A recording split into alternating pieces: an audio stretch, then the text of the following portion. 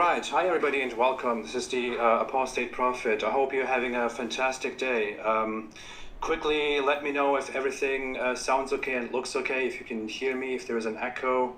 Daniel, can you say just a few words to test your Yeah, can audio? you hear me? Yeah. Everyone Let, can let hear us me. know if technically everything sounds okay.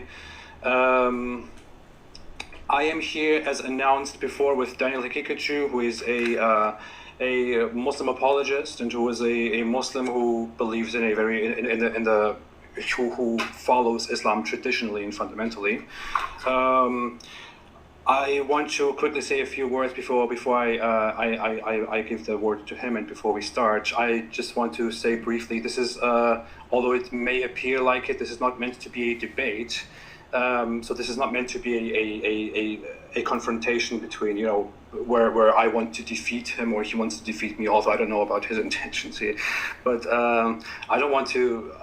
A debate is not the point. This is more of an inquiry where I want to ask questions to Daniel Hikikachu and ask him to justify and defend how he believes in the strict Islamic rulings and laws that he believes in. And I will be, of course, digging into his thoughts and his ideas. We will exchange ideas, try to find out truth, try to find out what is right and what is wrong, what can be justified and cannot be justified. This is really just a pursuit for reason and common sense and truth, and I believe that we have a common goal here.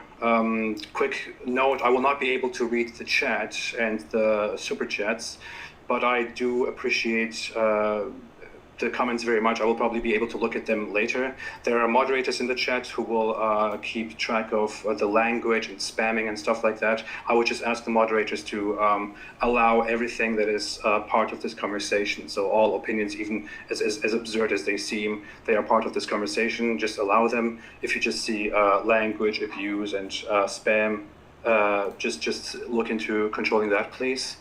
And that should be all that I have to say. As said, my guest here is Daniel Hikikachu, and Daniel, how are you doing? I'm good, thanks.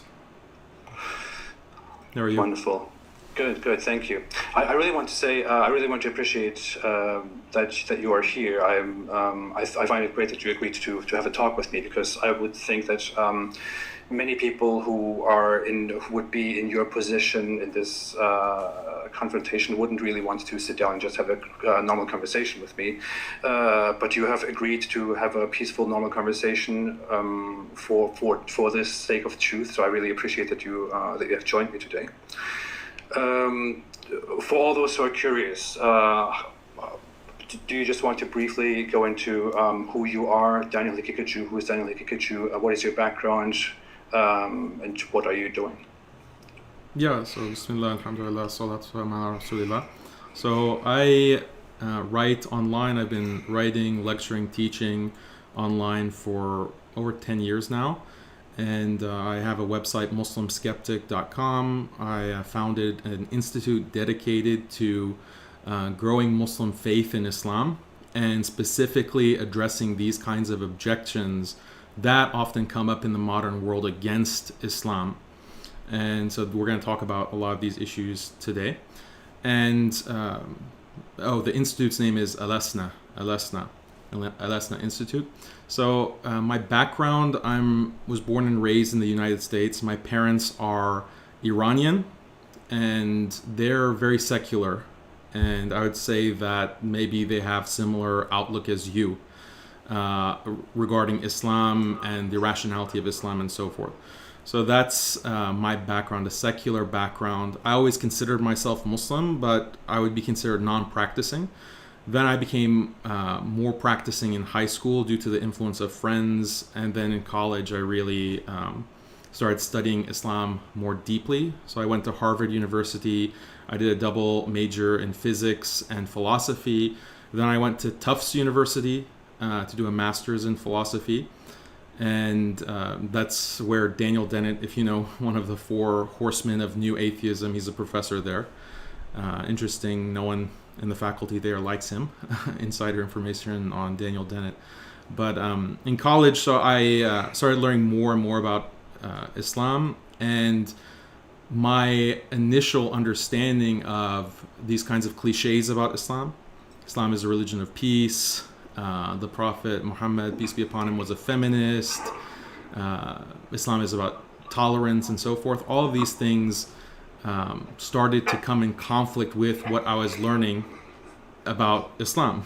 The history of Islam, I was getting more into the prophetic biography, the history of the companions, some of the more advanced texts within Islamic jurisprudence or fiqh. So all of these things, I was recognizing that, wow, Islam has things that deeply, deeply conflict with my understanding of what Islam was, and then things that conflict with the modern world and conflict with what I saw as common sense, right? The common sense of that everyone had about human rights, women's rights, tolerance, religious freedom of speech, all of these kinds of things. So there was a conflict between Islam on the one hand and then this modern common sense on the other, and they're mutually exclusive. And fortunately, I was in a situation where in the philosophy department, I could explore, well, how do I resolve this conflict? Which one is right? Is it Islam or these modern common sense? And I found out after, through undergrad and then graduate school, that actually what I thought was common sense was actually a very particular philosophy, Western philosophy, originating within the 18th and 19th century. British, French, and some German thinkers, their very particular philosophy about morality and the world, that had become the common sense of the modern world, that I was suffering from that kind of bias and that kind of indoctrination. So I found out and explored and realized that that philosophy is fundamentally incoherent, right? It's fundamentally incoherent. And in contrast, Islam, what had seemed so, strange and conflicting at first with my biased presuppositions, turned out to be far more superior, moral, rational. And then later on, I also started learning about the history of the Western world. Well, how does this very particular philosophy from white British and French thinkers become the dominant common sense of the world that even my parents, who are, born and raised and lived most of their life in Iran, in the Middle East, on the other side of the world, how did they become indoctrinated by this? And I found the shocking history of Western imperialism and the imposition of these doctrines on the entire world in a very brutal and systematic way. So this was, really enlightening for me, and it made me realize that, when we look at the Western world, why are they in the position that they're in? And maybe you can help me understand this in our conversation. How is it that the Western world is at the position that it's in? Because this is often used as an argument against Muslims and against Islam. Islam is backwards. Look at the state of the world. Look at where Western countries are at compared to the Muslim world, and there's a huge discrepancy. And so I mean, the point of contention for me, because this is what the debate is, or this conversation is fundamentally about, is values, right? What are the superior values? And it seems obvious to many people that Islam, having things like hudud, having things like capital punishment for adultery or for homosexual behavior, for apostasy, this is proof, very clear proof, that Islam does not have superior values. In fact, it's inferior, and that's why the Western world is so much at such a higher place. We have these values of freedom and equality and liberty, freedom of speech, and so forth. But I want to question that. I want to challenge that very directly, because I don't think that it's because of values. I think the values of the West were imposed, and there are many reasons why that it can't be values. Do you think it is bad that these values, we haven't really given it a name, but do you think it is bad that these values were imposed on the rest of the world, especially on Islamic cultures in the Middle East? Yeah, absolutely. Is it a bad thing? Very bad. You described it as brutal, for example, that these ideas were imposed on Islamic society. But weren't Islamic values throughout history for 1,400 years also imposed on the rest of the world? Didn't Islam, on its pursuit of establishing justice and truth, also impose Islam on every culture that it encountered? Well, there are two things here that we have to separate. There's the question of imposition and the way that that imposition happens. I'll concede and agree with you that Islam is a universalist religion, that it believes, and we maintain that Islam should spread because Islam is good. Islam is the truth. Islam is what can produce human happiness in this life and salvation in the next. So it's universalist in that these values should spread, and sometimes that requires imposition, right? But this kind of imposition is shared. This idea that values should be imposed is shared by the Western tradition. So there's not really a difference there. Human rights are imposed through sanctions. Countries that violate human rights are sanctioned. There's intervention, military intervention that is used to coerce countries to comply with a international human rights security council mandate. So that's imposition. We agree on that, right? Do you agree that that's imposition? I don't think it is the same thing, because I think when Western nations, by the way, I want to say I don't agree with imposing our philosophy or our ideas on other cultures. So if we base the entire point on, well, I agree with this imposition, so why don't I agree with that imposition? I would say I don't agree that Islam should be imposed on other cultures, and I also don't agree that liberalism should be imposed on other cultures, especially not through force, not through not directly, not militarily, not by dominating these cultures by force.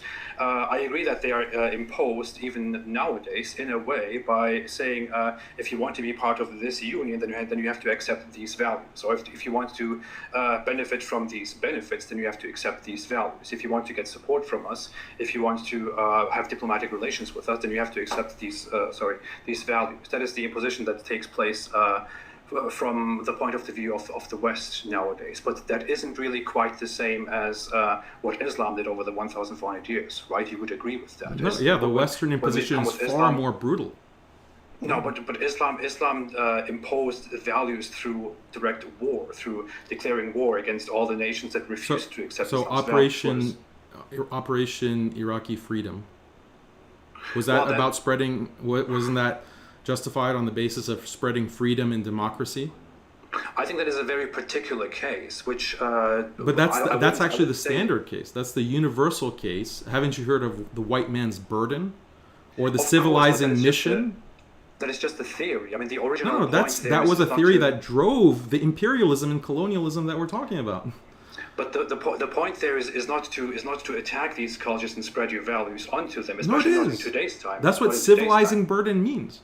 Civilize the savages, and it wasn't just Muslims. It was Native Americans, it was Africans, it was Chinese, East Asians. Yeah, of course. Like, how can you deny this? There's entire fields, non-Muslims, entire fields of decolonial studies where they have volumes and volumes cataloging the imposition of white supremacy, European dominance across the entire globe. And it was justified on this idea that it was justified on a racial basis, that the white man is simply more intelligent and has a higher IQ and is therefore able to develop technology that leads to utopia, technology that leads to all of these goods, what they claimed were goods on the basis of the Enlightenment liberal philosophy. Then they had this burden imposed that, no, we're going to civilize these Muslims, these Africans, these Chinese. So they come into the light of reason. They let go of their dogmas. They let go of their abuse of women. They let go of their all of these bad things that we find in these savage cultures, and we're going to develop them. We're going to civilize them, and that was the basis. That was the basis of all the imperialism that came from the Western world and the colonization.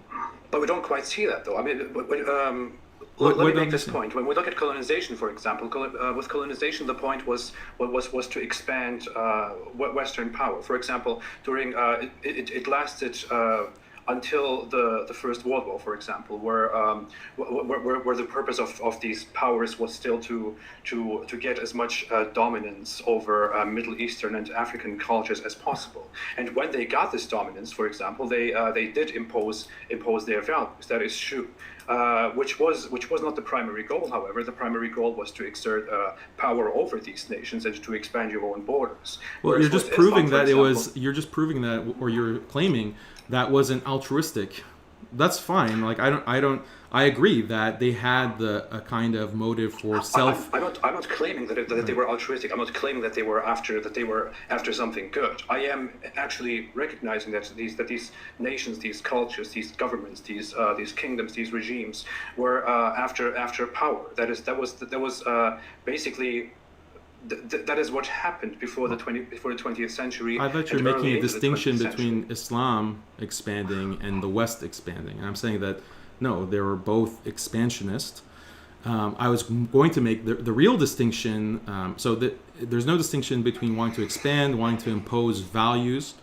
Whether the ulterior motive is okay, I agree with you.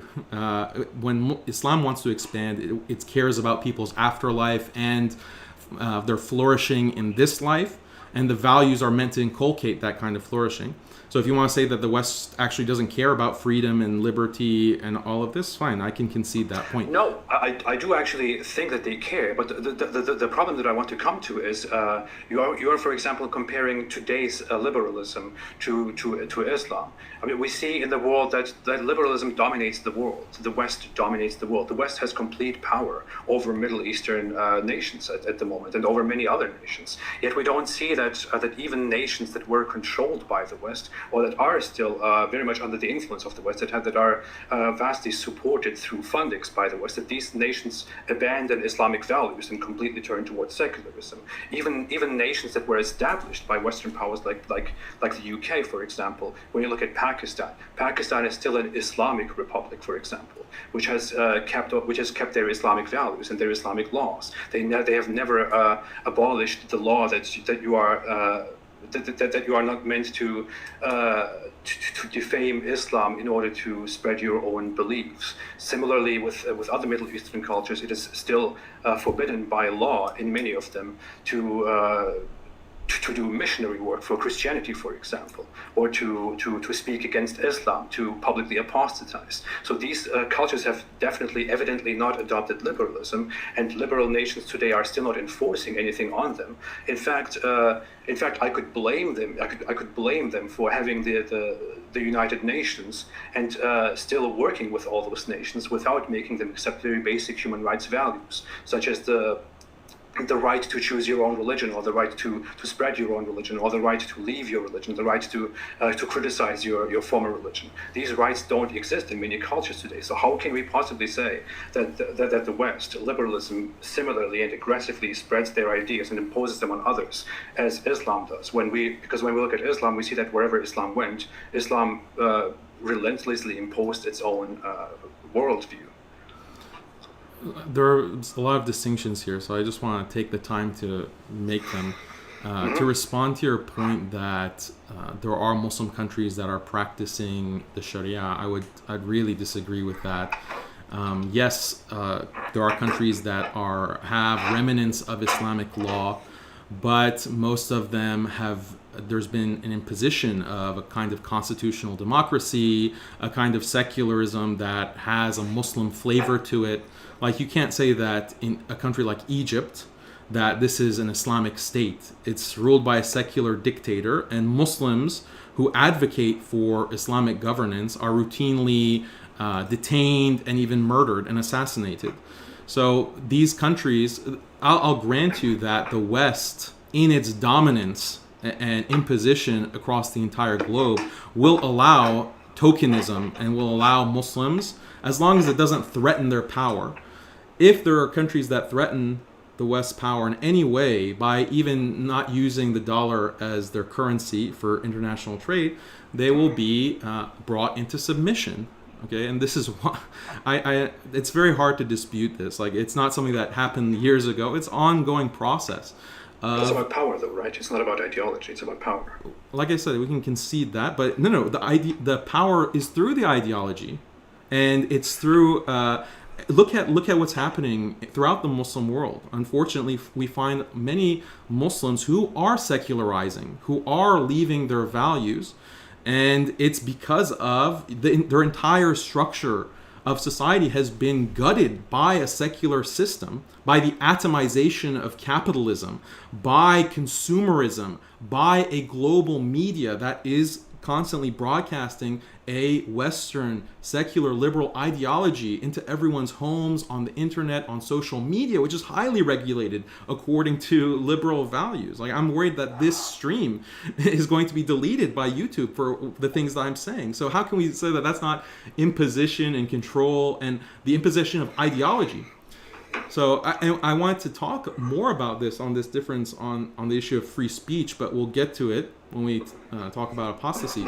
But the other distinction with Islam spreading, so one of the big differences is that because of the historical time period, Muslims never had weapons of mass destruction. We never had chemical weapons. We never had bombs.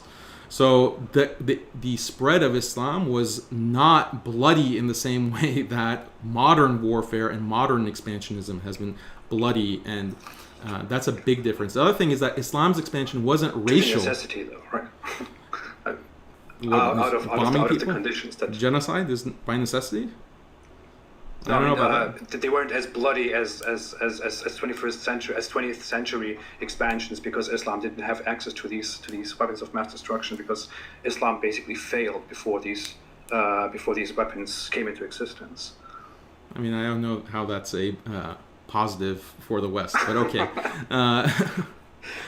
So then, when it comes to genocide, the expansion of Islam also wasn't racial.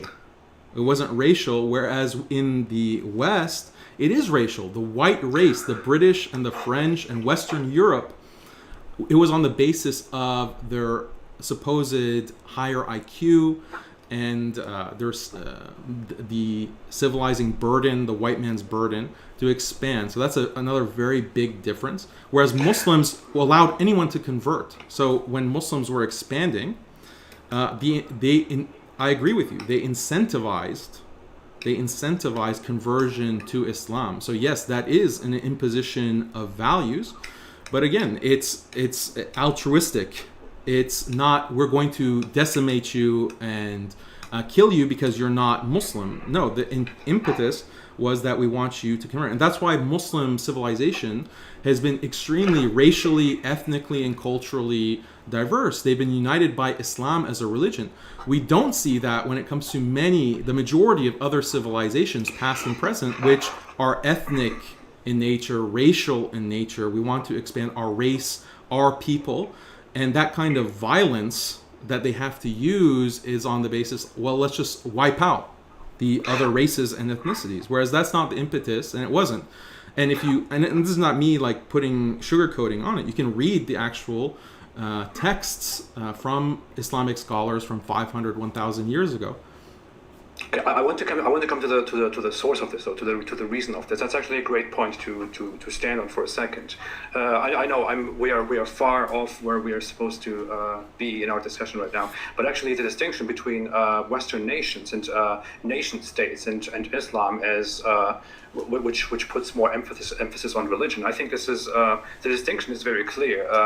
Racism is, for example, it was a problem in the West, whereas religious supremacy was a problem in the Islamic world, and that is, I think, the reason to this might be not very clear to many people, but is actually very clear if you logically dive into into what these nations are built on. When Western nations converted to Christianity and fell apart as an empire, they created nation states, and the foundation of their states were the nation. This is the French nation, this is the British nation, this is the German nation, whatever. Or the German nation was even tinier nations. But the point is that that the foundation of their societies were their nations, their national identity, racial identity, skin colors, and languages, and these values that they have. Whereas in Islamic society, the foundation of the nation was religion. In Islam, race didn't matter, religion mattered. But if you look at it in the end, while the Western society prioritized the race and the nation, the Islamic society prioritized the religion, which is Islam, and oppressed lesser people, minorities. Now, you could argue that race and religion are not equal, are not the same thing, because you cannot switch out of your nation or your race, while you can switch out of your religion as you wish. The problem is they are certainly not the same thing, but just to point out, no, I agree.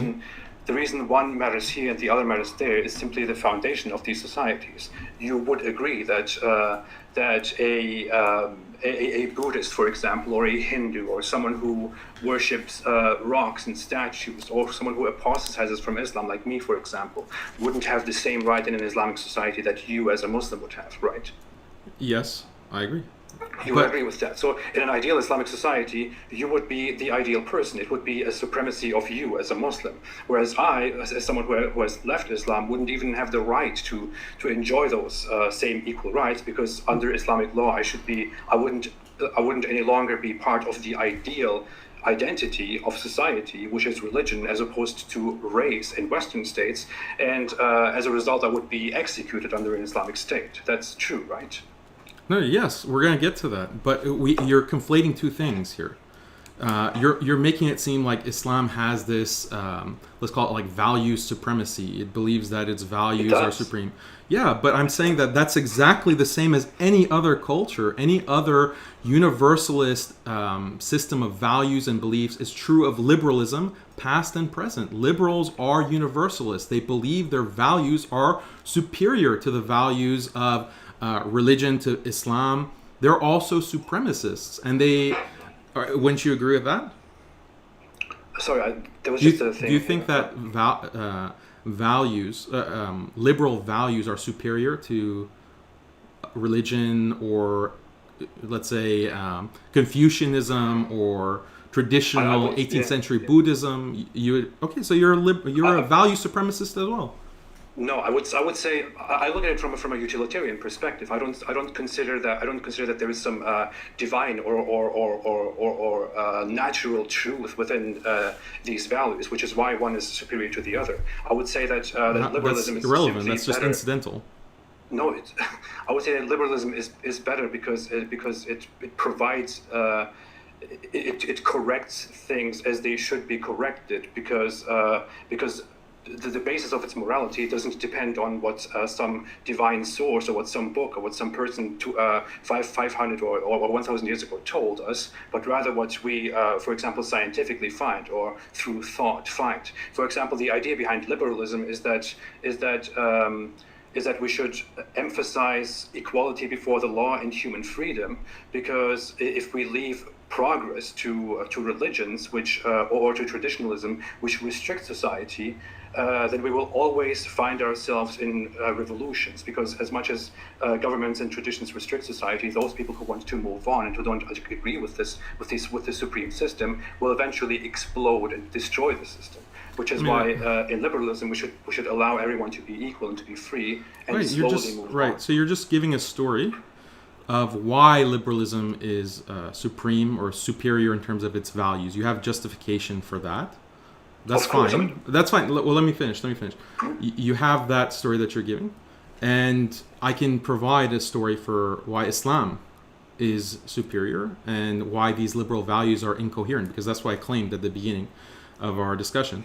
So, but the point that I want to emphasize here, and I think it's very crucial, is that you are still a supremacist in terms of your values, in terms of liberalism. Okay, so, we all are, of course. Okay, great. That's all I want you to agree to. And the reality is that liberalism is being imposed that liberalism is being imposed throughout the world by force. And I think you agreed that that's the case. That's the history of the West. That's the history of the Western world. That it is not imposed on the same level, especially not today. I mean, today is the most suppressive, brutal regime that has ever existed. The amount of control that the secular liberal regimes and this world order imposes on the individual is unprecedented in every single respect because of technology, because of surveillance. Like, you can't go and park your car in a certain part of the street without the state hammering you if it's against the law or if it's against the policy, right? Okay, the amount of control and oppression that exists today is far greater than anything from any civilization in the past. And that's because of technology. It's because of the logic of the state and secularism, right? This is the logic of secularism that is imposed. It is imposed across the entire world. You don't even a small Southeast Asian country like Brunei announcing, like a population less than 1 million, I think, announcing that it wants to, reintroduce hudud, this penal punishment within Islamic law. It can't announce that without the entire world saying that it's going to sanction it. It's going to. There's laws introduced by Ilhan Omar in Congress. The Muslim who is anti-Sharia. How is that not imposition? Right. That is brutal imposition. What were the methods used in order to impose the threat of sanctions? The threat of sanctions. Sanctions are extremely violent. Can you briefly define what sanctions are? Sanctions means we're not going to trade with your country. We've gotten your country dependent on our money and our resources through trade. You're now hooked, right? You're hooked on the world economically. We're going to cut that off. Like, haven't you read Confessions of an Economic Hitman? Of course. But okay, is that fiction or fact? What I'm trying to get to here is you're saying that liberal values are brutally imposed on the rest of the world, but the example that you're giving is simply Western people saying, hey, if you impose a death penalty for gay people, then we will stop trading with you. Yeah, to starve you. To starve your children, like we did with Iraq. 500,000 children starved to death. And when Madeleine Albright, the Secretary of State under Bill Clinton, was asked in the 90s, do you think that that's a cost that should be paid for our values, for U.S. interests? And she said, yeah, 500,000 children, no problem. Let them starve. Let them starve from sanctions. That's the most violent thing that you can find in history. Muslims never did anything like that. Muslims never starved 500,000 children. Where? Show me. Okay, historically. Let me ask you something. Let's imagine a historical Islamic empire, which, as we have almost always had throughout the 1,400 years of Islam. The Islamic empire stands here. It is ruled by the Islamic Caliphate, which imposes the Islamic truth, the supremacy of Islam, onto everything it dominates and onto everything that it can possibly dominate. And it's always at war. As Islamic scholars have agreed throughout history, an Islamic empire should strive through spreading Islam through contract or through war, if contract doesn't work. So let's imagine this scenario. An Islamic empire exists. Next to it, a tiny country says, hey, we accepted Islam before, but we don't really want to abide by that right now anymore. So forget about Islam. From now on, we will open gay clubs here. People will dance around. Will be gay. Will be naked, and this will all be approved by us in the name of tolerance and whatever. And you should just keep out of that. What would the Islamic Empire do in that position as a reaction? It would invade. It would invade, and I conceded that at the beginning. I said that there's force, and there's a good reason for the benefit of those people. For the benefit of those people, they would Islam would come and impose Islamic law. Yeah, of course, I conceded that. Just like the liberal supremacist will say that, oh, this country is not allowing gay sex and gay clubs, and this country is not there's marriages, like they practice polygamy, they practice Their women have to cover in this particular way. Their women aren't allowed to do X, Y, and Z. We know that they're a small country of agrarian farmers and goat herders. Guess what? We're going to drone them incessantly. We're going to invade and make sure that their women take off the burqa and that their women are sent to read, our Western literature. And we're going to drone them and invade them, and we're going to drive them into the ground, send them back to the Stone Age if they don't accept. Okay, I think we're going far off the point. No, that is the point. That is exactly the point. Let's collect the comparison again. So we were talking about Brunei is a country that wants to impose the death penalty on homosexuals. Wants to say if you are homosexual, if you commit a homosexual intercourse within this country, you will be put to death. Whereas a different country wants to deviate from Islam and wants to allow homosexuality and open gay clubs and nudity. Brunei is forced to change their laws through sanctions from the West, whereas this tiny country is forced to change through invasion by the Islamic Empire. So both of them are by force. You agree that both of them are by force, right? Because the conversation will just boil down. Okay. Yeah. Let me go through this. I wouldn't at all describe the one compared to the other one, especially as force. I would remotely say. I would only say. I don't know if the word compelled, although it is a synonym, doesn't carry the same weight. I would rather use that. It is not force, as in an Islamic coerced is not the same as force. How do you think you described? You described forcing through sanctions as more brutal than forcing through invasion. No, it's force. No, the invasion, okay, you're imagining, okay, don't imagine Western invasion, right? Because, of course, that's extremely brutal and bloody and millions will die. That's not how Islamic offensive jihad was actually fought. It was because that's not the nature of pre-modern warfare. I mean, that's just a historical fact. Like, you have the battle happens in an area, territory, and then there's a winning army and a losing army, and then the losing army is enslaved or whatever the penalty. Yeah, we'll talk about it. What happens to the losers in modern warfare by the West? What happens to them? Well, they're in a crater. They're in a crater. They're dust. You can't even see their remains. So don't save the laughing. But look, the difference is that there's imposition. Right. Let me get to the point. Sorry. No. Let me finish. Okay. You want to say that? Okay, fine. There can be many ways to coerce. That Islamic example, like the Islamic empire and then the small gay country, the empire can also impose sanctions. That's fine, but the point is that there is coercion. Coercion means force, and whether that is through market manipulation, if it's through diplomatic manipulation, if it's through actual physical force. Okay, those are all coercion. So that's not really the difference between the two scenarios.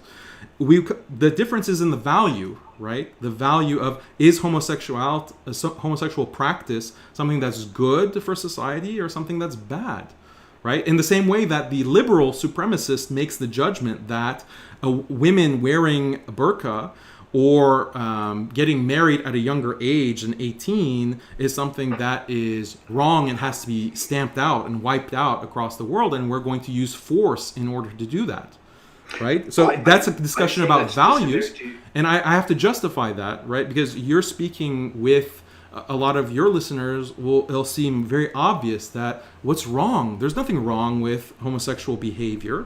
So, of course, Daniel looks like a monster and Islam looks completely irrational because it wants to impose something that is barbaric and contrary to what is common sense, right? So I have to talk about... We'll come to that. Yeah, we'll have to come to that. But that's all I want to establish is that they're both coercive. They both implement force. And the difference... So at that conceptual level, they're the same. I would argue further, however, and you can feel free to disagree, but the modern methods and the European imperial methods involve genocide, were based on racial supremacy, and were far more barbaric because of technology and also because of conceptually or in terms of if you're a materialist, 1,000 people dying, 500,000 people dying, okay, who cares? Whereas a Muslim is thinking these are souls and we want them to become Muslim. We want them to become Muslim, right? So there is a distinction on that basis. And you can feel free to disagree with that. I think it's a big misrepresentation of materialism, or what someone who lacks belief would actually think about human life. But I want to do just two very brief things. The entire point of that comparison was just I want to ask you why you would think that that imposing sanctions, as in we will not trade with you, like we, the West, will not trade with you any longer if you impose these laws, why that is more brutal than invading a country and forcibly changing the law of the country. How is that? How do you define it? If you just can briefly explain it. I didn't say that they're more or less. I didn't say they're more or less. You said it's more brutal. No, I said as a whole, like just because of the scale of it, like you're switching between a historical comparison versus a conceptual comparison. Nothing that Muslims have done historically is as brutal as the mass killing that has occurred by the hands of the West, and that's because of technology, right? But we are now not comparing concepts, but rather just right. So that was the historical comparison, but you're sliding in back and forth between them. Conceptually, I agree with you that all else being equal, ceteris paribus, all things being equal, the sanctions are going to be potentially less violent. It depends on the nature of it, but they're both coercive. That was the point. Okay, so we have to come to the point that they are both in a way forced. So they're both in a way. Come on, 500,000 children, Iraqi children, starving to death. That's not forced. I got it. So we have to come to the point that they're both in a way forced, but we have to agree that they are, as a concept, invading versus imposing sanctions are not brutal on the same level. Just, no, I can see that. I agree. Okay, sure. No, sanctions and invasion, of course, they're not the same. Okay, I want to.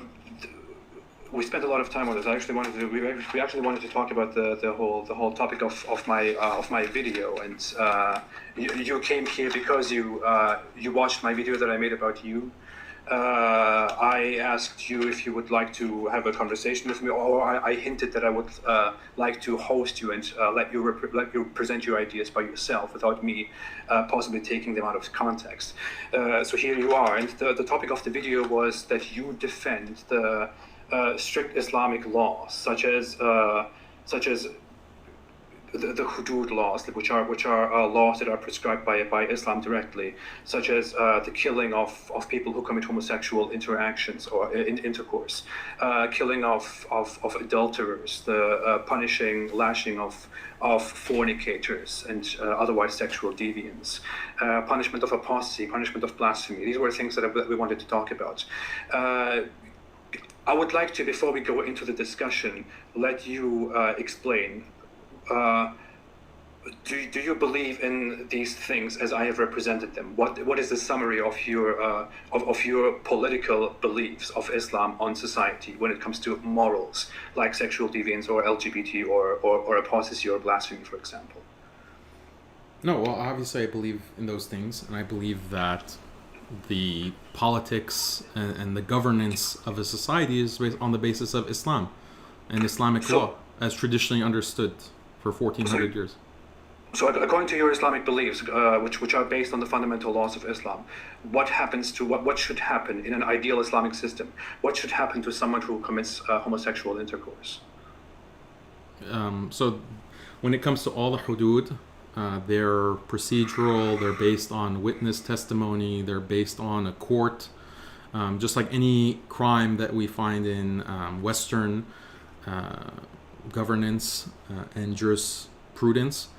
And then if someone is convicted for doing the homosexual act, male to male, that's important because there's a distinction between whether it's females or males doing it. So male to another male, then both of them convicted, the penalty is capital punishment in Islamic law. Okay, so males who commit homosexual intercourse and where it is proven or where they admit, they should be sentenced to death. That is the summary of that. What about adultery? People who are caught, who are married and who are caught having sex with someone that they are not married to. What is supposed to happen to them under Islamic law? The same thing. It's procedural. There's a certain bar for evidence. So it's a high bar for evidence, just like any capital crime, but it's capital punishment for a married individual who is engaged in extramarital sexual relations. It's a high bar for evidence, and anyone who has read about this topic knows about 4 upright male witnesses having to see the penetrative act. And then if that bar is reached, then it's capital punishment through stoning. And then, but I mean, if there's not 4 witnesses, maybe there's only 2 witnesses, the judge can have lower than that as a punishment, such as lashing. So there's still corporal punishment for, you know, those things if the evidentiary bar is not met. So I'm very clear on this. Like, I'm not trying to distort. This is exactly what all of the scholars Islamically agreed on, because it's in the Quran, or the ruling is from the Quran. The actual verse is abrogated, but the ruling is there. Lashing for fornication is there in the Quran. The punishment, capital punishment for same-sex behavior is mentioned in hadith of the Prophet, peace be upon him. So I mean, I'm not trying to, what I want to argue, okay, and the whole point of being here is to talk about the logic of hudud, to see how can this be made sense, like a non-Muslim. I'll come to that. Okay. I will come to that. I want to quickly move on. I'm an apostate by the definition of Islam. I am a murtad by Islam's definition, which means I have left my Islamic belief behind. I have publicly explained, I've publicly said that I have left Islam, and I'm also explaining to the public why I left Islam and openly criticizing Islam. What would happen to me under an ideal Islamic state? The capital punishment. I mean, so again, procedural, and I mean, your case is different because it's 2 separate issues. It's apostasy and then also insulting Islam.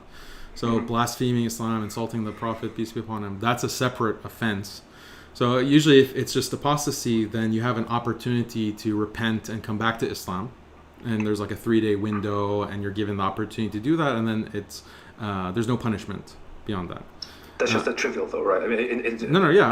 I'm not saying it. I'm just trying to be accurate in describing what it is, right? I'm not saying that. Oh, then it solves the moral problem that people have with it.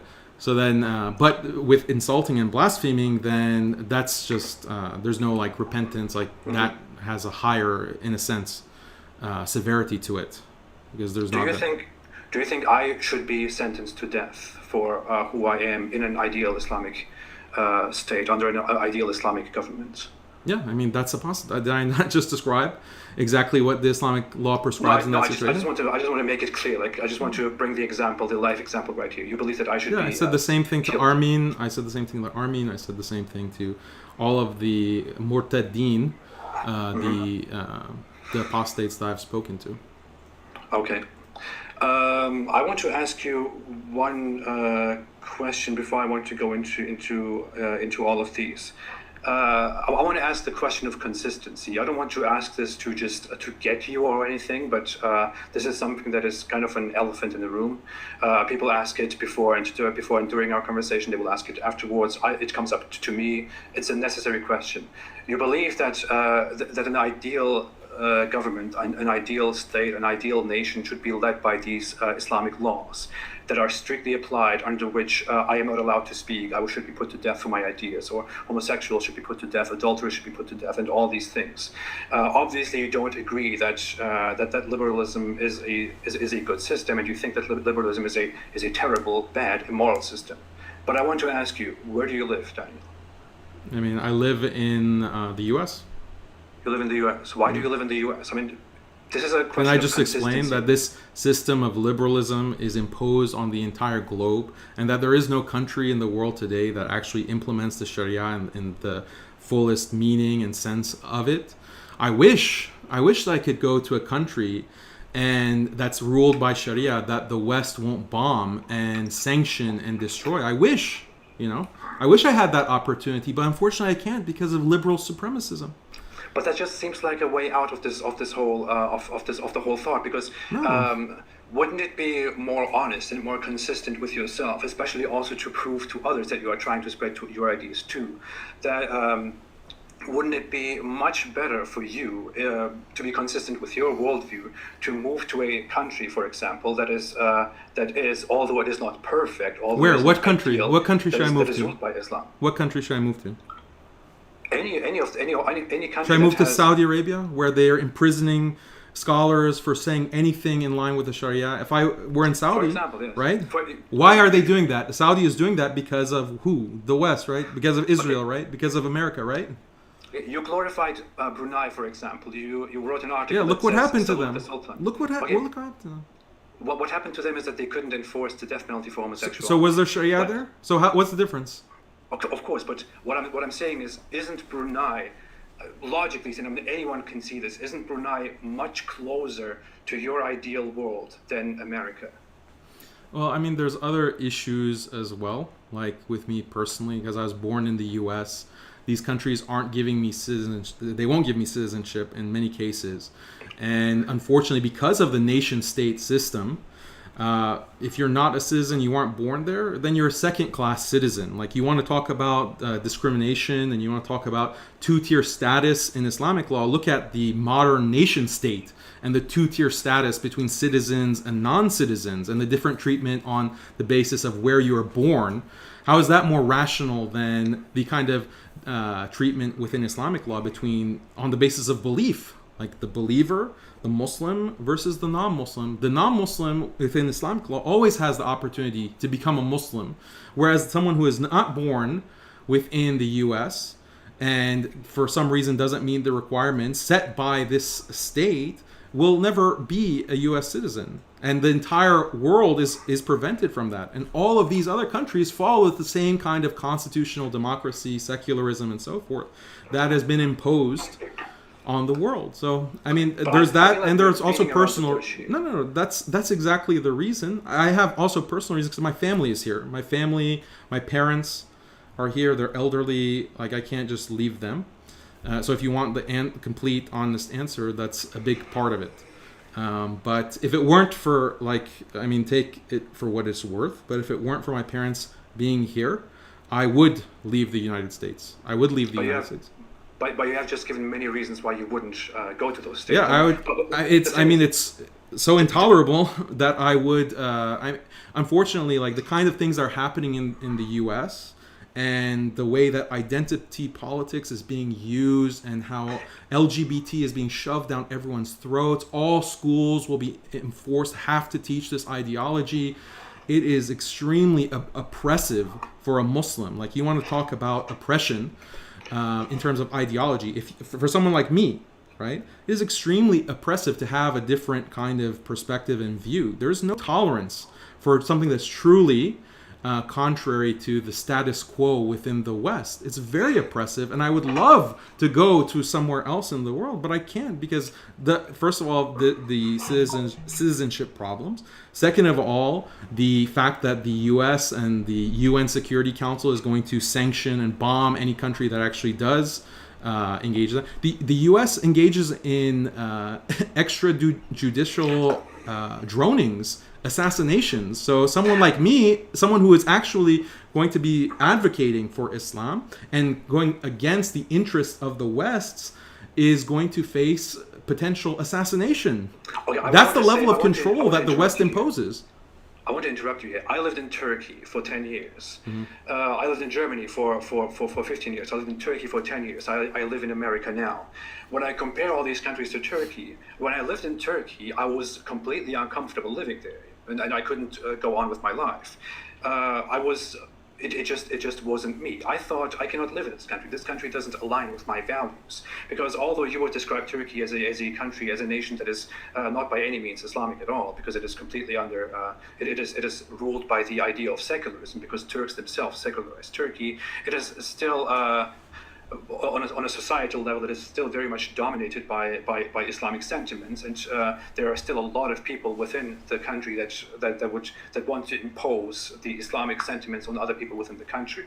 I can assure you, I can assure you that there are many people in Turkey that share the exact same ideas that you share, that advocate for these systems. And if we go further from Turkey to other places, to other Middle Eastern nations or other Muslim nations, there are people who advocate for much more than that, who say much more than you say, and they live quite comfortably in countries like Egypt or Saudi Arabia or Qatar or even other countries. What are you talking about? You're saying, you mentioned the exact you're countries. You're saying there is no country. Let me explain, please. You're saying there is no country that you could possibly go to and be comfortable with. I mean, you know that there are several countries that you could, if you really wanted to move to and to live your life peacefully. You know that, right? I mean, you are aware that there are multiple Muslim nations that you could still move to instead of living in America, where you could live your life peacefully, where you would be eventually accepted as a citizen. I mean, you're changing the goalpost, because at first you're saying go to a country that has Sharia, that has Islamic law, and I said, where does such a country? Now, if it's just comfortable, okay, what do you mean by comfortable? Is it comfortable to live in any of these countries? I'm not saying comfortable in the sense of freedom. I'm saying comfortable in the sense of what is closer to your ideal world. Because when you look at many Muslim countries, they are definitely closer to your ideal Islamic system and Islamic world than America is. America is the opposite of that. If you really wanted to, there are many countries that you could really move to. You know that. I mean, we both know that. I conceded that there are countries, like I'll concede that, because how can I argue that, let's say Qatar is not more welcoming to Islamic ideals than the US or Germany? I can concede that point. But the point that I was making is that, well, I personally have concerns. Like you're arguing in bad faith, essentially. You're saying that I don't really believe in my values. I'm just enjoying to live in America because I'm a secret hypocrite. But I'm telling you that that's not the case. Like, I have family here. I was born here. I have citizenship here. And if I didn't have my parents here, I would actually leave the U.S. and try to find somewhere possible. I mean, I won't be free from the clutches and the octopus tentacles of the Western hegemony and the liberal hegemony, unfortunately. But I mean, your point that there are places that, for now, are closer to the Islamic ideal, I can concede that. Okay, but I want to come to one thing that you said, because I think it's very, very interesting. Of course, I'm arguing from a point where I think you are not being consistent with your views. There is no denying to that. But I really want to understand how you can justify that, how you can explain that. And to the point I want to come to is, for example, you said that America is of course terrible because there are so many things going on: identity politics, homosexuality is forced into your families or your education, and all that. And we'll talk about all this. We'll talk about how terrible the modern world really is. But how can you describe that as terrible when all that happens is that you go to a school where they teach that homosexuality is okay, whereas you are advocating for a system where if I lived in such a country, I would be sentenced to death simply because I don't believe in my religion anymore. No, we're going to get into that. We're going to, because that's the whole meat of the conversation, right? Okay. I'm sure. making, let's yeah, because the nature of the modern world is so oppressive, and the amount of harm that's caused by liberalism and the atomization of society, right? Atomization, that we are all individuals and we're governed by this Leviathan state that imposes laws on each of us in the nation-state model. This is extremely detrimental to human life and the quality of life. And this is really what I want to talk about, because Islamic law is something that is inculcating the opposite of this. And I want to make some... You are not defining oppression by how we objectively would define oppression, as in forcing people to live a certain way, or you don't define oppression by that. You rather define oppression by the end values that are pushed. You would say that a system which says that homosexuality is normal is essentially more oppressive than a country which imposes the death penalty on apostasy. Well, I have to justify that. I haven't gotten to that yet. Right. So, but that's a crucial part of what you define as oppressive. But no, I'll define what oppression means. Like, I'll define it. Okay. You define oppression the Islamic way. I kind of get No, that no, right I'm now. going to speak in a way, so that this is the whole thesis, right? I want to justify hudud in Islamic law and claim that they're, at minimum, they're rationally defensible in the sense that even a non-Muslim can agree in this wisdom, in the wisdom of Islamic law, a non-Muslim, right? So I have to give you reasons, right, that you as a non-Muslim can understand and agree with. I can make a compelling argument for hudud and Islamic law. That's the whole point of this discussion. I know. I just want to put those things out there before we get into it. But we can now come to the logic of these laws, for example, of the death penalty for homosexuality, adultery, apostasy, blasphemy, etc. How do you think it is justified that we should? You think that Islamic law should be imposed on all the world and on all humanity? How do you justify that? Let's start with homosexuality, because that's the first thing that we talked about. That people who commit homosexual intercourse should be sentenced to death. What is your justification for that? Okay, so let me build out the case. Sure. And then we'll go logically. I think if we just start with sexuality in general, like adultery, and then we'll get to homosexuality, and then apostasy. Okay, so the first distinction that we have to make is this distinction between bottom-up social order versus top-down social order. Bottom-up versus top-down. So in the modern world, we're living with top-down social order, the nation state. There are laws that are imposed and are enforced by a muscular surveillance state, technocratic, bureaucratic surveillance state. This is top-down. Everyone's accountable to the law that is imposed and enforced from the government, centralized government authority. That's top-down. The vast majority of human civilization has been bottom-up because, I mean, there wasn't the technology to surveil, there wasn't the technology to police and enforce in the past. So then how did you have social order in the past? How did most of the world organize itself? And what do I mean by social order? So social order means that you are able to live your life without constantly being worried about your neighbor killing you, or your people around you stealing from you and harming you. You can live in a relative peace and a relative security. This is social order, and you actually hope that your neighbors and society will help you and cooperate with you and work with you. This is social order. It's extremely important.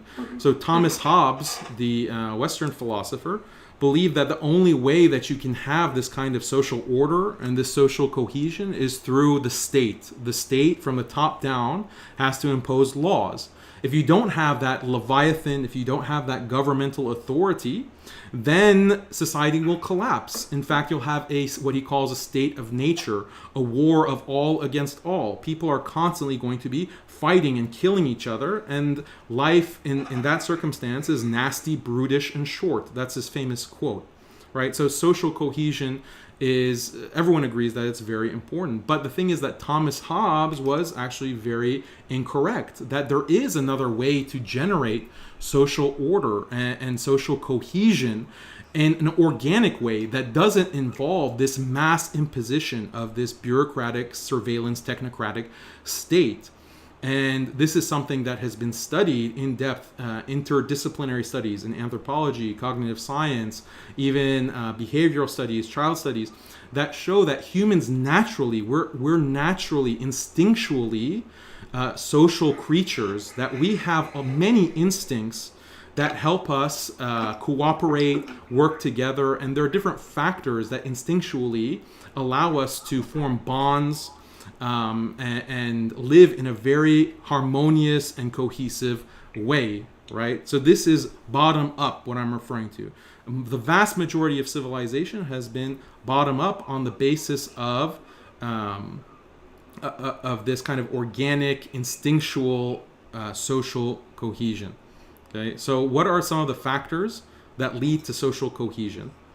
Right? My claim is going to be that Islam strengthens all of these organic instincts that we have as human beings, whereas liberalism destroys them in order to impose and give more power and more control to the centralized state. So something that is very important for human beings instinctually that leads to order is kinship. Kinship, like your blood. You are more likely to cooperate with your relatives, your blood relatives. You're less likely to harm your blood relatives. So this is something that creates social order. Pair bonding, male and female, this is something that is instinctual, and even the sexual act with someone in a committed relationship has been shown biologically to increase this kind of social cohesion because of feelings of love, feelings of companionship. This is called pair bonding through a committed long-term relationship. Humans naturally feel this. This generates through heterosexual behavior. Other factors like reciprocity, like you help me, I help you. This kind of sense of helping others, that leads to social cohesion and social order. Similarity, and this is a big one. It'll be relevant when we talk about apostasy. Similarity, that you and I, we share maybe a race. Okay? If we are the same race, two people who are the same race are more likely to treat each other altruistically than two people who are different races. Ethnicity, culture, types of dress, how you're dressed. Humans instinctually have more feelings of companionship and kindness towards those who dress similarly. And then religion, okay, those who have the same religion. So similarity, all of these things, these factors, kinship, reciprocity, similarity, and other factors, these are instinctual. First of all human beings have these instincts, and they organically create order and cohesion. So without the presence of a state that is regulating each atom of an individual at every single moment of time, as happens now with the modern nation states, you can still have a highly ordered society. In fact, not only more ordered, but human beings who are happier, who are more fulfilled. Why? Because this is their instinct. This is the instinct that they're living through and actualizing with happy, stable families. Right? Studies show, and Jonathan Haidt, the psychologist, he's a famous psychologist, has written many books, some of them bestsellers.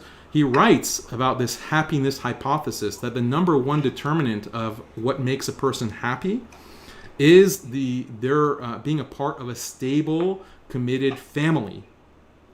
Right?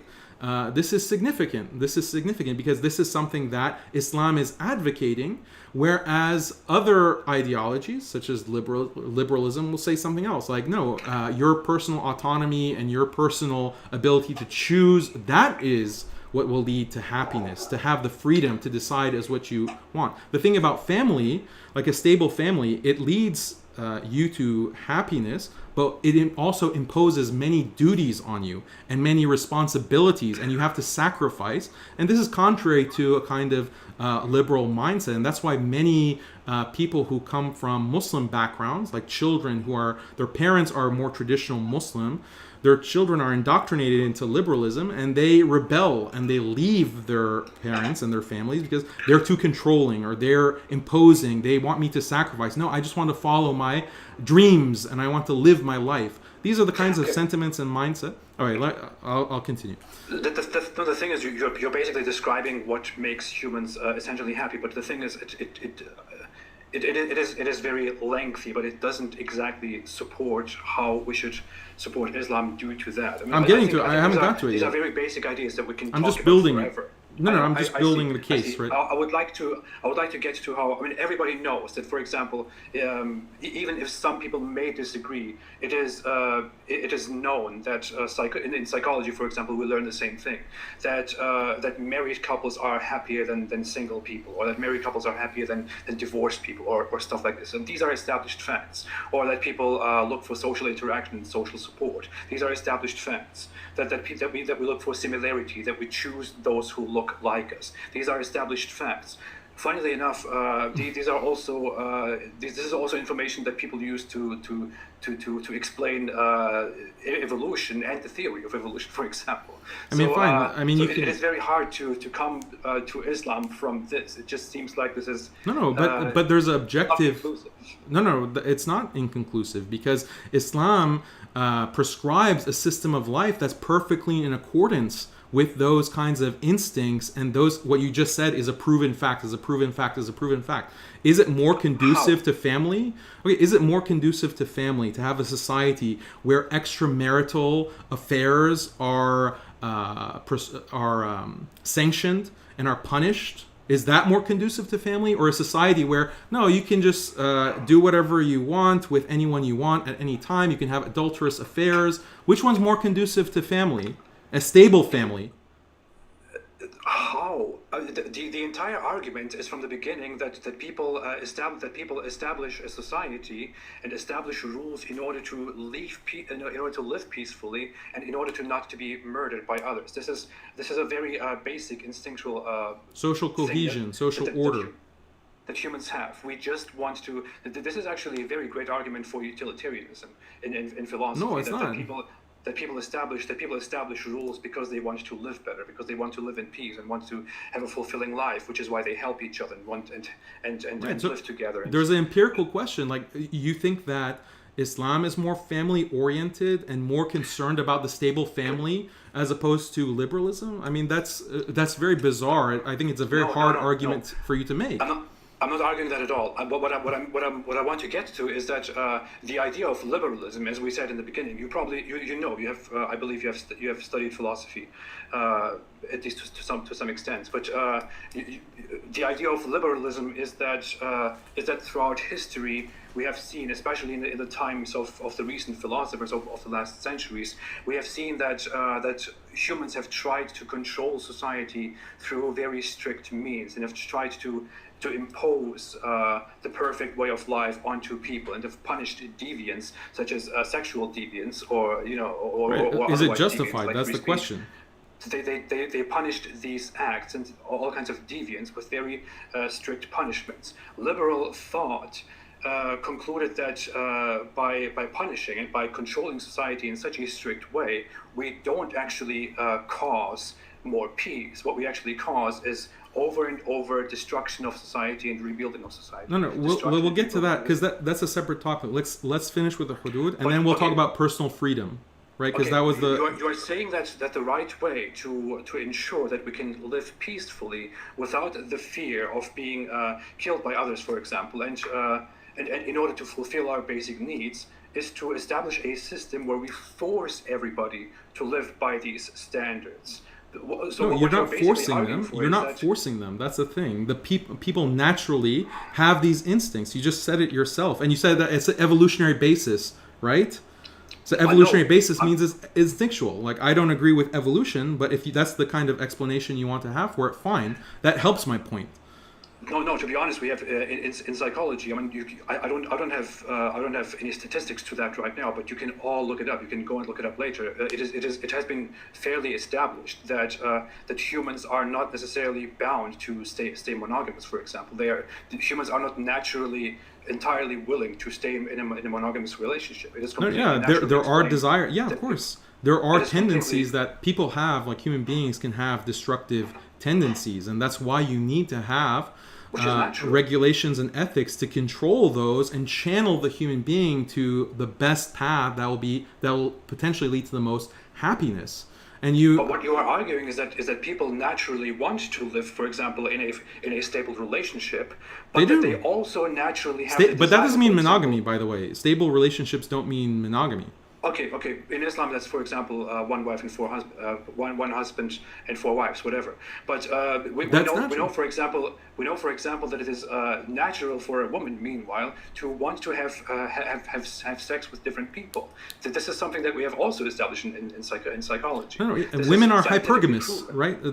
Women are hypergamous, right? They want to have one partner who is fully committed to them, but they want the best partner possible. So if they are with, yes, this is hypergamy. Again, go to your psychology. Have you heard of the term hypergamy? I am aware, but it is not true that women are naturally desiring to be loyal to this. It is true that both men they're and loyal women, unless they see someone who's better. That's the thing. Like the woman, a hypergamous woman, right? So I concede this. Like hypergamy doesn't mean monogamy. It means like one committed relationship. If you're with the alpha, but if a bigger alpha comes, then the woman is going to be attracted to this other guy, right? And wants to be with him.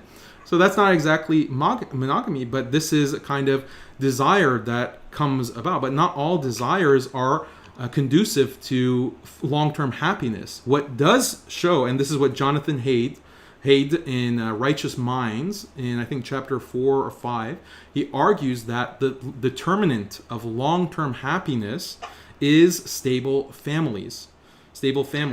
And what is more conducive? It's an objective question. What system of life and what values are more conducive to long-term stable families versus not? If you have a system that allows constant fornication, constant cheating, that's less conducive to a stable family than Islam, that has punishments and social sanction in general, and strict separation between the genders that reduces the amount of intergender mixing that can lead to cheating. It can lead to dissatisfaction because women, as you said, they're hypergamous. So she's with her husband, but she's hanging out with friends and she notices, oh, there's a Chad.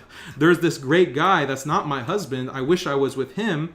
This dissatisfaction is decreasing her overall happiness, right? And Islam is blocking that. Islam is preventing that. And that's why many non-Muslims who are, part of this red-pilled understanding, they will make statements like Islam is right about women. Islam is right about these issues because of the traditional laws that are embedded within Islam. So let me get back to the argument. That's a troll statement. That's not a true statement. No, I understand it's a troll statement, but there is some sentiment behind that, why they're saying it. And so this stable families, given, look, I'm just presenting that there is a rational case. I can give rational justification. That's a non-Muslim. Fine, you don't want to say that it's correct, but you can say that, okay, this is at least reasonable. It actually makes sense. I can see that there's a step-by-step reasoning process there. So if families are, let me finish. If stable families are this main determinant of long-term happiness for human beings, and then you have a religion that something like adultery is disastrous. It completely destroys the fabric of society, of Muslim society, because number one, your relationships won't be as strong between husband and wife. That has a lot of negative consequences for children. Children won't be raised in stable families. You have adultery, which creates children out of wedlock. And then that means that the father is not sure whether this child is really his or is it another man's. And so that kind of kinship bond is lost because adultery is so widespread within society, right? So when we look at the statistics within the West, what has single motherhood actually created statistically in terms of suffering? Children who are raised by single mothers are far more likely to do drugs, to fall into crime and all kinds of antisocial behavior. Those children are far more likely to drop out of school. They're far more likely to have mental health problems. They're far more likely. So many of these statistics, like look at these lone shooters, these mass shootings that happen at schools. Over 90% of mass shooters are being raised in single-parent households. So there's this massive cost. There's this massive social dysfunction that's created by single motherhood. And Islam is blocking very clearly the route. Yes, it is. Read Freakonomics. Read Freakonomics. Read Freakonomics. You're basically arguing that people commit these crimes that we find unacceptable and shocking just because of No, I didn't say just because. I didn't say just. I say it's a big correlative factor. No, right? You are arguing that society becomes unstable, that society must become more stable, and in order to become more stable, we should apply these Islamic laws. For example, we should, if there is adultery or fornication going on, then crimes from offspring will increase, which is why we should prevent the original cause of that by restricting adultery and punishing it with death. That is your original argument. No, the original argument is that social cohesion, which prevents the state of nature that causes so much destruction, is based on things like kinship bonds. And the Islamic scholars, if you read the books of Islamic scholarship, they explicitly mention this. They say preservation of nasab, preservation of lineage. It is so valuable and important for a child to know who his father is, to be with his father and mother, and be raised in a stable family. That has so much impact on his life, right?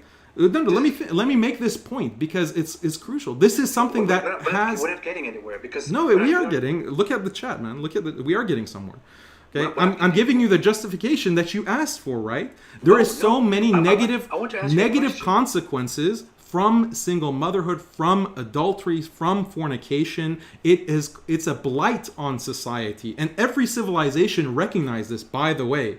It's only when liberalism came onto the picture within the 17th, 18th, and 19th century that these intuitions completely flew out the window. Family is so important, and when you have fornication and adultery, it rips the fabric of society and causes mass chaos, and that's what we're suffering from. The only reason that you're not really feeling the damage and the harm that's caused by adultery is because you have this atomized state that imposes and controls people, right? That's why there's order. If that went away, look at what's happening, right? Because of Black Lives Matter and these protests, the fabric of society. I have to interrupt you. You are misrepresenting data. You are misrepresenting very clear data. We have to. What did I misrepresent? You are presenting it as if Western nations or nations that deviate from certain things that you consider essential to human happiness, that these, not me. I cited studies. That these fall into chaos, and that in these nations, in these countries, we have numerous examples of shockingly vile acts and chaos and whatnot. But when we look at the actual data, I mean, I could bring forth a map from about crime rates, for example. We see that number one, a very big misconception that people have is that killing and chaos and crime has risen over time. That is entirely untrue. Crime has declined consistently over the last decades, and you and I can both agree. Decades? We're not talking about decades here. We're talking about centuries. Centuries too. The modern period has been around for 300 years. When we look at the world, we see that those nations that you would describe as very perverted and as very deviant and unhealthy have extremely low crime rates. Japan is a country that does not at all agree with your definition of morality. Japan is a modern nation state. The lack of crime. Okay, if you want to say that there's lack of crime, I dispute that. I don't know what basis you have. Europe. Look at Germany. Look at Sweden. These are cultures that are as liberal as you could possibly get in our time. I lived in Germany myself. People don't care about religion. People don't care about tradition. People just want to be individualists. They want to live their lives. They want to go on. People are in all kinds of relationships. Everything is free. People are living their lives. Iceland. Look, crime is not the only thing, right? That's not the only factor I mentioned. These countries have extremely low crime rates. In fact, and this is something that what's their suicide rate? Well, what's their mental health state? I want to get to this. In Germany, for example, or in Sweden, or in Iceland, or in similar cultures that are so much liberal to their core, people are very much in peace. These are the countries with the highest quality of life, the highest freedom. How do they get that highest quality of life? The lowest crime rates. And what we see here, in fact, is I don't want to point this out because I don't want to get there, but we have to make this comparison. We have a flood, a wave of immigration within the last decades from Muslim countries. What we are seeing in these cultures now is that people who are descendants or who are children of immigrant families who come from Muslim culture and from Muslim families and Muslim cultures that are very much religious, much closer to the Islamic sense of morality than the Western sense of morality, happen to be also the ones who are disproportionately representative in homicides, in crimes, in other crimes, in burglary, in rape, in gang rape. These are things that suddenly come to the surface and are becoming problems with the high flow of immigration Do you want a reason why? into Western free society. I know exactly why, because I lived in a Muslim culture, unlike you. Here, let me give you a reason why. I've been to the Muslim world, by the way. Let me go on with this. I let you speak forever. Let me go on with this. Okay, fine. I even have to speak loudly. I don't want to speak loudly. I have to speak loudly because I'm afraid you're going to interrupt me. Sorry, go ahead. I'll respond to your points. I lived in Muslim countries. I lived in Muslim cultures. We all know what Muslim cultures look like. And you can say that I'm just making an assertion without proving it. I will not be able to prove it, maybe. I don't know. But people who are familiar with Muslim culture know exactly that in Muslim culture, men, are extremely intolerant when it comes to tolerating very basic sexual needs. For example, in a society like Germany, we treat men and women in a completely normal context. We are friends. We hang out. We have equal rights. No one even talks about rights because we are just equal people, and we go and live life together. We are colleagues. We work together. We give each other a hand and all that. Whereas in a society like in Muslim societies, for example, or in societies or in people that come from these societies into these Western nations, we see that younger people who have been indoctrinated from the very beginning with the idea that they should not look at a woman, that a woman is unlookable, that you should not communicate with women. These people become extremely impatient, extremely aggressive, extremely dangerous when it comes to sexuality. These people resort to things like talking about sex with animals, for example, which is a commonly known, very common talk in Muslim culture, where you can talk about having sex with a donkey, or having sex with a camel, or having sex with a cow, for example. People become extremely intolerant to seeing the female skin, for example, where in Germany or even in countries like Serbia, which are far from Western liberalism, you see that men and women walk among each other and tolerate each other and look at each other and shake hands and are fine, and the crime rates are low. But then a younger person, a younger male, or even an older male from a Muslim society comes, and although they believe that their ideal system, their ideal society consists of a marriage between a man and women, or a man and four women, and that they should before that not look at a woman and not communicate with women, you see that those people have extreme hardship in tolerating the sight of a woman, that they resort to harassment, to rape, to gang rape, and similar stuff. That porn usage, porn consumption is extremely problematic in these countries once they get access to it, and once they can just look at it. I mean, it is illegal in these countries, it is controlled in these countries, but nevertheless, you see that there is an extremely high usage of VPNs, of means to get around those bans and to just consume as much porn as possible. I come from a Muslim culture, and I have to even argue and admit at this point that I am definitely much more intolerant to the desire to look at women and to view them sexually than my Western counterpart is, for example.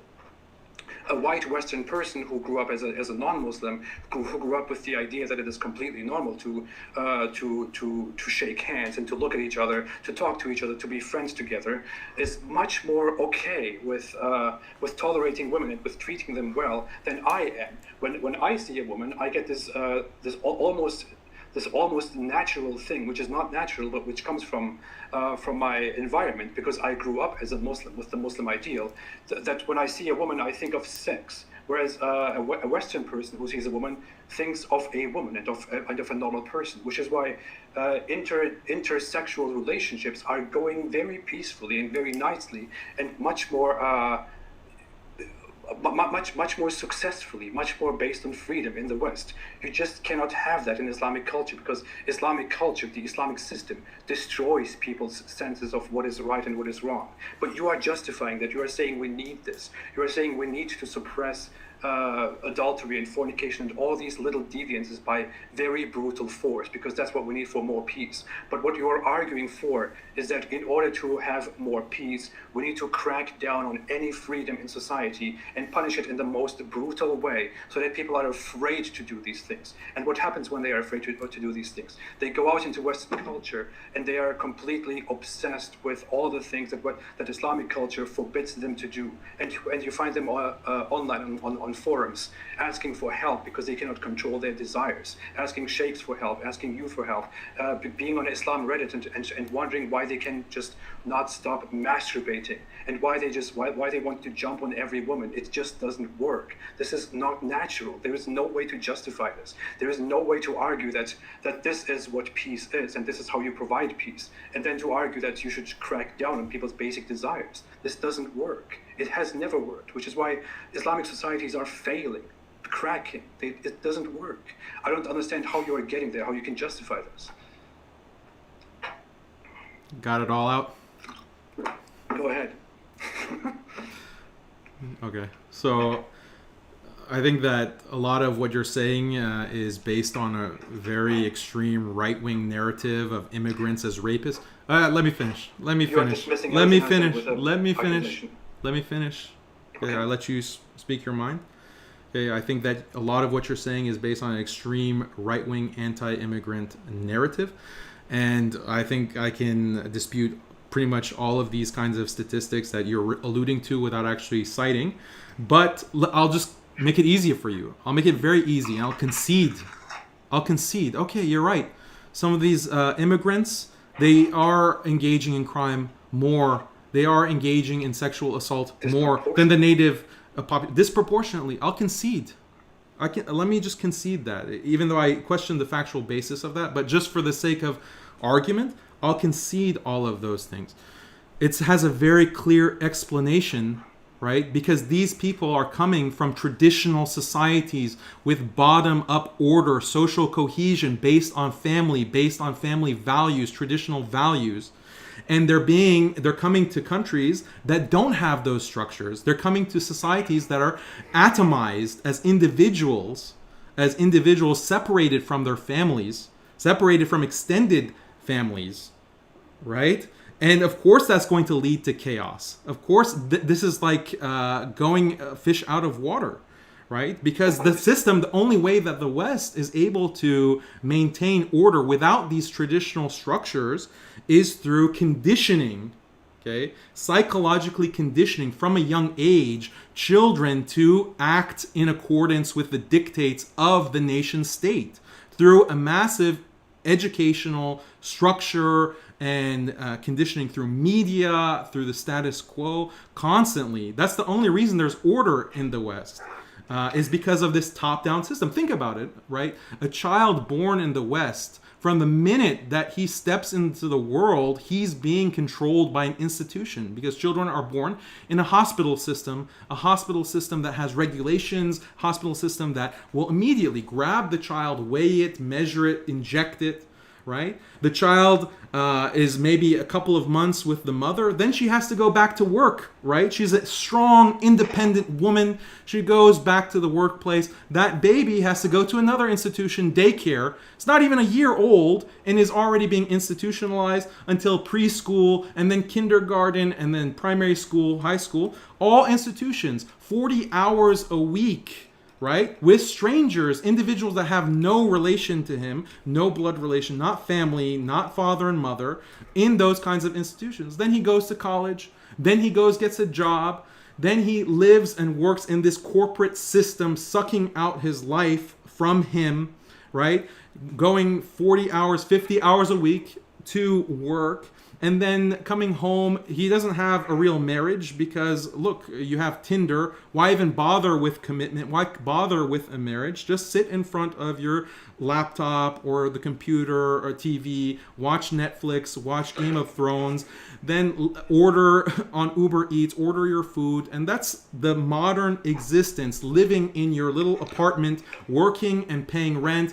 day after day after day after day. This is the modern existence. Then you get to a certain age. Your kids, if you have maybe 1.2 children, as is the average fertility rate in the Western world, maybe they care about you, maybe not. You practically don't know them. How could you when they're in their institution and you're in your own corporate world? Then you get to a certain age of becoming elderly. You have to be put in a home, and you're sitting and rotting away trying to live the rest of your days again in front of the TV. And then you die, and if you die in your own apartment, no one will even know that you're dead, because your kids aren't visiting you. You don't have a wife. You've been divorced for 30 years.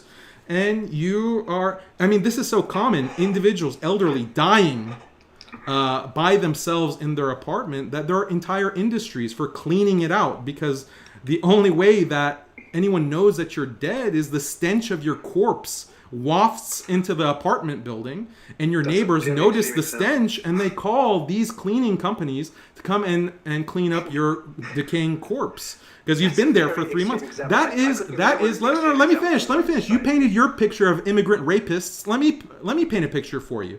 Okay. This is modern life. This is the atomized existence in the nation state. Okay? This is what liberalism wants for people. This is what liberalism is trying to impose on the entire globe.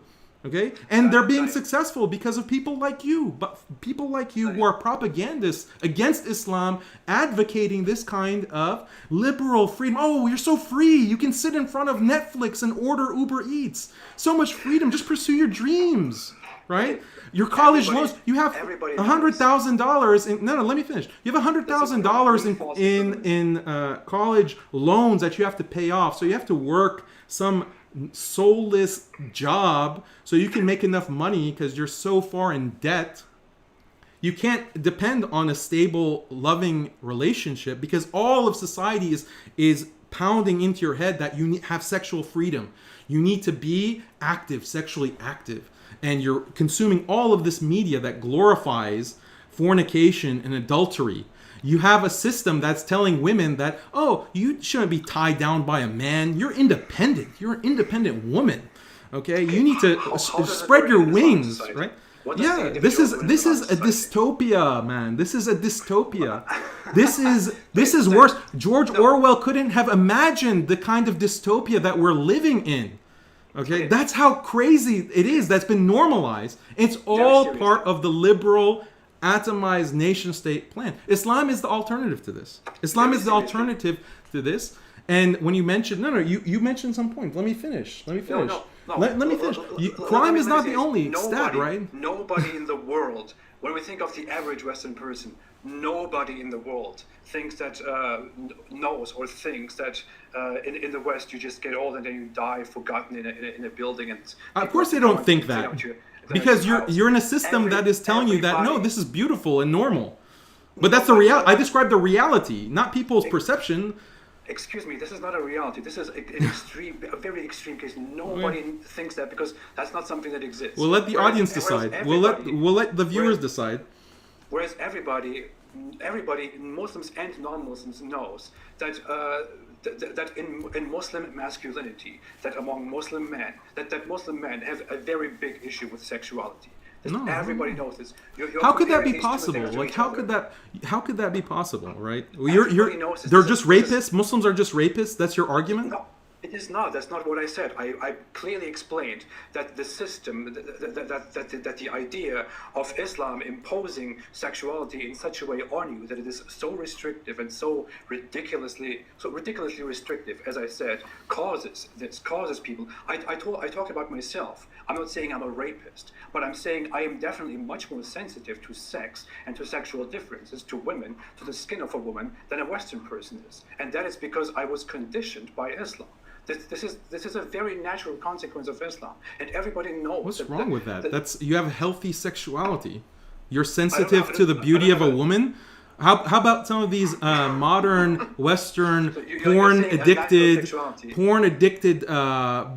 boys in Britain? Like, it's a public health crisis where they can't even get off through sexual relations anymore, because porn has restructured their minds and their pleasure centers. They rather sit in front of a computer and masturbate, these Westerners, than actually have relations with a woman, because a woman doesn't actually arouse them anymore. A physical woman. False equivalency. You're describing Muslim sexuality. Let's describe Western sexuality. No. Okay, why not? Because that's a false equivalency. This is very basic logic. That's a complete false equivalency. This is very basic. I'm not equating them. I'm comparing an essential system in Islamic society, how Islam is imposed by a fundamental rule of how sexuality is viewed onto young people in Islam, and what that leads to. You are comparing a tool like porn in Western society that certain people in Western society have developed, that some people misuse. You are comparing these two things. Porn is not a fundamental value, a fundamental teaching of liberalism or of Western society. It is simply a product of it, such as many other products of the consumerist. That's a false equivalency. No, it's not.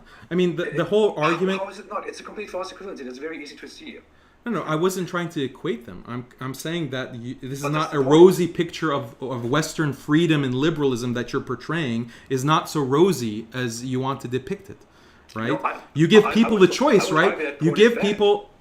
Okay, so the entire Western world is pumping that in. It's a $60 billion industry. And by the way, porn doesn't mean the internet, right? Pornography, in terms of sexualizing women and objectifying women, is through all media, okay? The pornification of media, right? By Muslim standards, why should we just take Western standards for what is indecent exposure? Okay, and let me finish my point, because this is interesting. Is it the case? Islamic points now. Wait, what?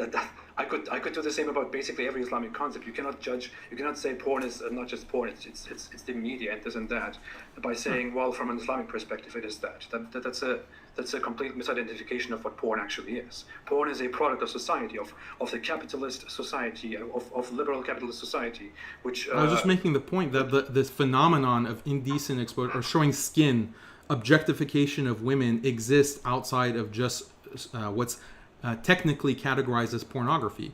Okay, Game of Thrones, is that pornography? You would argue that it has pornographic aspects, but it is not pornography. Okay, fine. You want to say pornographic aspects. A lot of Western society has pornographic aspects. So let's just make a point. In Islamic society, it happens very often that women are killed by their husbands. Although you would argue that is. I would also argue that is not Islamic. That is not fundamentally Islamic.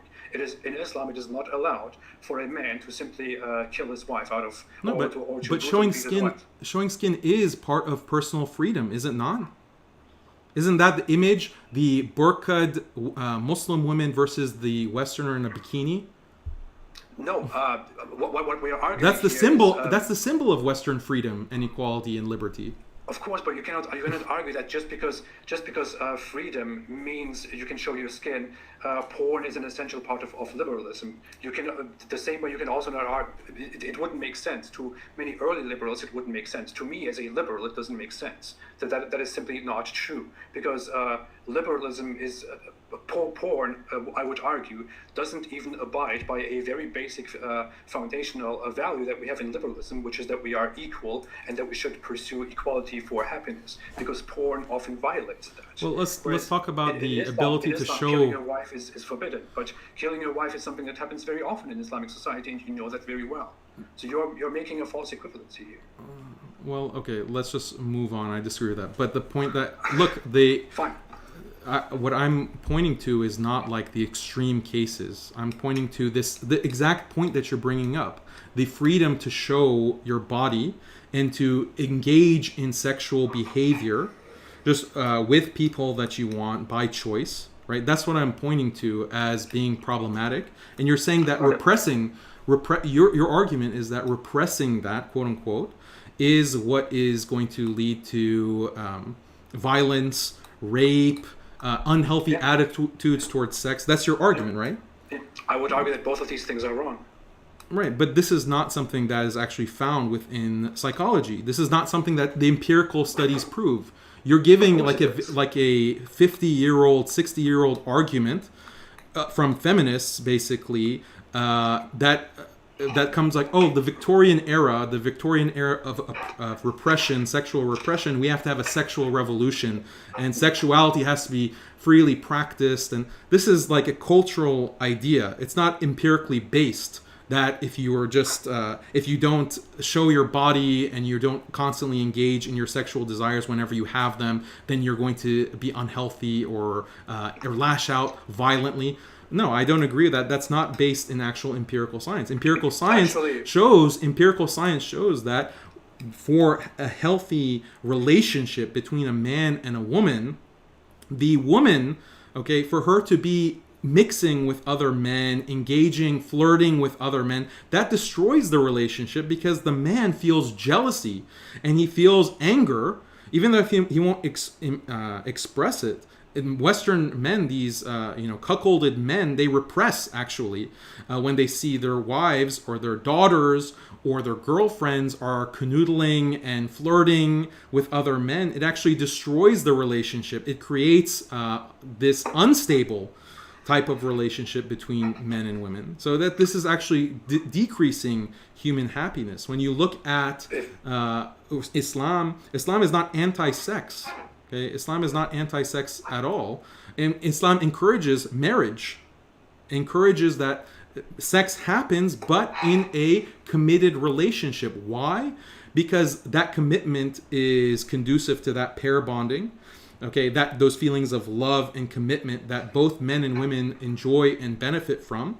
Any children that are born have the the right to know both father and mother, to live with both father and mother, have access to both father and mother. This is a huge human right. You want to talk about human rights that Islam grants to children, and that's completely destroyed by promiscuity and sexual liberation.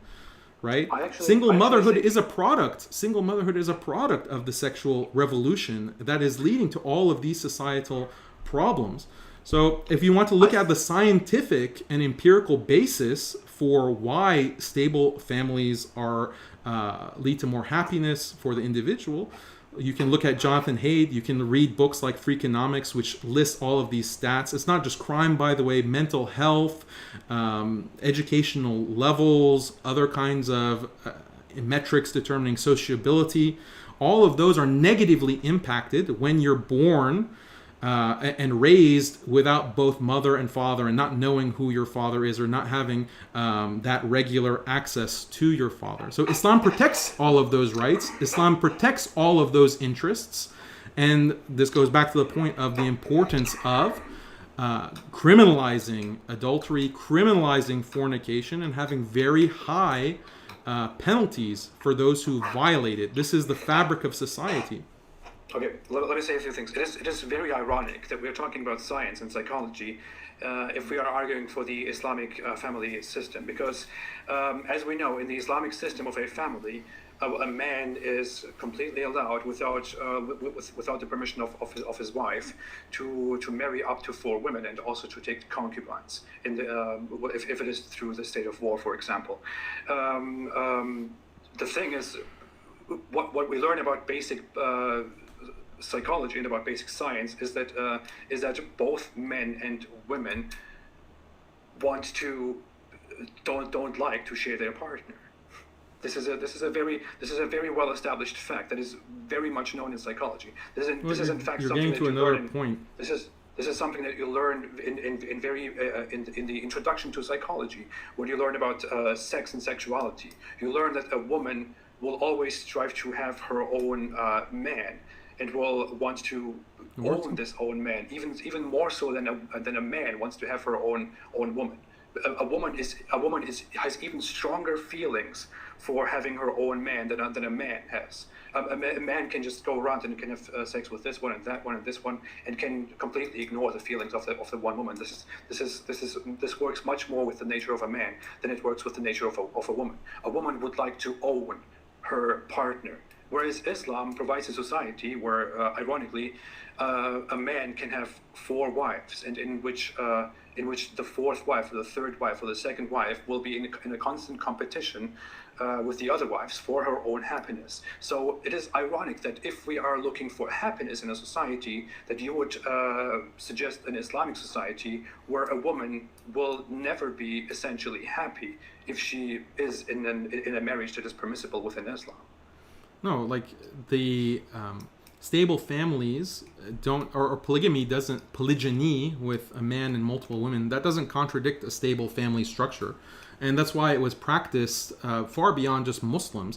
Many societies had the polygamy. Polygamy became something that was taboo because of Western Christianity and the Catholic Church that decided just out of the blue within medieval times that now we're going to prohibit polygamy. Prior to that, within Europe even, polygamy has been practiced. And this is something that is, you want to talk about science and empiricism, it's because of the difference in reproduction between men and women. A man can impregnate multiple women, whereas a woman can, when she's impregnated by one man, she has to be pregnant for 9 months. And so there's a much higher reproductive toll on a woman.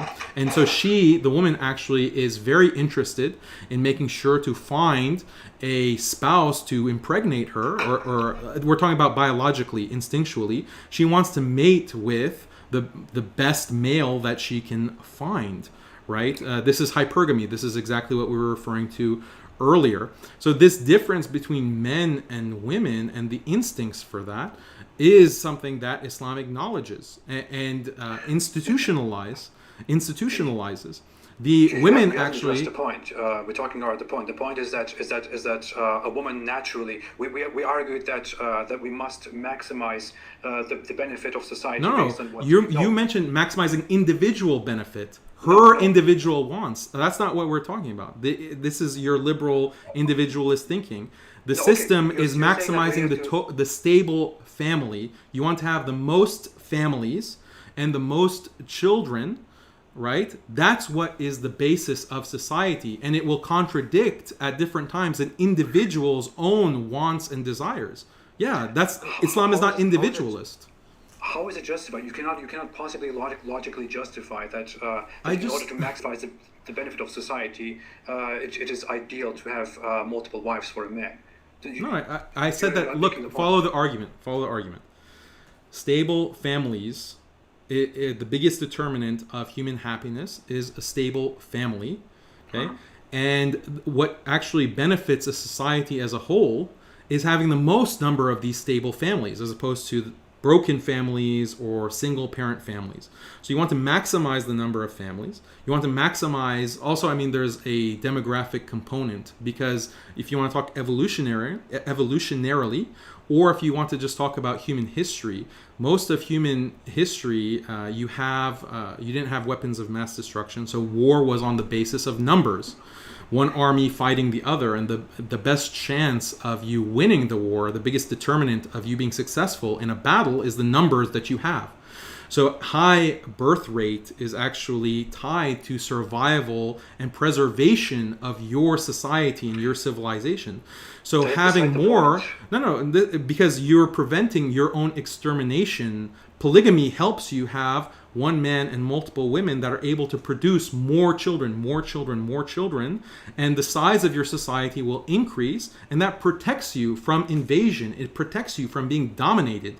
And this can be explained on a religious basis. If you prefer evolution, you want to talk about science and evolution, feel free to explain why evolutionarily polygamy and this polygamous sentiment would evolve within the human mind. It's because it's, according to evolutionary biologists, it's adaptive.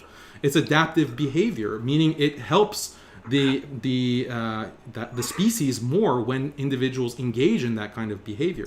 So, but don't think about individually, right? That doesn't help society as a whole. It does. Society as a whole benefits by maximizing stable families.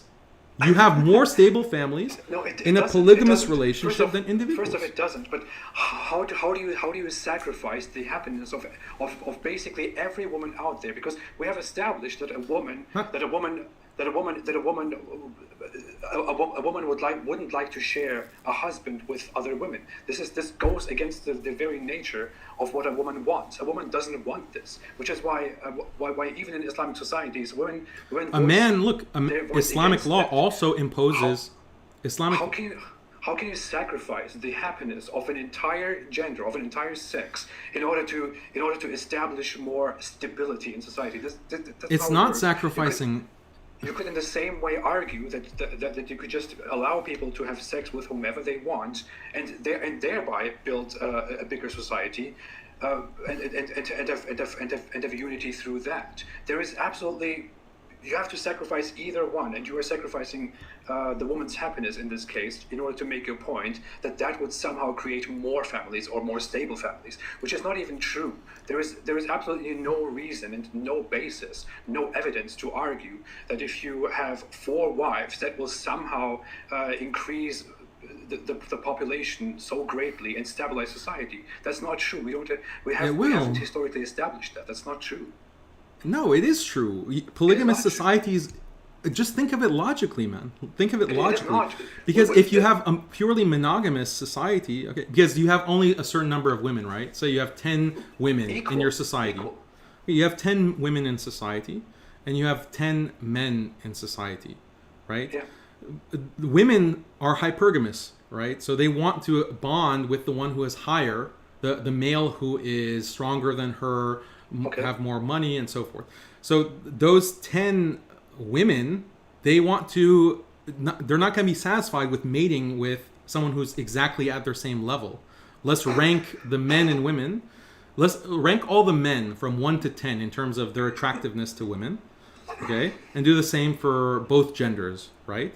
So you have the 10. If they marry each other, the women are not going to be as satisfied because they're marrying someone who's equal to them in status. Well, let me finish. That is untrue. That is completely untrue. We're thinking of it logically. Listen, man, you keep interrupting my argument. I can't make an argument because you keep interrupting it. You're saying the same thing, but go ahead. No, I'm not saying the same thing. You have those individuals that are marrying at their same level. The women will have a lower level of satisfaction than women who can marry and pair with someone who is higher than them, right? Someone who is, and some women are willing, like for example, you have Kobe Bryant or LeBron James or some movie star, okay? There are many women who would like to sacrifice. They're fine being a co-wife if I get to marry LeBron James, right? This is something that you find. This is what hypergamy means. And you want to talk about human happiness. You're saying that women are unsatisfied. First of all, not every female in a polygamous society is a co-wife. Most are going to be monogamous. There'll just be some high-value males who will have more wives because those women voluntarily decide to go and marry LeBron James, the LeBron James of the society, or Donald Trump, let's say. Okay? The thing is that those wives, listen, those wives may sacrifice some of their desire to be exclusive, sure, but men also have to sacrifice in Islamic law because they have to pay a dowry, like a bride gift. They have to pay, and sometimes that can be very exorbitant. They have to pay money. They have to provide maintenance for their spouses. They have all of these costs to upkeep one wife or multiple wives. Doesn't that take away from their happiness that they have to spend resources? Doesn't Islam oppress men because of this? I mean, this is a silly argument that you're making. And it's easy for you as a man to say this, but if I look at the women who want polygamy. If I put all the women here, if I ask women here, if I make a survey, we know this because it has been established. If I make a survey, it's cultural. Ask all the women. No, it's not cultural. It's natural. Women want to have. Yeah, and men don't want to spend their money on women. That's also natural. So maybe we should not have that either. No. We're not arguing that, but you are arguing that this is an ideal society with 1 man and 4 women. That this is okay. This is ideal. Although I gave you a reason for it because it produces more stable families. It doesn't. You have the same number of men and women. You have the same number of. If there is polygamy, if there is polygyny dominant in the society, you will have more men that cannot find women. We don't have this. This is a huge. First of all, in most societies, we don't have much more women than in men. most societies, look, when a woman is in most societies, women actually outnumber men. Okay? No, not very much. Maybe like 1 to what? Yeah. So not very much. Not even double. You cannot even argue that it's not double, but that difference is significant, and that's the same percentage that can benefit from polygamy. I mean, this is like we're quibbling over a point. Like the basic point that I'm making, you want to dispute it, fine. But I think it's clear to the audience that you can have more children through polygamous behavior. Because there are many women in society that they are not high value females. They're not high value companions, and they would love to be a second wife or a third wife or a fourth wife to high value males, and that actually benefits. I mean, go back to evolution, right? That's the science that you want to accept. So explain why polygamy is something that's hardwired in the human mind if it's not adaptive. It is Why? not. Polygamy is not hard. It is. It is. Look at chimpanzees. Look at chimpanzees. Look at any of the great apes. They're all polygamous. Promiscuity is. Polygamy is not. They're all polygamous. No, they're not promiscuous because the alpha male does not allow the betas to mate with his mates. They're not promiscuous. Look at the bonobos. Look at the bonobos, for example. Bonobos chimpanzees. Explain chimpanzees. Explain chimpanzees. They're the closest, according to you, right? They're evolutionarily the closest to human beings. Why are they polygamous? Bonobos are also very close. We can pick and choose as we want. I don't want to make the point. If you look at bonobos, they're also polygamous. No, they're not. They have sex however they want. They have completely free liberal sexual behavior. Bonobos are known for that. You can pick chimpanzees. I can pick bonobos to make the point. But but evolutionarily, are we closer to chimpanzees or bonobos? I believe we're closer to chimpanzees, but okay, we're also close to bonobos. So that's not made really, the point. It doesn't really support the argument here. It does. It does not. It does not. Humans are polygamous. Look at the societies throughout history. You think that polygamy was just imposed from religion? We can go on this forever, but I want look at Chinese society. Look at Hindu society. Look at South American society. Many of these societies were polygamous universally. Would like to share a man with more women. That's for you easy to say as a man. Most women don't agree with that. This is simply not established. You would give examples of extreme cases like a woman would want to rather live with a celebrity and share him with numerous other women than live alone with some random man. That's also that's an extreme example. It is simply untrue. A woman would not eventually be happier living with a celebrity just because he's a celebrity and she has to share him with 3 other women. Many women would like that. The thing is also, this is an example of... Haven't you heard of groupies? Do you know what a groupie is? I as a man, for example, of course I know, but that's not a... Why are there groupies if they don't like... The groupies. That's deviance. I would also deviance! Oh, wow! You believe in deviance, I would also like to go around and do all kinds of things with other women. So there is something such as sexual deviance. The deviant West, where there's so many groupies. Daniel, let me speak, please. You are arguing that some women would like to be with celebrities, and you are using that as a supporting argument for polygamy. But that is simply deviance. When women want to go and be groupies to celebrity men, that is a deviant behavior. I would also maybe... Should we restrict it? Like to go around my... Should we impose laws to restrict no more groupies? I would like to say, I would also, no, I don't believe we should forbid evil and enjoying goodness. That's not what I'm saying. But I would also argue that I, as a man, maybe want to go around my wife and have sex with as many people as I want. But you certainly would argue that that is deviance, that should be cracked down on and should be forbidden. So no, I didn't use the word deviance. You did. You're using deviance in one point to argue for your point, but yet you're otherwise saying that deviance should be punished. When I am sexually deviant as a man and have unmarried sex with other women because I like to do that, you somehow think that should be punishable and I should be killed for that because that's adultery. Whereas you argue that a woman would like to be a groupie or to have sex with James LeBron, which should be used as a supporting argument that a woman should be married to high-class men and should have 3 more wives with him. That is a complete inconsistency. That is simply not true. You don't agree with that? Historically, we cannot argue that in an average society there are many more women than men. If you look at statistics, even right now, you will find that the number of women is a little bit higher than the number of men. If every man in society strived to have 4 women, there would be numerous men in society who would feel lonely because they cannot find a wife, because there are not enough women around. And that has been the same. There are other history. benefits. That is simply it's undeniable. Look at the numbers. I don't want to pull up numbers. I mean, there are other benefits. Like, you're thinking of it in a very single track way. No, you're saying we need to. For example, men competing.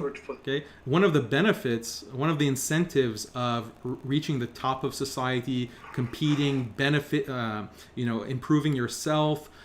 Improving your mind, your skills, is because you want to reach a level of wealth where more women will be attracted to you. That's a male instinct that you have. With men who have no wives, and with women who don't want. Yeah, so that's part of the competition. That's part of the competition that all of society benefits from.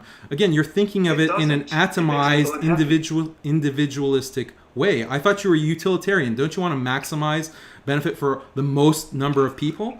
One individual can suffer, but all of society will benefit. We should establish a system where we look out for the greater benefit of society, and we argue and we find what is best for us. That's the argument that I'm making.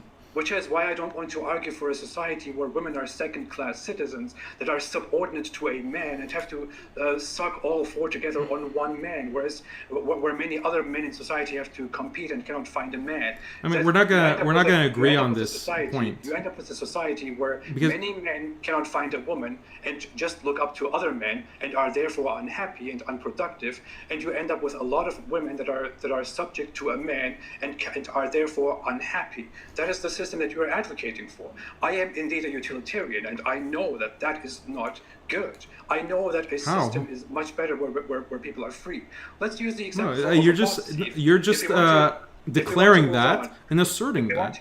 Right? If you want to move on and go to the system of apostasy, for example, you see that people care about their freedoms because if you force people, if we want to talk about psychology, about basic psychology, in psychology we learn that positive punishment, negative punishment, positive reinforcement, negative reinforcement. You learn a very basic thing in psychology, which is that positive punishment and harsh punishment, meaning if people do something bad or if people do something undesirable, and you apply positive punishment, meaning you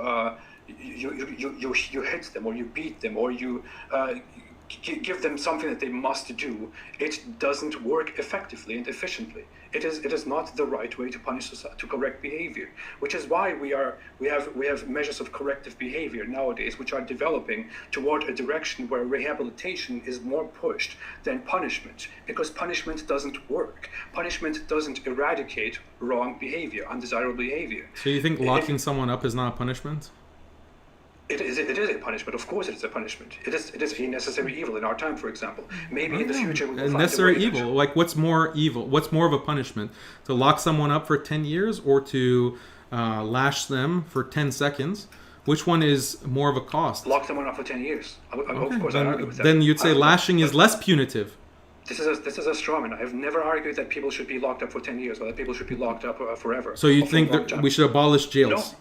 I think it is not a solution. It is terrible. I think it is something that we have had because we found it useful. Maybe at the current moment it is useful. Maybe we need to make social progress and find better ways to correct behavior. Maybe that is what we're doing. But this is why I am utilitarian. Drugs? And you are not. No, how? Explain. How can you correct behavior if you're not going to put them in prison? It's a necessary. I agree that lashing is also a necessary evil. In the ideal Islamic state, we wouldn't have to lash anyone. We wouldn't lash anyone because people wouldn't be fornicating. And I mean, this is. What should someone do who is caught fornicating? I already explained the punishments. What should be done to someone who is fornicating? It's procedural, high bar of evidence, fornication, 100 lashes. 100 lashes. 100 lashes. Someone who fornicates should receive 100 lashes. Plain, simple. Yeah. And you are saying that is somehow useful, but that it's a necessary evil. Whereas because it deters fornication. It deters destructive behavior. It deters the kind of promiscuous behavior that leads to the destruction of society, as I explained step by step. You're just saying no. Like then No, actually I'm provide talking about psychology. counterpoints, provide an we talked about argument. science. Just don't shake your head. We talked about science. I'm talking about psychology. If we want to talk about what actually You're talking about operant natural, conditioning and Skinnerism, right? Skinner has this theory, right? What I'm saying. But you said that punishment through jails is a necessary evil. Okay, if you want to talk, look at Peter Moskos in defense of flogging. Peter Moskos in defense of flogging, and he argues that flogging and corporal punishment, which was practiced in the West as well, within the Western historical tradition, is much more humane in terms of punishment than locking someone up. It is unanimous that physical punishment is of absolutely no use. Peter Moskos disagrees with you. Non-Muslim Peter Moskos has an entire book in defense of flogging. No, it is. He didn't write that.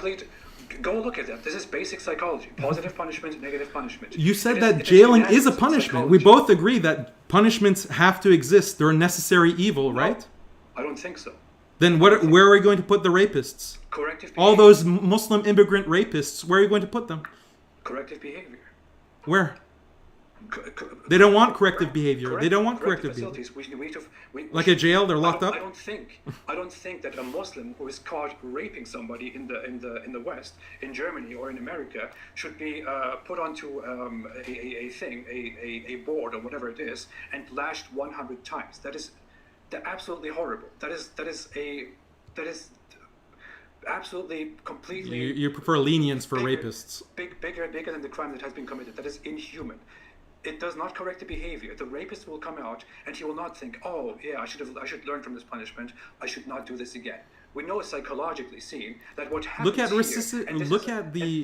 ahead. Sorry. Daniel, this is the main argument against Islamic society and Islamic laws. What happens if you punish someone harshly with physical punishment? If you punish somebody by flogging them, go out, look at this, argue, look up the psychology. What happens if you punish look up the somebody psychology is not an argument. What happens if you punish somebody physically is that this person doesn't think, oh, I should correct my behavior. What this person thinks is that, oh, I shouldn't do this behavior and be caught. I should do it when I have access to this behavior. You can make the same argument for any punishment. I know. But the harsher punishment then it's not an argument against has the Islam. biggest rebound. The harsher punishment. No. Where's the statistics for that? Show me the statistics for that. You're just making a claim. Forever. I can afterwards release statistics on what positive punishment and negative punishment. I gave you a citation. Peter Moskos in defense of flogging. He says that jail actually does not rehabilitate, and flogging is much better in correcting behavior and deterring crime. I gave you a reference. You give me one. I'm not talking for jail. I'm not defending jail. I'm not saying, oh, we should jail people instead of flogging people. I'm saying that flogging people and executing people is not the solution. It is the opposite of the solution. It is haven't given a solution. How do you punish people? If a child does something bad, and I go to him and I give him a very clear instruction, and I say, hey, don't do this, do that instead, because if you do that, you will get this. That will be much better for the child to follow than if I go there and I beat the hell out of him and say, this is what I don't agree with beating the hell out of children. Well, I'm sorry, don't say that that's my argument. Fine, whatever. Listen, I'm just giving the example. If you have an individual and the individual does something undesirable, and you say, hey, don't do that, do this instead, because if you do this, then you will get this reward. That will be much more effective than based if you go and what? beat the hell out of that individual. Because if you beat the hell out of that individual will just hide his bad behavior, and it will rebound in such a terrible way that he will do the behavior somewhere else, as in Muslims coming and being disproportionately representative in rape in Europe, for example, and will also apply harsh punishments on other individuals. That is the basic psychology. No, there's actually give me studies about all of these claims. You're just making them without any basis. I will post them after. Yeah. I will post them after this conversation. This is introduction to psychology. You're conflating two things. Like a child is different from a rapist, right? Disciplining a child is different from disciplining a rapist. Like punishments, you're saying that even punishment is something that we should abolish, and you have no solution. Like, I don't know what that even means. Like, how do we abolish jails? Like, so how do you even deter crime if there's no negative reinforcement? I'm not saying that. I'm saying that harsh, positive punishment doesn't work. It does the opposite of working. Yeah, I mean that's a basic liberal theory. It's like 300 years old. Yes, this is what the Enlightenment thinkers argued. The Enlightenment thinkers argued. Someone like John Stuart Mill argued that corporal punishment is barbaric and punishment as a whole is irrational because it contravenes utilitarianism. If you punish someone, the crime that has been committed is not going to, reverse itself. The harm from the crime has already been committed. So if you impose more harm through a punishment, that increases the overall harm in society. So that's irrational. This is a utilitarian argument. And the Enlightenment thinkers are the ones who argued it exactly in the same way that you're arguing it, but it was based on their philosophy, not actual empirical science. Now that we do have empirical science, we can look at the rehabilitation rate, the crime rate, and the prison system in the West is a complete failure. Okay, isn't this what's being protested right now with abolish the police? This is exactly what all of society is being turned over because of this institution of policing and jailing people that many have found barbaric and completely contrary to human happiness. That makes my point, not your point, because people are protesting excessive force right now. No, they're protesting more than that. They're protesting abolish the police, abolish the prison system, the largest prison system in all of history. Okay, the largest prison system. What is the main Imagine how much better society would be, as Peter Moskos argues with evidence in his book, published peer-reviewed book, In Defense of Flogging, how much better society would be if we returned to the standard of corporal punishment. Daniel, I want to ask you a question. You brought it up. I'm sorry, you brought it up. Well, we haven't finished Hudud. We haven't finished that. No. If a person in an Islamic society is caught selling heavy drugs, what should happen to that person under an Islamic society? Heavy drugs? Let's give an example: cocaine or marijuana, for example. Marijuana is not heavy, but what happens to that person if a person is caught selling marijuana to people? I mean, I have to review. Like, I can't speak authoritatively. For drunkenness, shorb al-khamr, drinking wine, there is lashing. So the sale of wine or intoxicants, I have to review exactly what the procedure is for that. Fair enough. But let's talk about drinking, for example. Drinking is punished with lashing, right? Yep.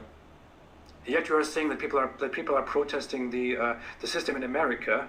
And essentially, this is known. People are protesting excessive force in America because the police is on the spot treating people disproportionately right now, black people, as the protesters argue, with excessive force. And they want the police to stop using excessive force because they consider that an evil. That is what people are protesting. Yet you are bringing that up as how the system doesn't work and people are protesting against it, while you are arguing that people should be punished with flogging if they drink alcohol. How do you justify that? That's a separate point. How do I justify the punishment of drinking alcohol? Intoxicants are something that destroys individual human life. It destroys families. This is something in my own family, extended family, people who are addicted to all kinds of drugs. Britain flooded Iran with opium, causing massive addiction. This is how they destroyed many societies. China is another example with the opium wars. So addiction is a massive evil that causes all kinds of destruction. If you can deter that, as the West does, I think that deterrence is important. And then also education and health, helping people with addiction. I think these are all things that can take away this blight of drug addiction and substance abuse. And flogging, again, being flogged. What's more humane? flogging someone who has public intoxication, flogging them and sending them on their way, or putting them in prison for 3, 4, 5 years, 10 years, 3 strikes and you're out, kind of legal punishment that exists in the West. I prefer flogging. I think flogging is much more humane and effective. But haven't you just argued that the Western system is a failure because people are protesting it, and that's a sign of it? It is a failure, yeah. But people are protesting excessive force. How is that? I'm not advocating a prison system. Flogging is completely different. I'm not against punishment. Force in the West. Yeah, exactly. That's what people are protesting. In America, people are currently protesting excessive force by authorities, the police. The Islamic equivalent of that would be authorities that enforce excessive force by flogging people who merely drink alcohol. In the West, we are, for example, talking about black people who sell drugs and are then being mistreated by police officers. You're bringing up the protests of Western people of the system as an evidence that the system is a failure, yet you're advocating excessive force in an Islamic society. It's a failure not because it's as basic as alcohol. Ridwan. That's what you said. That's not what I'm saying. Follow the argument, please. Okay, the failure is not because it's a punishment from authorities. That's not what the failure is. The failure is all of the systematic racism. The failure comes from the police state, the surveillance state, mass incarceration, the prison industrial complex, from capitalism, from a corporate nation state bureaucracy, technocratic state. Those are the failures, Ridwan, those are the failures that I'm saying how it is a failure. That are not found in Islam.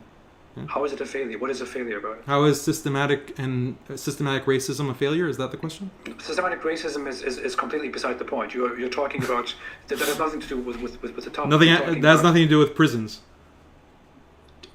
That has nothing to do with our conversation. Of course, racism is... You're bringing up protests, right? You're the one who's telling me about protests. I bring it up to show that this is... I'm not against punishment. No, you brought this I'm up the one who's because saying punishment is necessary. The system of the punishment system is an issue. This has nothing to do with the race issue. You brought up that the Western system of punishing society is a failure.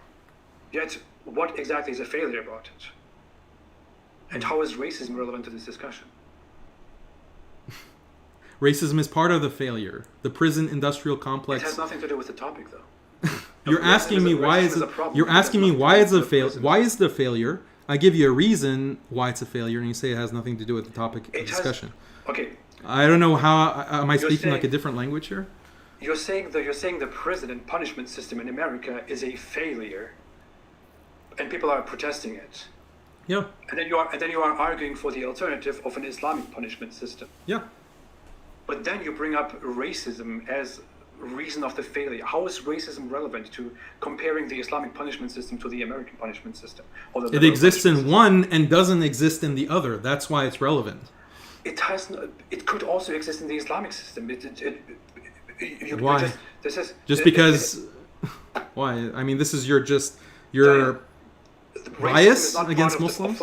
Of liberalism. It is contrary to liberalism. No, I disagree. Look at all of the liberal thinkers. John Stuart Mill, Immanuel Kant, Hume. Look at David Hume. Look at Thomas Jefferson, George Washington, Abraham Lincoln. They were all white supremacists. That's why their statues are being toppled right now.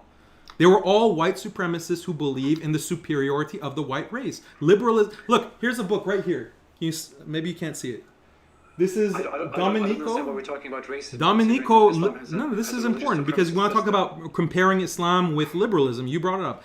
Domenico Lesordo has a book, Liberalism, a Counter History. Liberalism, a Counter History. This Italian philosopher writes about the deeply racist history of liberalism and white supremacy. This is the question that I want to ask you. This is the question. We're talking about... Yeah, racism is part of liberalism. It's part of its history. We're talking about the methods of punishment and comparing the methods of punishment to the Islamic methods of punishment. Racism has nothing to do with this at all.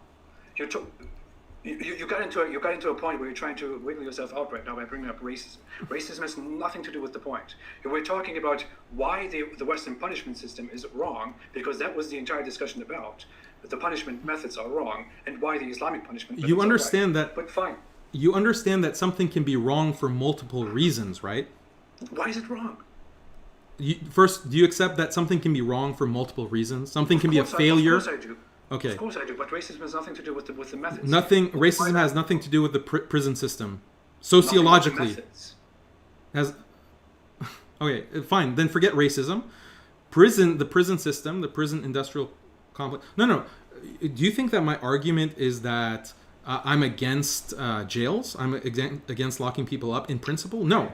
Because that's actually Islamic, with Islamic judges, historically, they were also implemented prison punishment. So that's not my argument.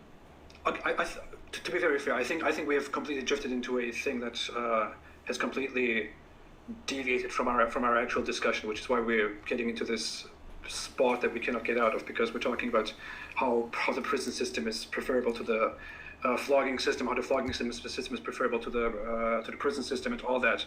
Let's get out of it. I agree. We won't get anywhere with this. I think we should come to the main point, because we are far above our time actually, and we have still not discussed why you would think or how we could argue that your definition of a just society is that a society should be should find fulfillment, should be collectively happy, and we can only make it collectively fulfilled and collectively happy by enforcing the laws of the Islamic Sharia, for example, by executing homosexuals, executing apostates, executing adulterers, and all that stuff. Why do you think this is what should be required from a society? I want to ask you two questions. If you were not a Muslim, if you did not believe that Allah created humanity and the world, that Allah did not create you, that Allah did not put out the laws for us, would you still believe that the system that Islam presents is the perfect system to have? And that's my second question, is why do you think this matters? Why do you think human happiness and human fulfillment eventually matters to Allah? So let me answer the first question. And do I think that if I were a non-Muslim, would this seem like the perfect system?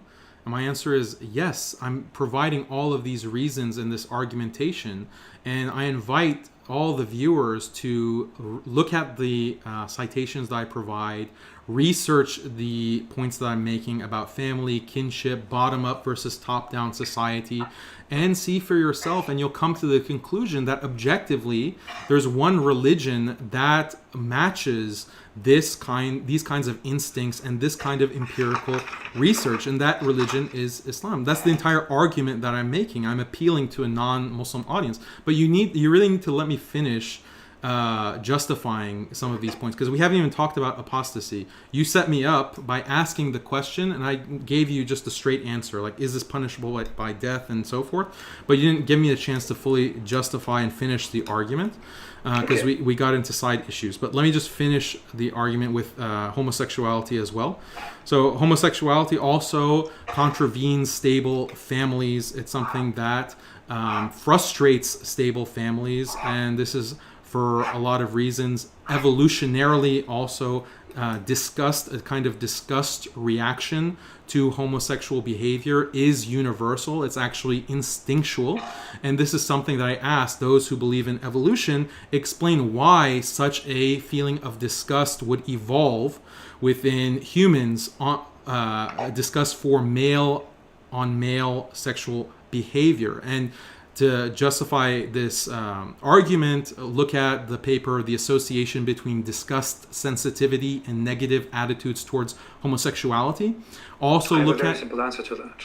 Also, look at Gordon Gallup, who wrote, or that study is by Gordon Gallup, and then I have some other studies that I can cite for you as well. But Gordon Gallup argues that this disgust reaction is universal. It's found across all societies. There's a Chinese study that also makes the same point. But this kind of attitude, he argues, of disgust is towards homosexuality is universal, and it's not xenophobia. Because you might say that, well, people are disgusted by it because they're xenophobic.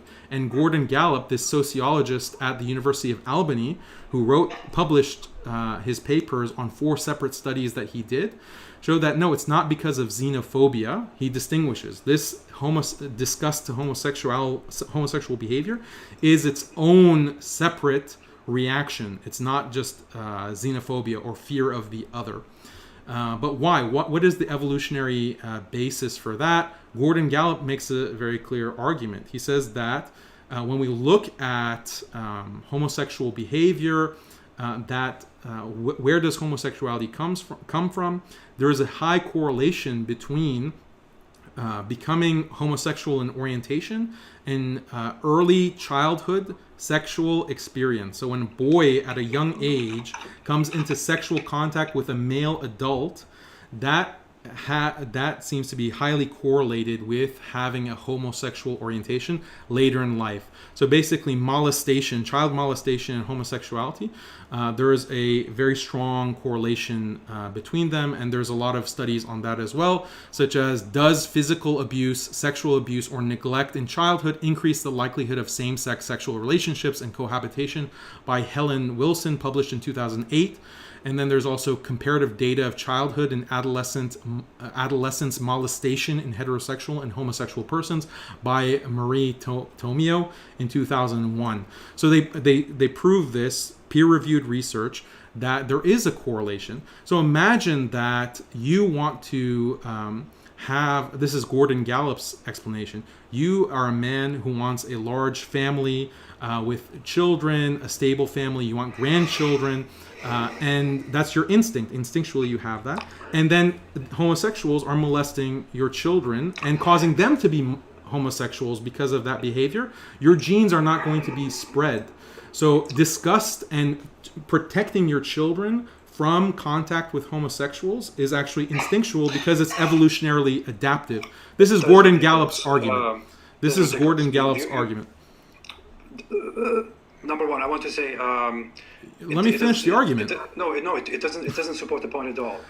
It does. Why is it evolutionary? Why is it evolutionarily adaptive? Daniel, Why? I want to go on. Why are you interrupting? Because I want to. Why are you interrupting?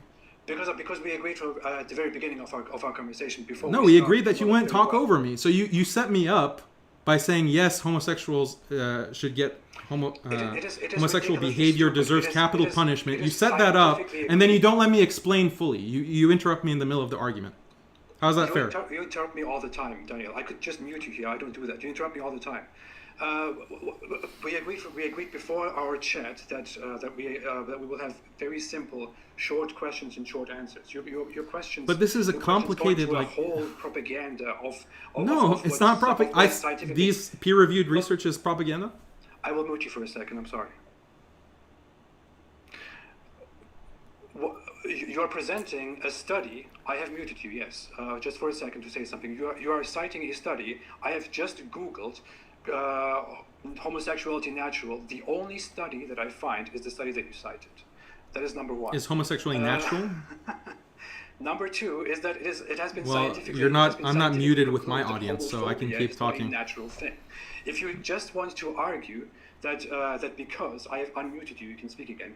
If you just argue that because humans somehow have a natural disgust against homophobia, that somehow this means people will infect others with homosexual behavior, and homosexual behavior will spread, and we should crack down on people for the safety of society. This is simply inconclusive. This is wrong. This is not. I made a step-by-step argument. Homosexuality, and the argument for this is very simple. The argument for this is that according to the APA and many other institutions that lead the world in scientific progress, in psychological progress, the basic psychology that we learn from everywhere, because they are based on research papers that are actually cited hundreds of times, whereas this paper that I'm looking at, that you cited, was cited 6 times, which means this is ridiculous in a scientific consensus. I'm telling you this. You don't think there's any social factor that limits that, huh? In the scientific world, a paper that has been cited 6 times is ridiculous. You cannot. Which you cannot paper? give this as a, Which paper you did you give look this up? as a universal point. Which as paper a did you universal look up? evidence to make your point. Which paper? The one that you cited about Gordon Gallup, for example. It's not Gordon Gallup is.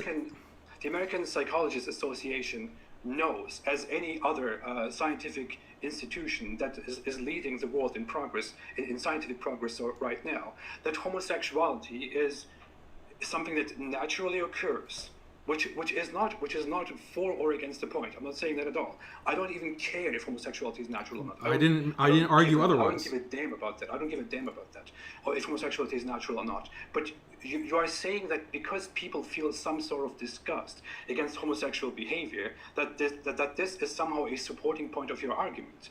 And the entire discussion is going on. Follow the argument, through a summary, follow the argument. To a pandering of these supposedly pseudoscientific points. What we see is that pseudoscience is sociologists at University of Albany.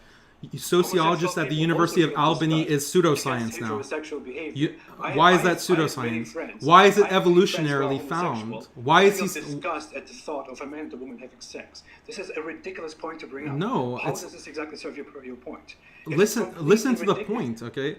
Homosexual people feel disgust by looking at or thinking of a heterosexual intercourse. How exactly does this strengthen your point? I don't want you to go into lengthy presentations. I explained how it supports my point. Let me finish the argument without interrupting me. You're not finishing arguments. You're building. Yeah, I know I'm not finishing because you interrupt, and then you might mute me.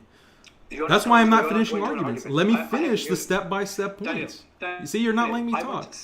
Let me finish my points. I don't want you to go for 5 yeah, of minutes course you don't want the actual full argument. I know, because every time I bring up research, I bring up points, you say this is pseudoscience, you just hand wave. That's the only way that you're arguing. You don't want to confront the evidence. It's okay. Look, if you can't handle the points that I'm bringing up without resorting, but this doesn't make sense. Okay, that's your response to everything. Oh, this doesn't make sense. Okay, make an argument, make counterpoints, but you don't even let me speak. Okay, let me finish the argument. Let me finish the argument. You have universal disgust reactions. Why is that? From the very beginning of our conversation, I have agreed from the very beginning that this is not meant to be a debate. This is meant to be a I'm not debating. I'm just trying to make my point. If it's not a debate, why are you interrupting me? You cannot even let me make a fucking disclaimer for 1 second. Are you kidding me? I thought I was too emotional and too impatient for a discussion. I seriously thought that before we had this discussion. From the very beginning of this conversation, you have numerous times talked for 5 minutes, 6 minutes, 7 minutes, and I haven't interrupted. You have as well.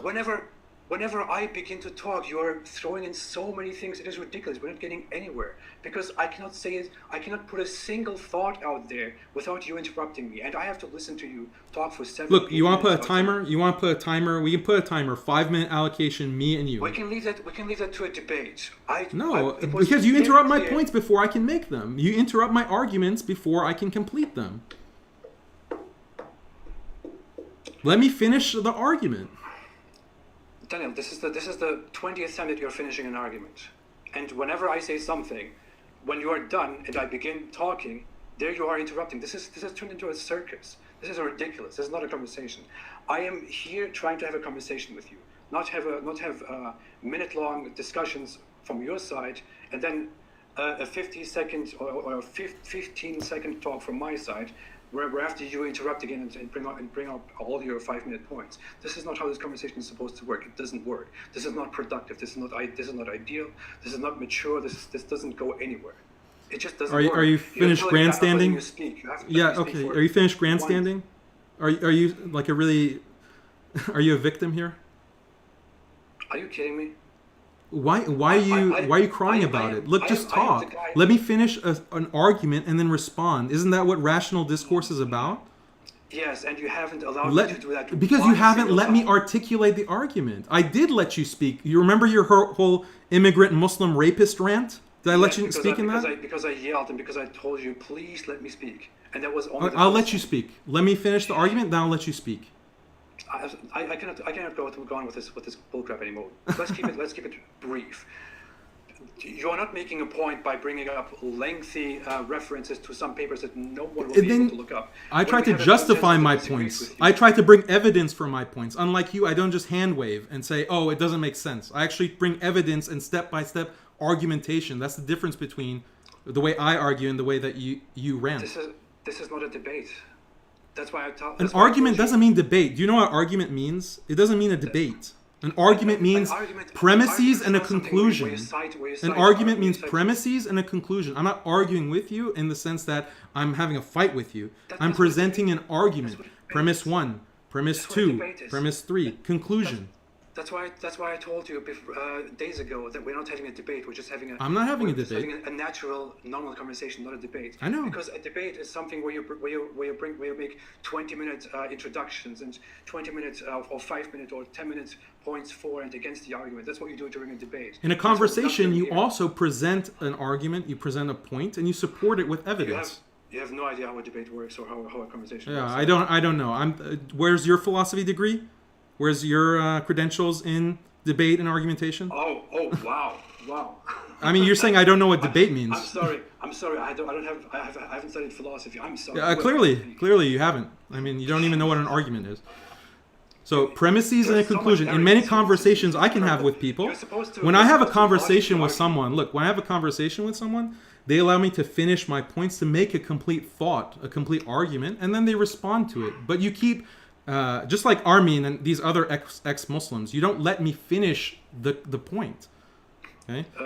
And you're complaining about I'm bringing in too much data and evidence. Like, that's a complaint. I thought you were interested in the truth. I'm not. That is a ridiculously stupid accusation. I'm not accusing you of bringing in too much data and evidence. That's not what I'm doing.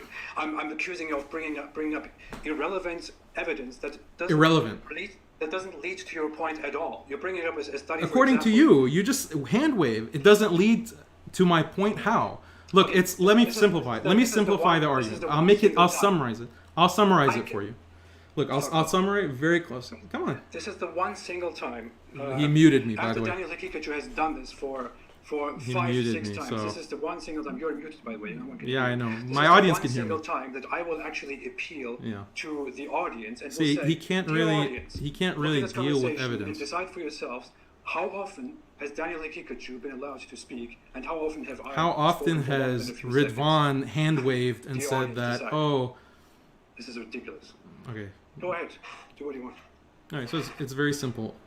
When you have a bottom-up society. Forget about it. Go to this is the point. Why you think? Bottom-up society, stable family structures lead to the maximum amount of happiness in society, according to Jonathan Haidt, many other sociobiologists and evolutionary biologists. This is why certain things have evolved from an evolutionary perspective, which I don't agree with, but your evolutionary scientists and anthropologists and psychologists agree with this. And certain kinds of behavior is contrary to stable families. Homosexuality is one of them. Adultery, fornication is a major problem, creates a major dysfunction within society. And Islam deters that with punishment because of the high cost that comes to society. Very simple argument that is based in scientific research, anthropological consensus, and this is why things like adultery were condemned in many religions, not just adultery, and not just Islam.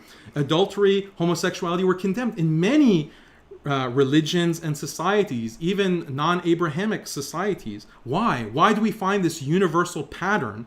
Because it's based on human instincts and it's based on adaptiveness if you want to appeal to an evolutionary argument. So the materialist, utilitarian, liberal has to think, why is this the case? And the argument that, oh, we're just more enlightened now and we understand things better is not a very good argument. So let's move to apostasy.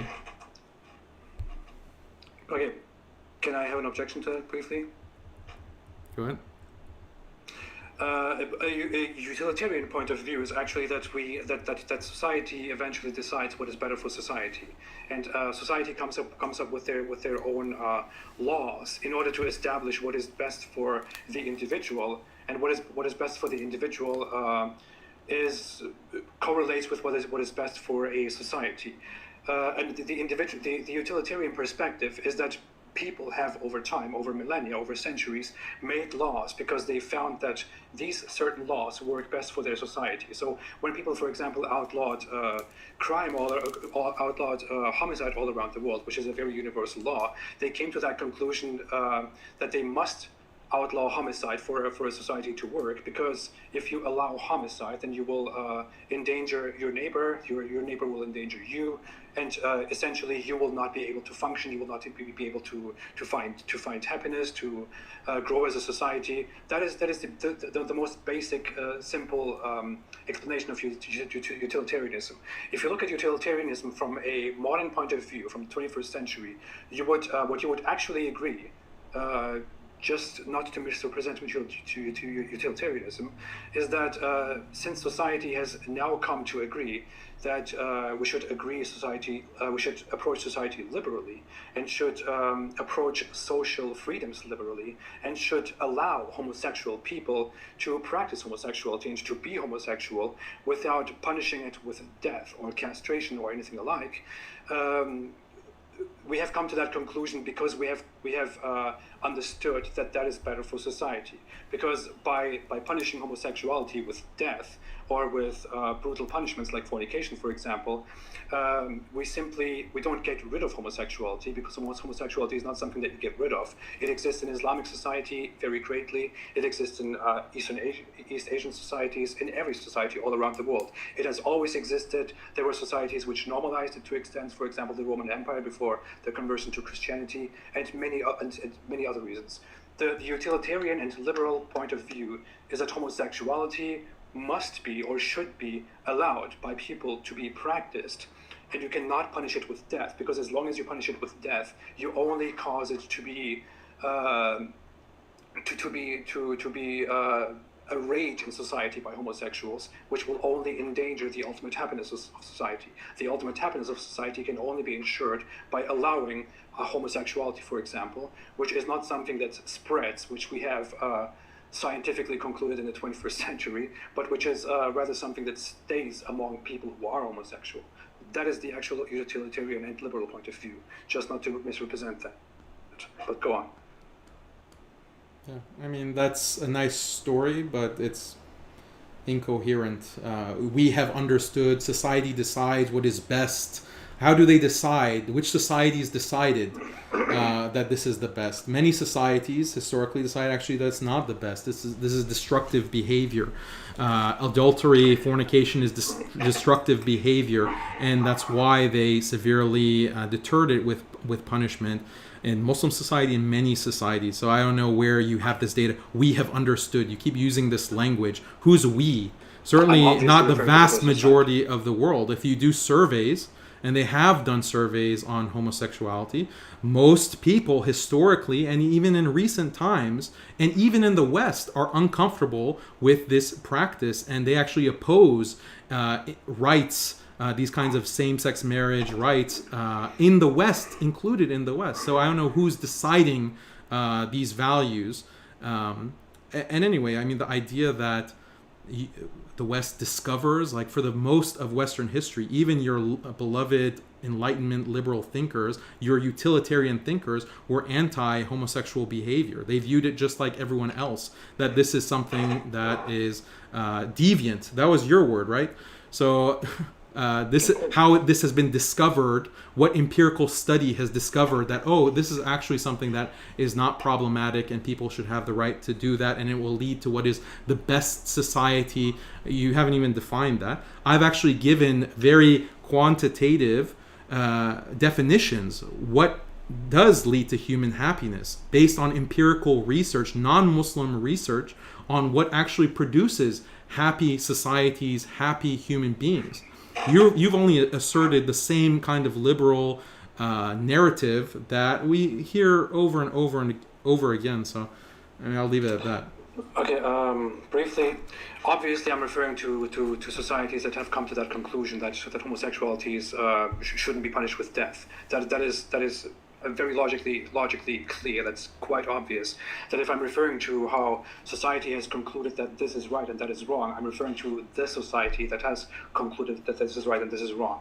And in a utilitarian liberal society, I wouldn't even define the liberal West as entirely utilitarian. I would rather say that they are driven to some extent by utilitarianism, which basically means usefulness to society, not literally, but that's what it translates to basically. But the liberal West has come to these conclusions because the liberal West pursues the happiness of humanity, of society, through equality and through freedom. Not completely by maximizing freedom, but rather by maximizing freedom from bigotry or freedom from government restrictions, for example. So obviously what I'm referring to is this, that the liberal West has come to this conclusion, not the liberal world has come to this conclusion. Supporting evidence to this is also that, supporting evidence that other nations have come to this conclusion is that many nations around the world, besides just the liberal West, have come to conclude that homosexuality shouldn't be punished with death. And in fact, this is also an opinion that is becoming increasingly more popular among cultures, among Islamic cultures, that you could argue are under the influence of Western media and Western propaganda. But simply the fact that these people are accepting of this Western propaganda while they are living in their Islamic environments could be a point for me. But I know you will say that any supporting argument presented by me is just a story, and any supporting argument presented by you is the evidence. But sure, go on. So at the beginning, just to get more substantive, I mentioned how many of these liberal concepts are fundamentally incoherent and actually vacuous. So when you talk about freedom and you talk about equality and liberty, you can actually, there are many Islamist movements in modern history that claim that their religious values are completely conformant with freedom and liberty and human rights. Right? They actually use that kind of language to justify Islamic law and Islamic values. They say that, in fact, if you want to maximize human freedom, you need to submit to Quran and Sunnah, you need to submit to Islam. This is what maximizes human freedom. If you want to actually respect human rights, you have to abide by Islamic law, because Islamic law is the system that guarantees true human rights. I mean, this is a type of liberal argument that they're making because they're using that language. But the thing is that the term freedom and equality and liberty, these are hollow terms. You can fill them with any values. Because at the end of the day, what is it? Who decides what's a human right? Who decides that certain things are human rights and other things are not? In Western theory and Western philosophy, human rights are based on an idea of what are fundamental human interests. What is it that's in the interest of a human being? And that is an empirical question. It can be answered empirically. But if you don't want to do that, like you can, if we don't want to appeal to science, Islamically, science is not the only arbiter of truth. Islam also has certain definitions and claims about what leads to human flourishing, human happiness, what truly is in the interests of human beings. For example, knowing your lineage, knowing who your father is, being in a stable family, this is in human interest. This is something that fundamentally affects your happiness in this life, and it also affects your salvation, because there's also correlation between religiosity and growing up in a stable family. But this kind of value of stable families, this is in human interest. So this is a human right. It's a human right to know your lineage, know your father, be with your mother and father and raised in that environment. It's a human right, and we have to protect that human right with Sharia, with Hudud, with capital punishment. So this is a human rights argument for the Sharia and for Hudud. And I can make that argument, and other Islamists, historically, I'm talking about historically, have made these kinds of arguments using liberal language. I mean, they were kind of in this mindset that freedom and equality and these values make sense, and they're just trying to, appropriate them. But I mean, this is an argument that could be made. I think the comparison is very inappropriate because you could give examples of people who make the same argument for Islam, that Islam ensures absolute human happiness and human freedom and human rights, for example. But what is the goal of Islam? What is Islamic philosophy based on? Liberalism is a philosophy, and you could argue that looking at philosophies, at the history of philosophies, Islam is also a philosophy. Religions are also philosophies. Whereas liberalism has the end goal of providing, of looking for human happiness by using several means, of one of which is freedom, for example. What is the ultimate goal of Islam? Happiness as well, in the sense of, from the human perspective, happiness in this life, flourishing in this life, and also salvation, which is happiness in the hereafter, and also the pleasure of one's creator and love for one's creator. These are all the ultimate goals of Islam. So what you're saying is that what you're seeing here, not saying, is that Islam's ultimate goal is actually not human happiness, and to pursue and to find out what human happiness really is, and how we can truly figure out what human happiness is. The ultimate goal of Islam is the happiness of Allah, which means submission to Allah. That's what Islam basically means. Islam literally means submission. Just as let's distinguish these two. Both of these two are philosophies. Liberalism is a philosophy, Islam is a philosophy. Liberalism's main goal is human happiness, and in order to reach human happiness, liberalism uses equality and freedom. Islam is also a philosophy. The ultimate goal of Islam's philosophy is the happiness of Allah and submission to Allah, and in order to reach that submission, Islam uses submission to Allah, and you would also argue human happiness. So these two systems have completely different goals. So when you now argue that someone could also say for Islam that Islam ensures human rights and human happiness, which is why we should follow Islam, that's actually, it doesn't really. It's a misrepresentation of what liberals say when they say you should be liberal in order to reach human freedom, because the goal of liberalism is human happiness and equality, whereas the goal of Islam is the happiness of Allah, and it has pre-scripted, pre-written laws that you cannot change, you cannot alter. You have to justify those laws. Whereas in liberalism, you don't have to stick to certain laws. You have to pursue what is right, and you can change what is right based on your findings, which is why philosophers 200 years ago thought homosexuality is bad and should be punished, whereas people nowadays think it shouldn't be punished, and there's nothing terrible about it. Don't we agree on this? I don't even understand. Like, what I said was that Islam does aim for human happiness as an end as well. Like, that's part of It's not true. It is true. It's something that they're both conformant. Like, the way to achieve human happiness in the grand scale of things is through submission to one's creator. Why? Because the creator has created you. He knows actually what is in your interest as a human being, whereas human beings themselves are very confused and ignorant, and they need revelation, they need guidance from the one who has created human beings. Whereas the liberal is using these vacuous terms. Like, this is not my argument. This is actually the argument of a Harvard professor, Stephen Smith, who wrote The Disenchantment of Secular Discourse. And he said that these secular terms, like freedom, equality, and liberty, are vacuous. They're just empty, and they're used to smuggle in values that just come from the culture. Whatever is the status quo, whatever is popular, people just use the word freedom, and this is equality. We see this in American politics as well. Both the Democratic Party and the Republican Party argue that their policies are more conformant with freedom and equality, and that's what they're jostling back and forth on, but they have completely different policies in certain areas. So how can it both be the case that that they're both conformant with freedom and equality? So what Stephen Smith says is that these are actually vacuous terms.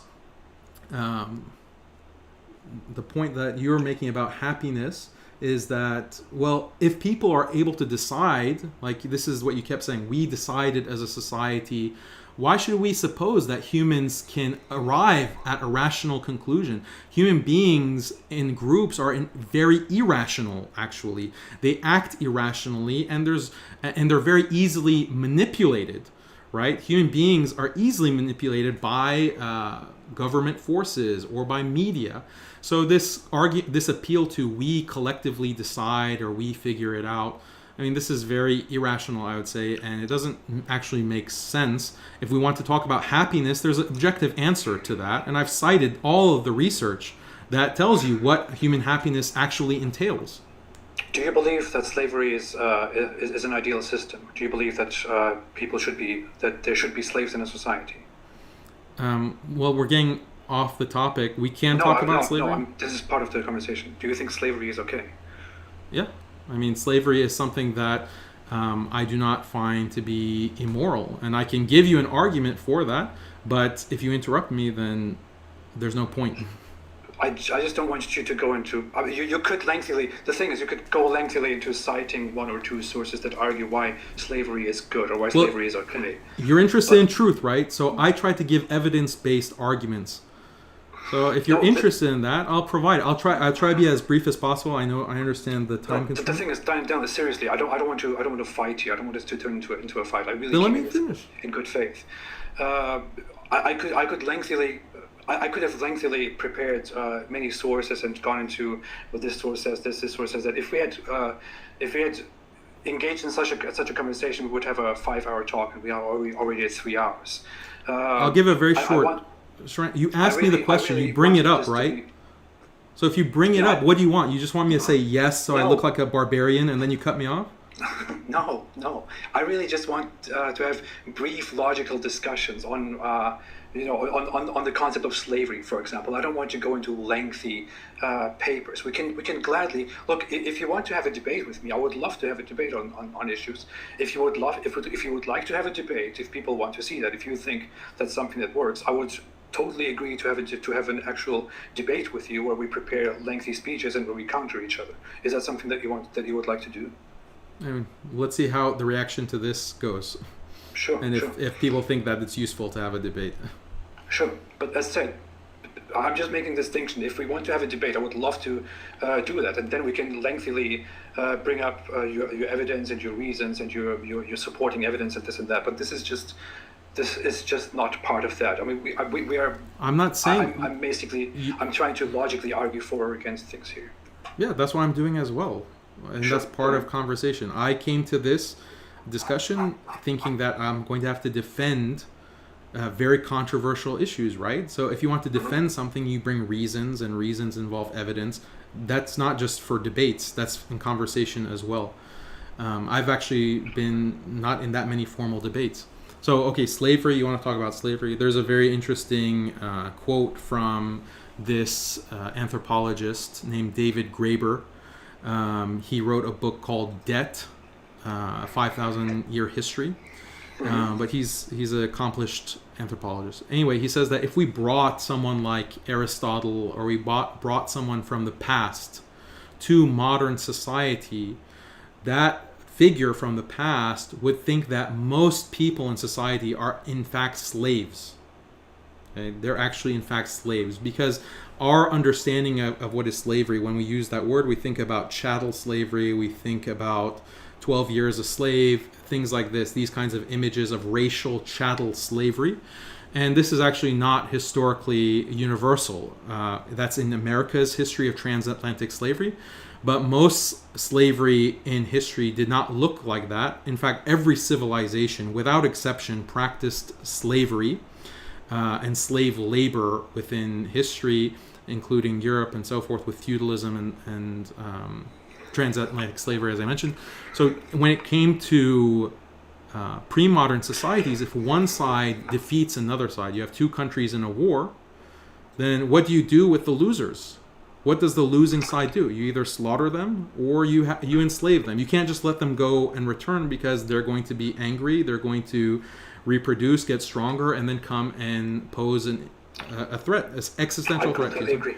Okay, so that's something that had to be the case in pre-modern societies, and Islam was their slavery was the slavery of Islam was not racially based. It was based on prisoners of war. In fact, Islam limited the avenues of entrance into slavery, and Islam was very good at integrating these conquered people into Muslim society, where the slave class ended up becoming very powerful and very knowledgeable, educated Muslims within overall Muslim society, because the Islamic state, Islamic law was not based on race, it was based on belief, as we discussed already.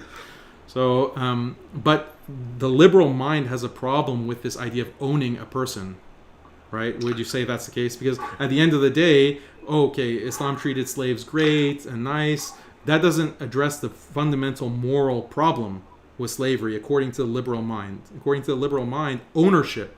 It doesn't matter if the slave is living the life, an opulent life, but as long as he's owned, that is the problem. And the response to that is, historically, slave labor was the dominant form of labor. Wage labor was actually relatively rare. And there was a debate historically around the time of the Industrial Revolution in American history where wage labor was increasing. And there was a debate on whether slave labor and wage labor are really distinct. Is there really a fundamental difference between wage labor and slave labor? And the argument that people would use is that slavery, is there a difference between owning someone versus renting someone? And this was a conceptual debate that they had, and many non-Muslim Western thinkers, liberal thinkers, argued that no, renting someone is worse, because think about the difference between owning a car and renting a car. When you rent a car, you drive it, in a very abusive kind of way, as opposed to owning it, where that's your investment, you care about it. Anyway, so that's something that's uncomfortable for people who are raised in the West, but this is actually a reality, and this conceptually, this idea of renting a person versus owning a person, was there was no distinction between it. If you were a wage laborer historically, you might as well have been a slave. It's the same thing. It was the same thing within all of these societies. Even feudalism. Is feudalism really different from slavery? Even though you're given wages and you're given a portioned, a certain livelihood, is that really different from slavery? No, it's a basic concept. So the concepts, the legal concepts underlying slavery exist within the employer-employee contract of wage labor, and it's a cultural difference. In many cultures, there's not really a difference between saying that person A, like Ridvan, owns George. Okay, that's a slave relationship. Ridvan owns George. There's not really a difference between that and saying that George has a contractual obligation to Ridvan. Okay, because they both imply force. If you're contractually obligated to someone, that implies force. Because if you don't pay up and you don't meet the contract, then you're liable to be punished by the law or punished by Ridvan. And Ridvan can extract that debt from you by force. And if you don't pay up, he can prosecute you. The sheriff can come and can execute you. So there's inherent violence in all contractual agreements, and this is something that leftist and communist thinkers were arguing in the 20th century, because they wanted to say that capitalism is essentially coercive. Capitalism is no different than slavery, and so you have this entire communist, leftist, Marxist tradition of arguing that capitalism is really fundamentally no different than slavery. So these are things that we can analyze and talk about at great length, but these are some of the ideas that we should pursue in our hunger for truth.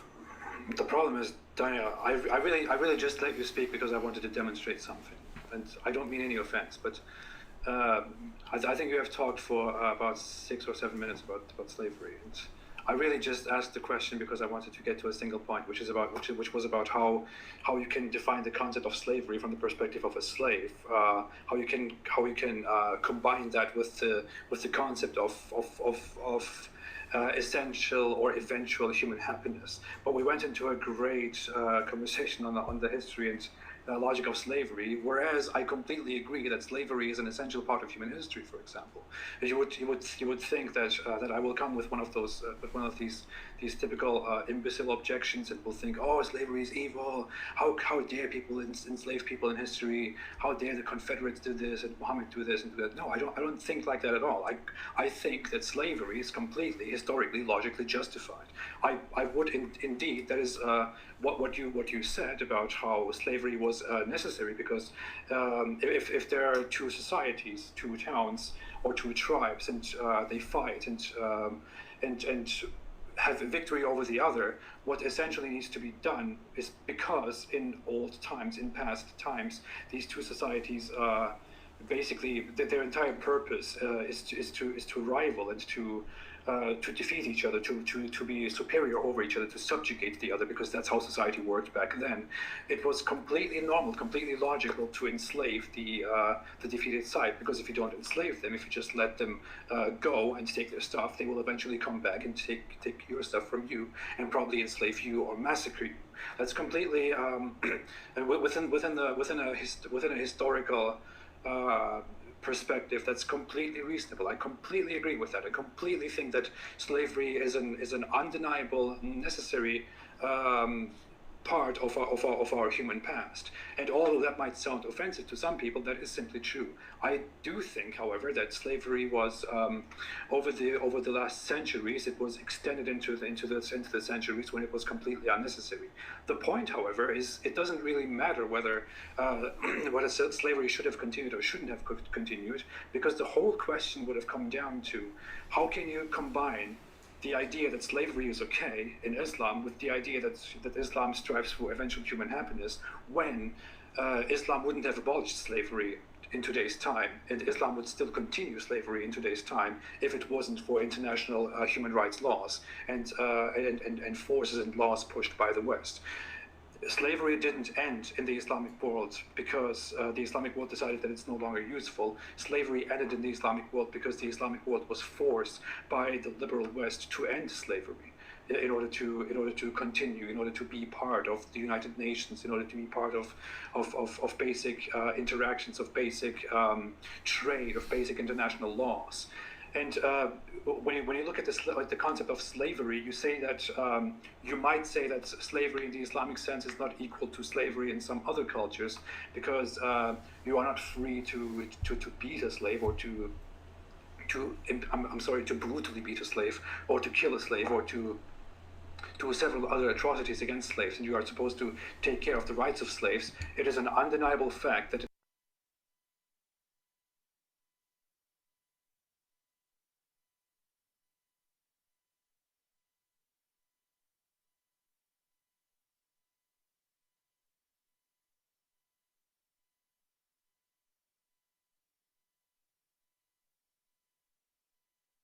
on a free Muslim's choice. A Muslim can choose to free a slave, but a Muslim can also choose not to free a slave, and can choose to buy and acquire as many slaves as a Muslim wants through war or through the slave market. This includes labor slaves and slave girls, with which a Muslim can have non-consensual sex with, for example.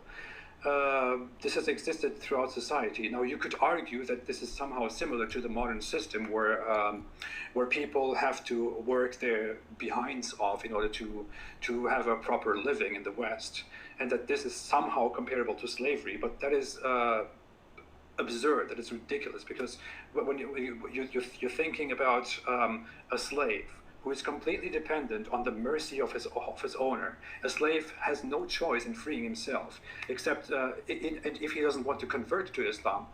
If he doesn't want to convert to Islam, for example, he has no choice in freeing himself. In some cases, he can make a contract with his owner and say, hey, I want to work off my price and free myself. And it is at the owner's discretion, according to some scholars. And the owner should listen to the slave, according to other scholars, and then make a contract and free the slave. But in many cases throughout history in Islamic society, we have seen that slaves went on as slaves for generations. Slaves gave birth to slaves, who gave birth to slaves, who gave birth to slaves, and so on. You cannot possibly compare that to a Western system, to a Western capitalist system, for example, in which a person works for years, but can also do with his own life whatever he wants. He can choose a job, choose this job, choose that job, be self-employed, go to a different country and choose a job there, and go on lengthy vacations, have their own home, have whatever home they want, have whatever rights they want, and be completely equal in front of the law. It is simply utilitarian. I'm going to use that word again. That a society which has free individuals and no slavery is ultimately much happier, much more progressive, much more productive, as we see in the West. We have made much more production and much more progress than Islamic societies have made in 500 years. Right there. Than it is to have a system of slaves. Right there. So you appeal to the productiveness. You appeal to the productiveness of the West. Of course, I did, because it's useful. It's good. I took 5 minutes to morally defend slavery. You're taking 10 minutes just to tell people what many of your non-Muslim audience already feels and has been taught for years. How is that fair? How is that fair? I'm going contrary to the status quo and trying to argue. You spend 10 minutes just repeating the same points that everyone already... It's not like you're just reading back people's biases to them. Like, that's not very interesting. We get it, yeah. According to the liberal mind, slavery bad. Yes, we know. See. I will let the audience decide what to think. Let me respond to that. Let me respond to the points that you made. The entire point of this was to point out that I asked you a basic question and you went on to a whole 5-6 minute summary of. Yeah, you're talking 10 minutes now. 10 minutes. Irrelevant. Whereas my whole. It was completely irrelevant. You asked me about slavery. I responded about slavery, and that was irrelevant. How does that make sense, man? Was about the last minute of my talk, which was, how do you compare a system where you are subject to a free human's mercy? And the Quran clearly says we have we have chosen some over others, and that the slavery and the human are not equal. The Quran itself justifies that logic. How can you say that an Islamic society with slaves is more for eventual human happiness than a Western society, for example, where someone can choose where they want to work and can do with their lives whatever they want? That was the entire part of the question. So the one thing the whole point that I was making is that there isn't a fundamental difference conceptually and legally between the logic of being a wage worker and being a slave. Okay, that was the whole point of what I was saying, and I cited David Graeber, or I can cite other anthropologists and historians, and these leftist thinkers in the 90s. So these leftist, let me finish. The leftist theorists and the communists were arguing that, look, there's not much. Fine, you can choose between working at McDonald's or working at Burger King. Okay, this is the reality of choice for the majority of human beings living in the West.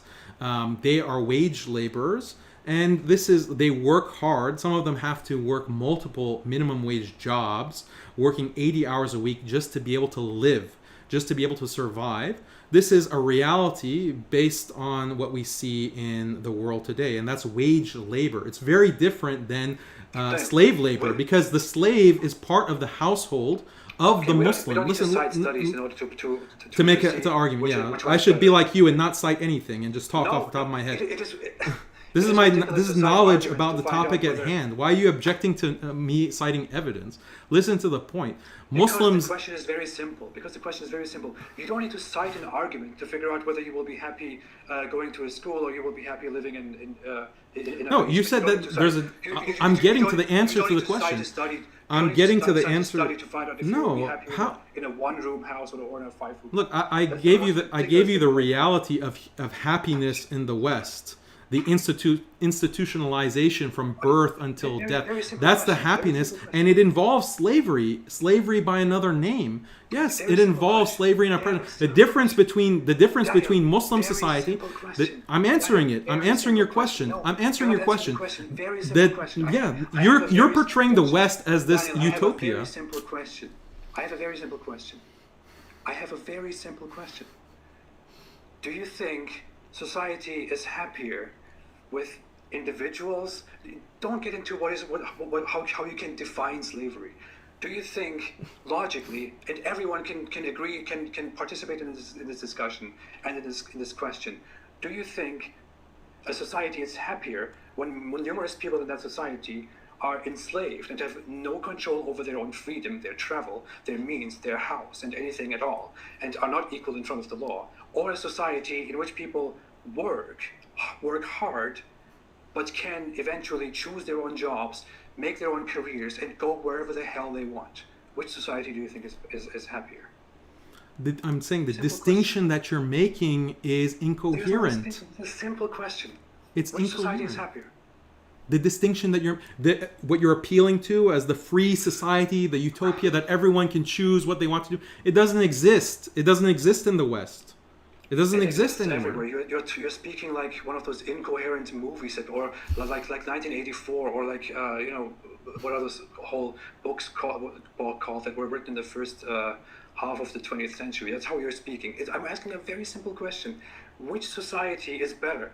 Which society is happier? Ridwan, which society is better? A society that has everyone is a billionaire? A society where everyone is a billionaire and lives in a mansion? Is that society better, or a society that doesn't have that? I misspoke. I'm not saying happier. Which society is happier? I'm not saying better. I'm saying happier. Which society is happier? Very simple question. You don't need to cite anything for that. So slavery, okay? Which society is better, right?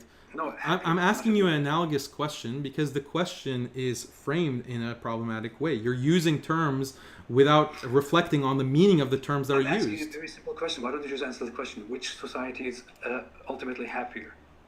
A society that doesn't have any hierarchy is what you're appealing to. A society where everyone is equal at the same level. This is the argument from Robert Nozick. I haven't said that. Huh? I haven't said that. Right. I haven't made that point. So do all societies have hierarchy? Is that inevitable? They have hierarchies, of course. Is a society with hierarchy better or happier, or a society without hierarchy? Which one's happier? It depends. That wasn't the question. That's a completely different discussion. Okay, you can say it depends, but I can't say it depends. Why can't you answer a simple question, Ridwan? What? Answer a simple question. What question? Is a society with hierarchy better or happier, or without hierarchy? Which society is happier? I would say some hierarchies are necessary, which answers the question. Okay, that answers my question as well. Some societies with hierarchy are better as well. Yeah. That is not the question. That means some people are under others. Hierarchy, for those who don't know what hierarchy means some people are below others. Some people are higher and some people are below. You just said that societies inevitably will have hierarchy.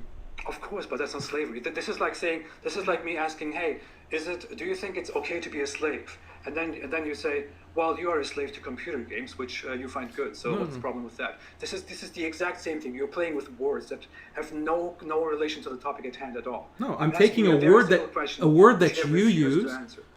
that you're using and that many use in a very unreflective, uneducated way, and I'm trying to bring some nuance and erudition to the concept. And I hope that your audience is interested in that. I think that I don't know if you have an educated audience. My audience is interested in facts and argumentation and reason. Muslims are interested in reason and argumentation. So, well, they don't really follow it. They're not the greatest example of that in the world. I think they can judge based on this broadcast. Okay, sure. So we haven't answered the simple question: which society is happier? The society that have. You didn't answer it either. You didn't answer a simple question. I did answer. It's like answering the question: do you think it's better to be a slave, or do you think it's better to be free? And then saying, well, I think it's okay to be a slave to computer games. That's basically what you did. No, that's not what I said. Slavery is a fundamental component of every society. I'm asking you a very just like question. Hierarchy is a fundamental component of every society. The fundamental structure of slavery is found in our society and is experienced by the lowest classes of people. That exists, and it's much more dystopian in the current modern world than it was. Slaves in Muslim world were much better treated and had a much higher quality of life and were much happier than the average poor employee living in the slums of any of these modern nation states. I concede. I agree that Western nations have a system, have a hierarchy, and I agree that you could possibly define people who work very hard as slaves if you so want to. I'm asking the question again: do you think a society in which slavery, where people are completely dependent on the mercy of their masters and their owners, where they have to do what their owners say and they don't have the freedom to live their life as they wish, that society and a Western society, for example, No, that's not the case in Western society. Your question, the way you're framing it is not meaningful. Okay, forget about Western society. A society where people have to work very hard to make a living, but where they can also freely choose their jobs and move to places, buy their own homes, go up and down in ladders, pursue a different education, choose jobs and homes, and and move to different countries. Which society is happier? That exists in Islamic society as well. You're creating a false dichotomy. You're creating a false dichotomy. I didn't even give an example for that example. I'm just asking you a question. Which example is about a society? You said the Western. You said Western, didn't you? No, I just said I'm not saying the Western. I said it first, but I'm saying now I don't mean the West. I don't mean West. I'm just giving you an example. This society and that society. Which society is happier? Which society will ultimately the society that doesn't have if people's quality of life is increased by what you mentioned, then yes, that's a happier society, but it's something that is fantasy. Okay, fantastic. So the point has remained unanswered after 20 minutes or 10 minutes. Fantastic. This is... at least I'm happy to know that wasn't our after truth. No, I thought it was interesting that you said that slavery is justified historically. I was actually surprised that you said that. So, because most people will bring up, well, the Prophet Muhammad had slaves. I'm honest. I don't know how much you have followed, but I'm saying everything as it is about Islam. I'm not here to lie. The truth is as problematic as it is. But one thing that, can we talk about this one point where you said that you mentioned the quality of life in the West and the progress that the West has made, and that shows how people are happier in the West today than they are in other places in the world. And you had said earlier that this is because of values, Western values, liberal values. Why is it the case that you have many countries in the world, such as in Eastern Europe, in South America, in parts of Africa, that have adopted these values? Because they're not Muslim, these are non-Muslim countries, but they suffer from poverty, from economic depression, despite the fact that they have these values of liberalism, freedom, and equality. How do you explain that? If it's just values, that results in progress and advancement, then what else? I don't know. I wouldn't think it's just values that do that. I would think values are a big part of that, and considering that Western society was built on these values. Although when Western society has pursued those values with the interruption of the Christian dominance and the Catholic Church, which was eventually opposed and defeated by the Reforms, by Protestantism, and eventually by the Enlightenment. Western society has been built on these values and has existed with these values for 2,000 years. 2,000 years? Of course, I would argue that Western society has come to the point that it has been successful. I thought you were an atheist, not a Christian. You think the values of the West originated with Christianity 2,000 years ago? No. I'm speaking of when we speak of Western values in history and in society, we're speaking of the Greek and the Roman origins of society. Western society was not unique in that. Western society was not one entity. Western society spread as an empire and forced other Western geographically Western societies to change and to adopt the Western values, which we nowadays call Western values. We base these Western values on old Greek philosophical ideas, on values of the Roman Empire, on later Christianity, and finally on Enlightenment values. This is what Western values are about. You could consider Christianity as part of that or not. I would personally say that Christianity is a part of that, but that Christianity is also you don't have to credit Christianity for it, but it is part of it. Yeah. So then what about these other Christian countries, like I said, who have also been Christian for centuries, and they have had access to the Enlightenment values, but they are suffering economically? They haven't, in 100 years, over 100 years of having constitutions and democracies and freedom of speech and all of these values, they are still suffering, and they haven't developed. Which countries? Give me an example. Look at any country in Eastern Europe. Look at Ukraine. Look at, even some would say, any country in South America, Central America. Eastern European countries are not entirely based on Western values, which is why we don't group them. When we group cultural groups, we don't group them as the West. We group them as East or Eastern Europe. That's because they were partially separated, both at the beginning and also especially after the adoption of Christianity. These two cultures were separated by the schism of Christianity between West and East, and Western cultures such as all the Central European cultures, Western European cultures have stayed loyal, have been built upon much more on the ideas of old Greek philosophy and than the Roman Empire than the Eastern part. The Eastern part has grown for at least 500 years separately than the Western. How about Greece itself? How about Greece, the economically depressed country of Greece? Greece itself. Is that not based on ancient Greek values? Greece has reached its independence from the imperialist Islamic Empire, which suppressed it only 100 years ago. How can you compare that? 100 years ago? So yeah. I'm just trying to understand, like, where these values that are so magical, that bring progress and development. So many of these countries that I'm bringing you as an example, and you always have an excuse like, oh, it was Orthodox Christianity doesn't lead to success and progress that's found in Eastern Europe. Only Catholicism and Protestantism is Western values. No, that's but not the West. The West is the West. The West is not the East. The West is the West. Yeah. So why? What's the success of the West based on? And you're saying that it's Greek philosophy, Western Christianity, meaning Catholicism and Protestantism, and Enlightenment values. Like, these three things that have very little to do with each other and come from completely different time periods and historical context, somehow magically is a secret formula that brings progress. So that means the rest of the world that didn't have Christianity for 2,000 years and didn't have the influence of the church, then they can't ever have the success of the West. Is that what you're saying? That's not what I said. No, that's absolutely. Well, that's why I asked you. What would you attribute that success to? And you're mentioning 2,000 years of Christianity. So what's the magic formula?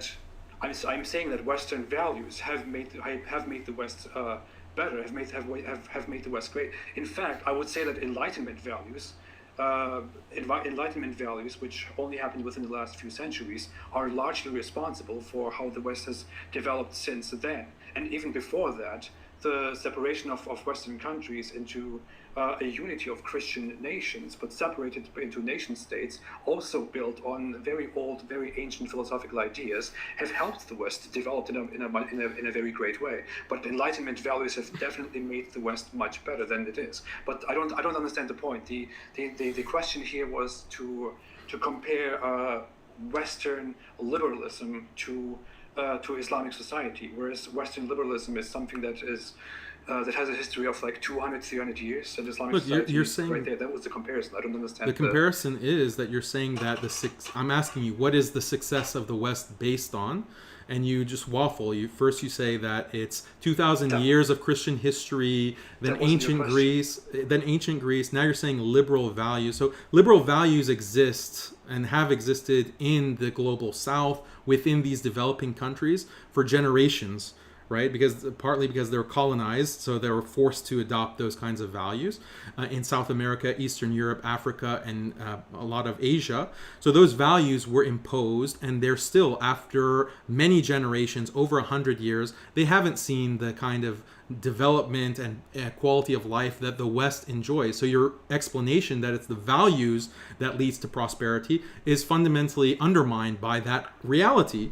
If you want to say that, okay, fine, it's not just liberal values, there's also Christianity, the history of the Catholic Church, that also it leads to progress that the West developed under, then that means the rest of the world can never achieve development and that quality of life because they don't have 2,000 years of Christian history. So does the West have a responsibility to allocate resources to all of these other developing countries, all of these people who don't have the privilege of a 2,000-year Christian history? Should the West continue to dominate them and have this kind of force? Here, answer this question: Is this world better? A world where the West is in a position of complete dominance? Is that a happier world, or a world where the West redistributes all of its wealth to everyone else and raises the quality of life of everyone to an equal level across the globe through forced redistribution? Which one is a happier world? Can you answer that question? I don't know. That's a very different scenario that I. It's a simple question. Just answer the simple question. Which one's happier?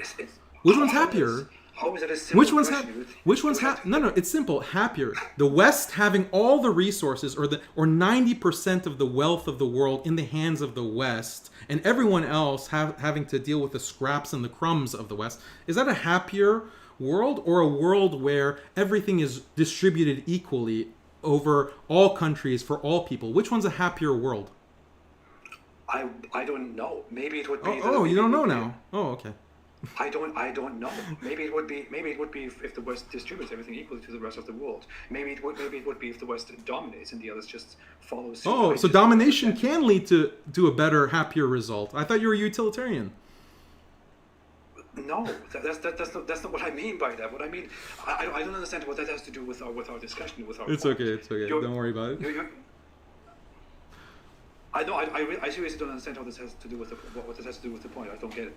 Yes, you're saying that your question was what makes liberal Western society better, and why are other cultures not as good as Western society? And then you started talking about how, according to my thought, because I agree that Western society is happy, I must also logically argue that other cultures which don't follow the ideals of Western society can't be equally happy, which is not true, because I said the opposite at the very beginning. I gave Japan as an example. Japan might be, to a certain extent, under the influence of a Western worldview due to what happened after the Second World War, but it is far off Western culture and the Western idea of liberalism and the Western idea of religion and tradition. I don't understand. It was a fascist empire. The Japanese history, Japan was a fascist empire. They lost in World War II. Empire. Yeah, they're racist, so they had all that progress that you're now citing as an example from fascism and racism. So why aren't those values being adopted by the rest of the world? Why should liberal values, if progress, you're citing Japan and the West, if that's the ultimate goal, then why shouldn't fascism and racism be adopted as opposed to this liberal Enlightenment thought? I'm just trying to draw out the implications of the answers that you're giving. That's all my questions are based on. I see. We're going into a completely different line of thoughts here, but I don't think Japan is a very good comparison to this whole issue, because Japan is the whole philosophy, the whole idea behind the nation of Japan is that Japan is a glorious nation which was divinely created by the gods, and that the Japanese people are the superior, the divine kind on earth, which deserve to eventually rule over the rest of the world. That was the entire idea of Japan. The problem with comparing Japan to cultures like Europe, for example, is that Japan wasn't in constant interaction with other races and other cultures. Japan was among each other and had a system among each other. Japan started booming, especially after the Second World War, after their system was defeated and crushed, and they have started adopting a more Western style of living and and focused on getting rid of tradition and focusing on simple productivism. So Yeah, that Western system was opposed because the U.S. took over their government and their economy after World it War was II. imposed. It's just true. Yeah, it was imposed. Yeah, so their progress and their quality of life reached the level it did before World War II because of values that are very different than liberalism. That's the only point I was making. So it's not liberalism that's leading to progress. Well, the U.S. even imposed values on them 100 years or at least half a century before the Second World War. So we could argue about that forever, but I'm not here to argue. That this is the thing. You might have argued with other people that they argue against imposing Islam on other societies and dominating other cultures, but they might be falling into a hypocrisy because they themselves believe that values should be imposed on other cultures. I don't believe that. I don't believe that we should be imposing liberalism or we should be imposing our own values on different cultures. That's not what I believe at all. I don't think that Brunei or that Saudi Arabia or that other cultures should be forced invaded and forced to change their system if they are oppressive. I believe that Brunei, for example, can be forced by cutting off relationships and cutting off trade with them and saying, hey, if you want to communicate with us and trade with us, then you have to abide by basic human rights that we have established. If you don't abide by these, then we have nothing to do with you. And that I don't think is considered forcing. But I don't personally believe that we should be forcing liberalism or any ideas of freedom on other cultures. That's not what I believe in at all. Well, I mean, this is the contradiction, right? This is the contradiction that you're singing the praises of the advanced West that has living a wonderful quality of life, but that quality of life came about through brutal imperialism, brutal colonization, brutal genocide, stealing the resources. That's how you get the West with 90% of the resources of the entire world. It's through coercion, through force, through rape and genocide. And now you're sitting and praising this civilization, but then sitting back with this mealy-mouthed kind of excuse. I don't agree with imposing values. That's completely inconsistent.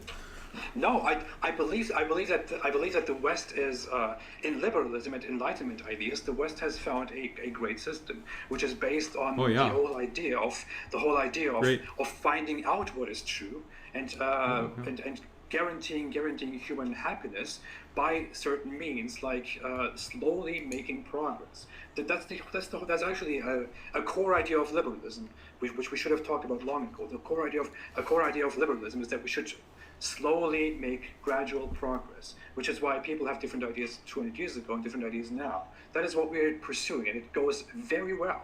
I'm sorry, it is going much better than any system in the world so far. Yeah, it's amazing. It's a miracle. Like it's such an amazing system that it's led to unprecedented amounts of wealth and dominance. Yeah, it's such an amazing system. But it's like such an amazing system that other countries in the world that adopt the system for some reason aren't able to achieve progress, aren't able to achieve the same quality of life. What a mystery. Why is that?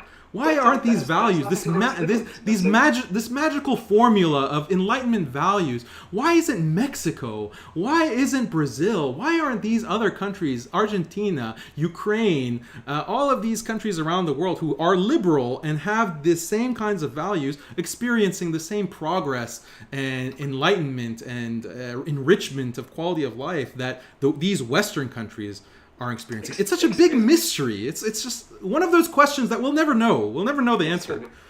Number one, I have never, ever, throughout this entire conversation, I've never said that it is liberalism alone that uplifts cultures and that this is the reason the Western cultures are better. You just said progress. You said progress that is gradually leading to betterment of society. That's exactly what you just said. No, I'm saying this is the philosophy. I'm not saying this happens everywhere, and I'm not saying that Western society owes all its success to liberalism. That's not what I'm saying. Not to liberalism alone. That is, I've never argued that, and I've never said that all Western countries are making progress. I'm saying that the idea behind liberalism is to make gradual progress for human happiness, and that this is a great system which has worked in many societies, in many Western cultures, and is also working very well in many other cultures, like in Turkey. Turkey, for example, which is compared to the Middle Eastern neighbors, which don't adhere to the idea of secular liberalism, doing very well. Excuse me. If you want to give examples of South America and Eastern Europe, those are also coincidentally doing much better than the Islamic world, which is suffering and constantly blaming all its failures on the West. And everybody is constantly witnessing how the Islamic world is crying about how it is all the West's fault that we are suffering so much, which is very ironic because we have just given the example of Japan. Those stupid Muslims. We have just given the example of Japan, which was completely flattened in the Second World War and is currently booming and among the best countries to live in the world. So it's really strange to make such correlations and such accusations. So we're not really getting anywhere with this. But if you want to stay on this point, you're not winning. No. Let me just make a point about apostasy, just to wrap it up. Sure. Why should I be punished? You will go again into how that serves the. No, this is not. I mean, this is because all of the previous arguments were based on kinship and family relations and building stable families. But when it comes to apostasy, it's based on similarity between people. So shared values, like being the same religion, because historically Islam was not based on race. Islam did not have ethnic and racial conflict like you'd see in other empires, like the Roman Empire and so forth, because it wasn't racial or ethnic. It was on the basis of similar religion. So this is a source of order and cohesion as well. And those who basically leave the religion, they pose a major threat to that social order and that social cohesion. And this is a very violent act to leave the religion, because all of society is based, that cohesion and order, there's not a top-down structure that is imposing like you see in the West. And in the modern nation state, you have society that has this logic of cohesion because of shared similarity in religion. We have the same values, and all of these like family structure, family relations, social structure, communal structure, and so forth at every level depends on a shared religious belief. So if someone opts out of that, it threatens that order. And so there is a clear harm to people in life. Obviously, we can talk about the afterlife and the harm that's caused by someone leaving Islam, but we're just making points that a non-Muslim would agree with. There is tangible harm to society when you have defectors, and every society punishes defectors, often with death, and liberal society is no different. Modern liberal society is no different in punishing defectors, and we see this to this day, but definitely throughout the colonial period, that the liberal colonizers, when they take over certain territories, they punish with death, with imprisonment, anyone who speaks out against the liberal secular order and the colonial powers. We saw this throughout North Africa, in the subcontinent. Millions of Muslims were killed because of their opposition, their ideological opposition to liberalism.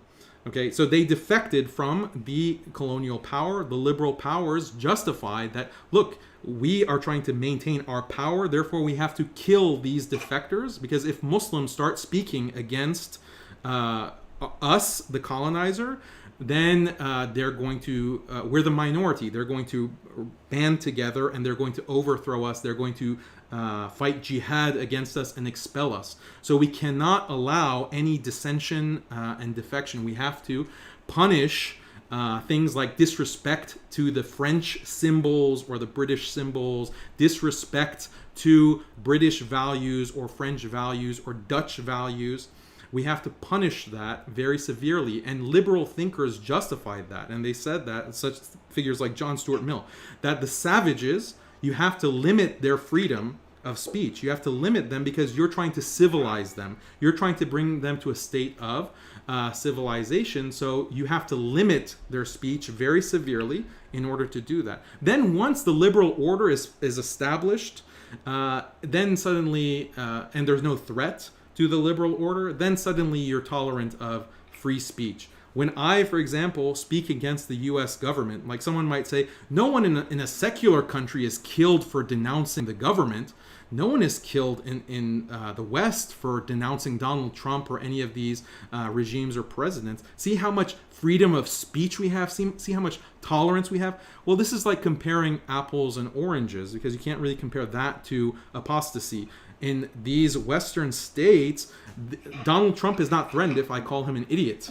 If Donald Trump and the U.S. regime is not threatened by me speaking out against them. If I were to reach a position and more people were thinking about going against the government, then the government would crack down. Then suddenly free speech is no longer allowed. So it's very convenient of the West and of liberal regimes that when their power is not secure, they do not allow free speech. In fact, they kill people, they kill defectors, and then once they've entrenched power, then they'll allow things that don't actually threaten their power. Whereas in Islam, apostasy is a major threat to the individual's happiness, his family's happiness, his community's happiness. So there is a practical benefit to deterring it, and you deter it with severe punishment and capital punishment. So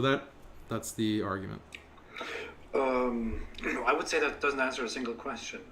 I appreciate the points you've made, but I don't think it answers a question. I think it is very similar to how many modern Muslims attempt to justify apostasy by bringing up treason in the West, for example, or treason in other cultures, for example, where you reveal the secrets of the state and then the state wants to go after you. It's a different argument. No, I understand it is different, but I think it is very similar, because I don't think any example that you have given actually justifies or is actually similar to the system of apostasy in Islam in any way. Even if you consider that these that an Islamic society and the Western society are fundamentally different. In the West, no one is being persecuted, no one is being prosecuted, because they have endangered the society and endangered the foundations of society through speech that is unacceptable. You think the civil rights leaders were not cracked down on, imprisoned and killed, assassinated? Of course they were. In a secular country?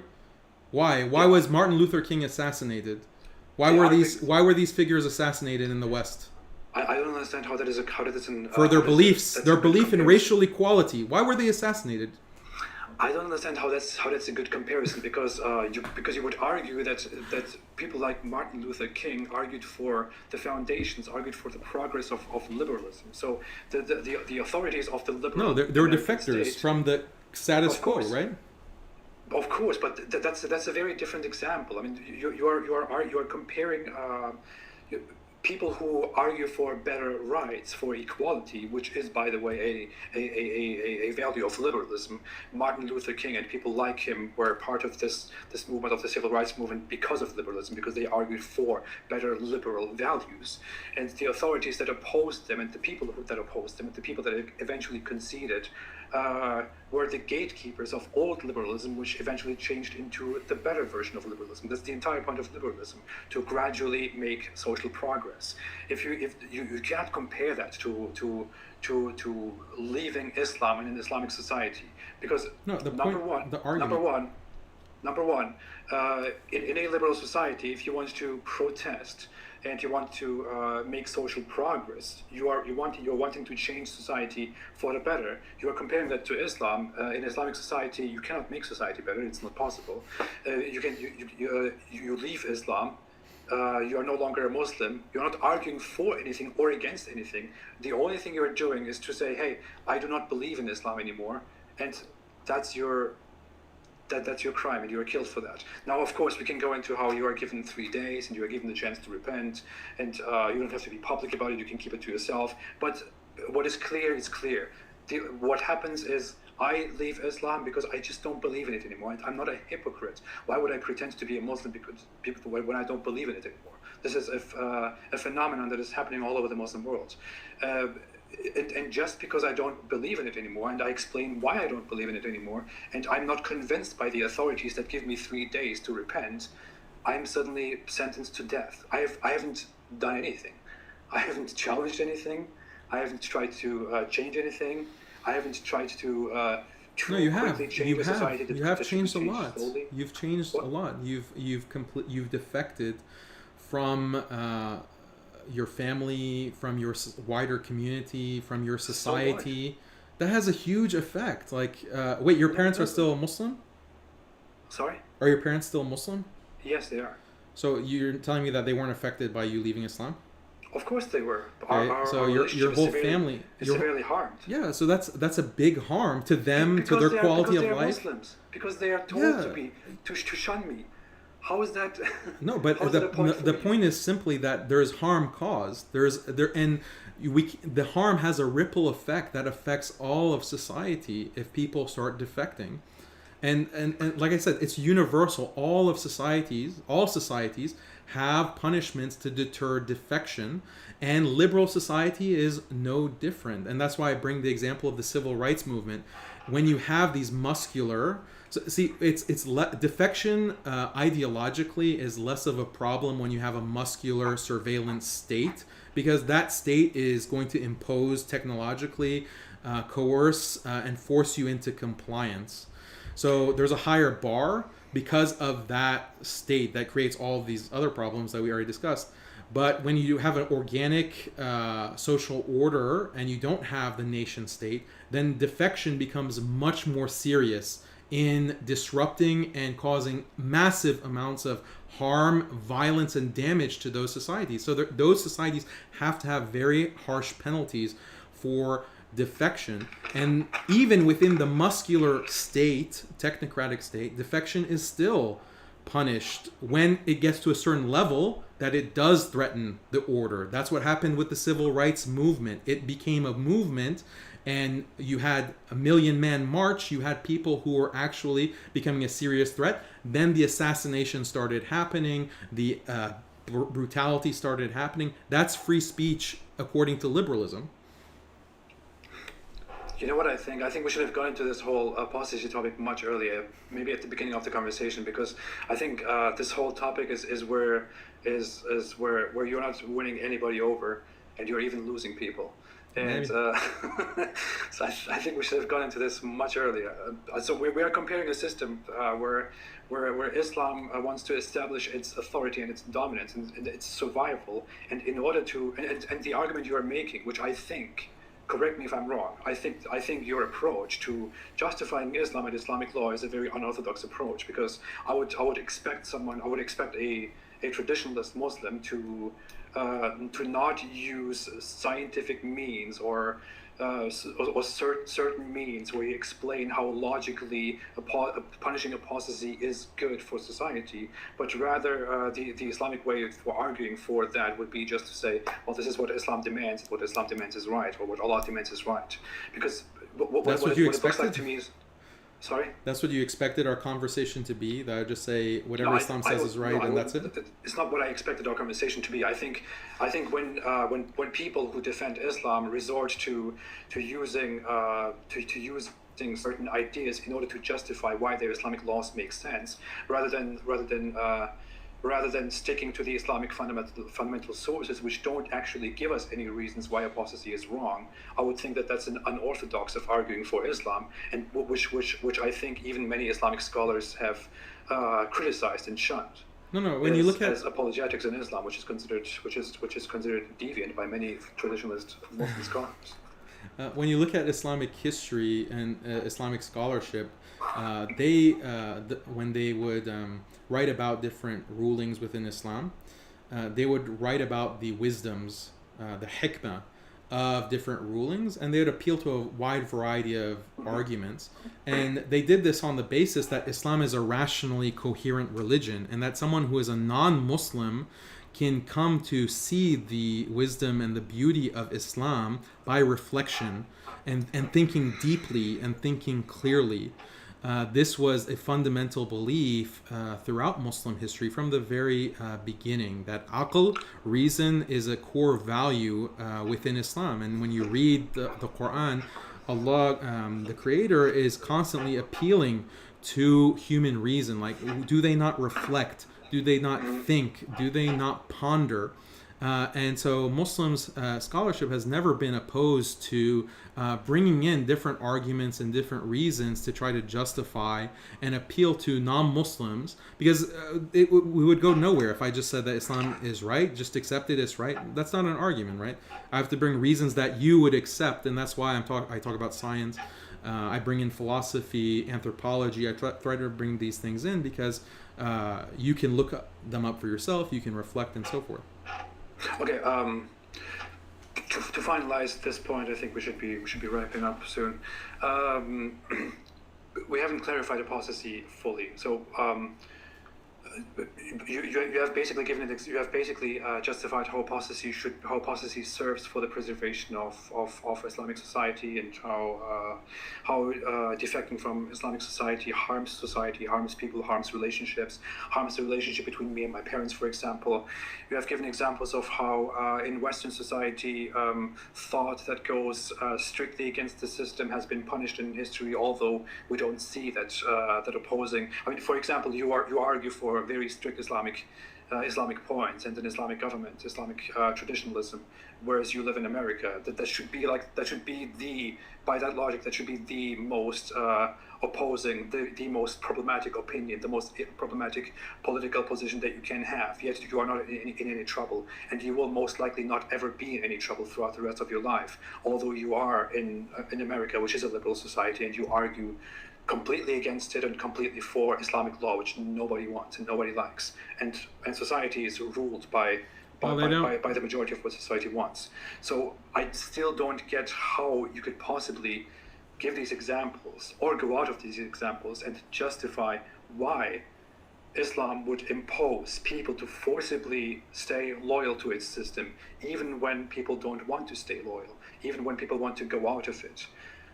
How is that justified? How would God want that? How is that good for society?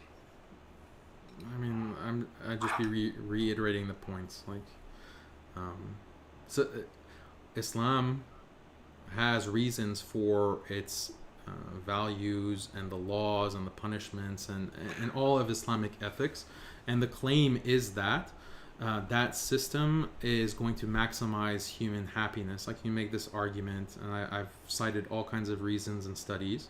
So on that basis that it does that, anything that will undermine that system of family, that system of community, if you start saying that, no, Islam's teaching on sexuality is actually false, and we have to start practicing adultery and fornication and homosexuality. If someone comes and does that, that causes massive amounts of damage and harm, because of families start breaking down, right? Families start breaking down, it causes conflict. Let's come to converting to Christianity, for example. Someone wants to, or an entire family wants to convert to Christianity from Islam, or wants to convert to Buddhism from Islam, for example. They're not advocating for sexual perversion or deviance or anything like that. They simply want to convert to Christianity and live a peaceful life, or convert to Buddhism and live a very peaceful life. What is wrong with that? Well, there's many other aspects to social cohesion that we haven't really talked about. So one part of social cohesion is similarity in dress, similarity in practice, like coming to a central place of worship and bowing together in the same ritual actually has a great deal of effect on people's willingness to be altruistic, to help each other, to support each other, to not harm each other. That practice by itself, which is a part of Islam, like congregational prayer. So all of society doing that, dressing in a certain way, speaking a certain way, your language, right? The language that you use to communicate. Like Muslims, even though they speak all the languages of the world, we have shared vocabulary in Arabic, because Arabic is the language of revelation.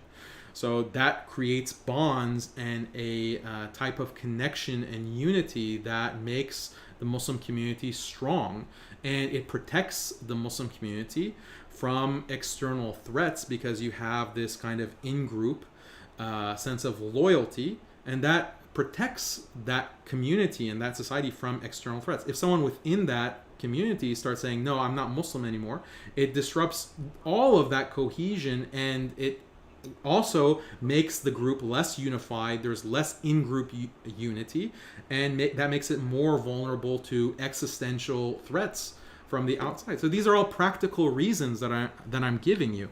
But why would practical reasons matter to the end goal of Islam and to the end goal of Islam as a religious system? That was because that's what I said. Like, the question that I asked earlier. Human happiness and living a good life, a beautiful life, is part of Islam. That's something that's an end. Like if you want to talk about maqasid al-sharia, the aims of the Sharia, this is happiness and living a fulfilled life in the most complete sense is an aim of the Sharia. But how does that come about? It comes about through these kinds of divine guidance from the creator of human beings, who knows and has the knowledge for what kinds of practices actually are best for society, as opposed to the limited and finite human mind, which can speculate and often be very, very wrong. I'll give you another example about gender mixing, for example. Look at the Me Too movement.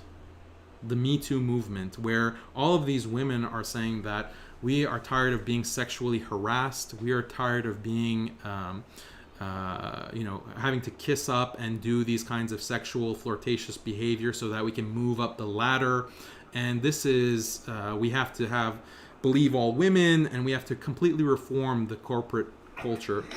But Jordan Peterson actually made a very good point. And I'm not a fan of Jordan Peterson. I think he has some, he's not the best representative of what I'm trying to argue, but he made an interesting point. He said that men and women working together in a corporate environment is something very new. It's something that we've only seen in human history for the past 50 or 60 years. And is it the case that this is actually something that could work? We don't really know that because it's only been 50 years of history, and that's nothing in the time span of human existence. And it might be the case, this is what Jordan Peterson said in an interview, it might be the case that women and men can't actually work together in an environment without that collapsing into a dysfunctional situation. Why? Because of human nature. And the way that human beings are with attraction and sexuality and so forth.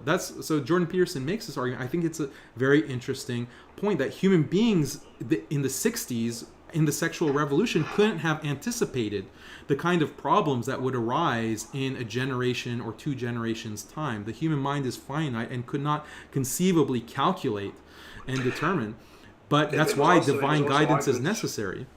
It was also argued decades or centuries ago that two people of different races cannot live together. That was actually a very dominant and very notorious thought that we have from history, where it was often argued that it is simply not healthy for black people and white people to live together in the same place, or for people of different religions to live in the same environment. All of these have been proven wrong. These are simply ideas that people are confronted with, and worries that people have, and where through I'm going to use the word again, utilitarian thinking and utilitarian means, we figure out how to live and how to deal with these problems and eventually learn to function.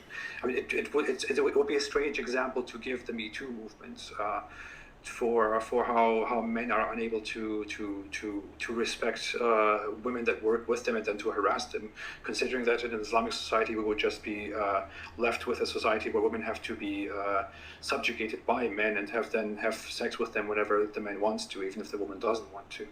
So I mean, you're bringing up, we can talk about women's rights, but it's going to take too long. So these of course. These jabs I are just really don't not fair. We're giving practical reasons why Islam should be preserved and why it works. I think we will not have a proper answer to the question why Islam is concerned with forcibly and brutally preserving the means through which it claims to bring about human happiness, which I don't think is a fundamental part of Islam's teachings. But why this matters, why this is your method of justification, of justifying Islamic law, and why Allah would care so much, why it would matter for humans to make sure that people follow Islam strictly, and that we enforce Islamic laws upon society strictly.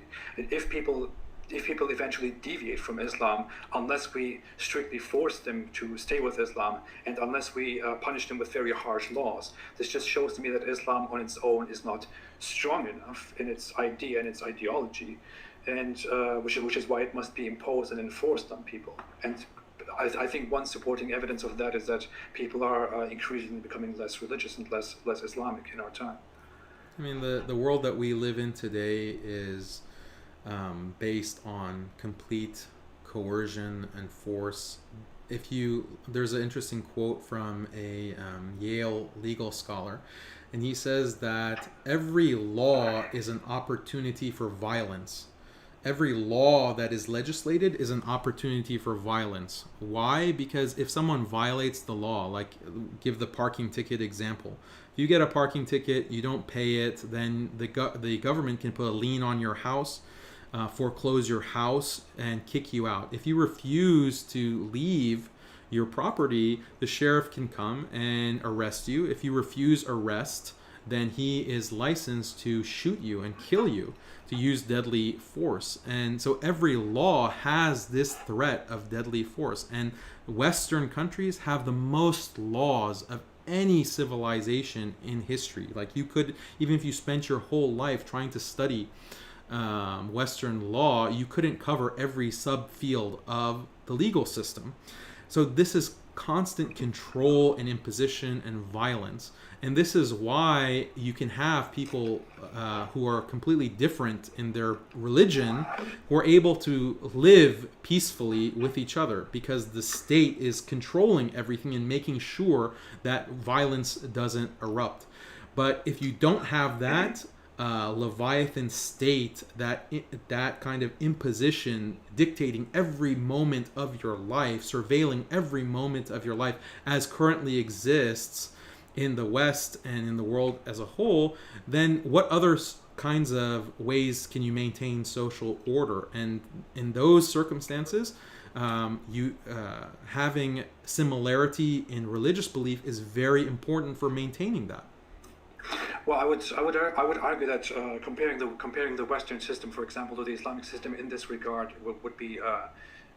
wouldn't be useful enough, because the question is why Islam needs to enforce its laws through humans upon society in order to preserve Islam, when Islam is supposed to be such a perfect system, which humans seemingly don't really want to Sadly, follow. People are irrational, my friend. People are irrational. Are you denying that? People can be irrational, right? So then if in the West, okay, laws are imposed. For example, lockdown was imposed for COVID. It doesn't matter if you believe that COVID is deadly. It doesn't matter if you believe that this is a highly infectious, deadly disease or not. You have to lock down. And you can't leave your house. You can't step foot in your house. You can't take your kids to the playground. Otherwise, an armed police officer is going to come and threaten you to get back in your house. Okay, regardless of whether you believe it or not. So why is that the case? Why is a police officer necessary? Why do we have some cities where there are military tanks going down the street to keep people locked down? Why? Aren't people rational? Science is so clear and obvious, right? Isn't your entire point? Your entire defense of Islam as a just system would be that it comes down from a divine perspective, and it tells us the truth. It tells us how to perfectly live a life. If we are left without Islam, we are left to systems where humans drive their own laws and make their own laws, drive their own systems. If we are left to liberalism, where the entire idea consists of maximizing human happiness through equality and freedom, we are left to humans making their own laws. Yes, when we look at history, we see that every law outside of Islam, every law together, every culture, every legal system together with Islam has always worked toward more progress. People have been left to their own discretion. People have been left with their own laws, and what we have today is we have the means to get from this place to that place within 2 hours, whereas that was like 15 hours in the past. We have computers, we have phones, we have science, we are healing each other, we are helping each other, people are donating, people are doing great things. So some people may be irrational, we may be doing irrational things for our own ego. But if you look at humanity as a whole, you see that people are essentially always after their own good. And the clear evidence for that is simply undeniable. If you look at how much progress people have made, and how much people value virtue, how much they want to appear virtuous, how much they want to be virtuous, how much they value help and donating and all that. Even if they're not always loyal to that, that's what they aspire to. Even if they're not always even if they don't always have the energy for progress, they aspire to make more progress. People are irrational, of course, but people are also very smart and essentially eventually decide what is best for them. And this is the entire idea of liberalism and of utilitarianism. And I think if you look at history, this is what we are getting at. Yeah, so progressivism is something that we should very critically examine. And there are many philosophers who have critically examined progressivism, and they will question the idea that technological advancement and creating this consumerist, capitalist, technocratic society is actually leading to human happiness. And many of them will disagree. They think that, and they argue that technology it creates enslavement. Technology creates a kind of subservience and a dependence, a consumerist dependence that destroys the kinds of human bonds that humans were meant to live naturally, organically. When we introduce certain technologies, there's always a human cost to that. Like, let's put aside the question of whether this technological development would have been possible without imperialism and basically sucking up the world's wealth that the West did. Let's put that issue aside. But even technology itself, does it improve the quality of human life? I'm not convinced. I'm a big skeptic of that, but I don't want to belabor the point. Yeah, I would say that if you look at the consensus, I would severely disagree that the progress that we are making is eventually harmful. I keep confusing these two words during this conversation for some reason, but I would definitely agree that the progress that we are making is eventually good for us. I would say that we are making a lot of progress that is probably not good. I would be a proponent of the idea that we should be making progress carefully, which is also, as said, the core idea of liberalism. We should be gradually looking for what is best and making progress accordingly. Eventually, people will figure out what is best for them. Have you heard about transhumanism? Excuse me? Have you heard of transhumanism? You mean to acquire a different nature and to change our nature with the means of technology and? Yeah, exactly. Yeah. I have. Yeah. I think it carries. I think there are some great ideas to it. Sure. Yeah. So transhumanism means that you're using technology you can change anything, right? If you could upload the human mind to a computer technologically, and then we just live in a kind of matrix or virtual reality, or perhaps using drugs, we can induce a constant state of euphoria that humans just enjoy. This dopamine drip, essentially, through the use of narcotics or drugs or whatever. So the promise of progress and technology fundamentally is going to annihilate human beings, because at that point you're no longer a human. You're a brain in a vat, or you're just a kind of electronic signature within a network. So this kind of progressivism is going to lead to the destruction of the human race as we know it. And a lot of people are not Why does really... Why does that matter to you? Because I'm a human being. But you're working toward just submitting to Allah and going to heaven. What does it matter to Yeah, you? that Islam is an affirmation of life. Islam is an affirmation of natural human living, whereas your progressivism and technologism is going to lead to the annihilation of the human race and brains in a vat, a matrix type situation. That's your future. But the thing is, you're presenting this fatalistic perspective of what humans eventually will become. It's not me. Many philosophers. Transhumanism. It's an entire field. It doesn't matter to you. You already have a fatalistic belief of the world. You believe that humans will eventually that humanity will eventually be destroyed and resurrected, and then go to heaven or hell forever. So I don't understand why it matters to you what eventually happens to humankind if they go on with technology. Okay, well, technology, like what is technology? What makes technology good? Is because it increases pleasure, right? You're a utilitarian. And pleasure is something physical. It's something that can be induced in the brain physiologically. So what if we create this perfect utilitarian utopia where we plug everyone's brain into this kind of dopamine drip, just like a matrix type situation, and you're living there's no more pain, there's no more sadness, there's no more harm because you're just in a vat and you're living this virtual reality. Isn't this a utilitarian utopia? Because you've maximized pleasure. Why? Pleasure has been maximized. No, you know what? I care a lot about transhumanism, and I believe that I always think I would love to live for a few centuries just to see what humans will do with this technology, because I would love to see that humans will one day be able to preserve a brain for forever, as long as they have the means to do that, and that they will assume different bodies, that they will assume a different nature, that they will become much faster in progress, that they will discover different planets and all that stuff. But we could talk about that forever. I love the idea of what transhumanism could do, and I think that it could do a lot of bad things, but it could do a lot of great things. I just don't understand how this would be relevant to Islam in any way, because if it was left to Islam, we would all be just living an Islamic life and never getting to this stage anyway. You could make the first step and stop using technology, for example, if you believe that it would essentially lead to a point that is undesirable to you. No, I mean, you won't do that because you are utilitarian too, just like me, just like humanity. No, I'm not a utilitarian. I'm just using that kind of argumentation because that's what you agree with. And I'm showing how like vacuous the idea of pleasure. Like, why should a physical pleasure be considered good?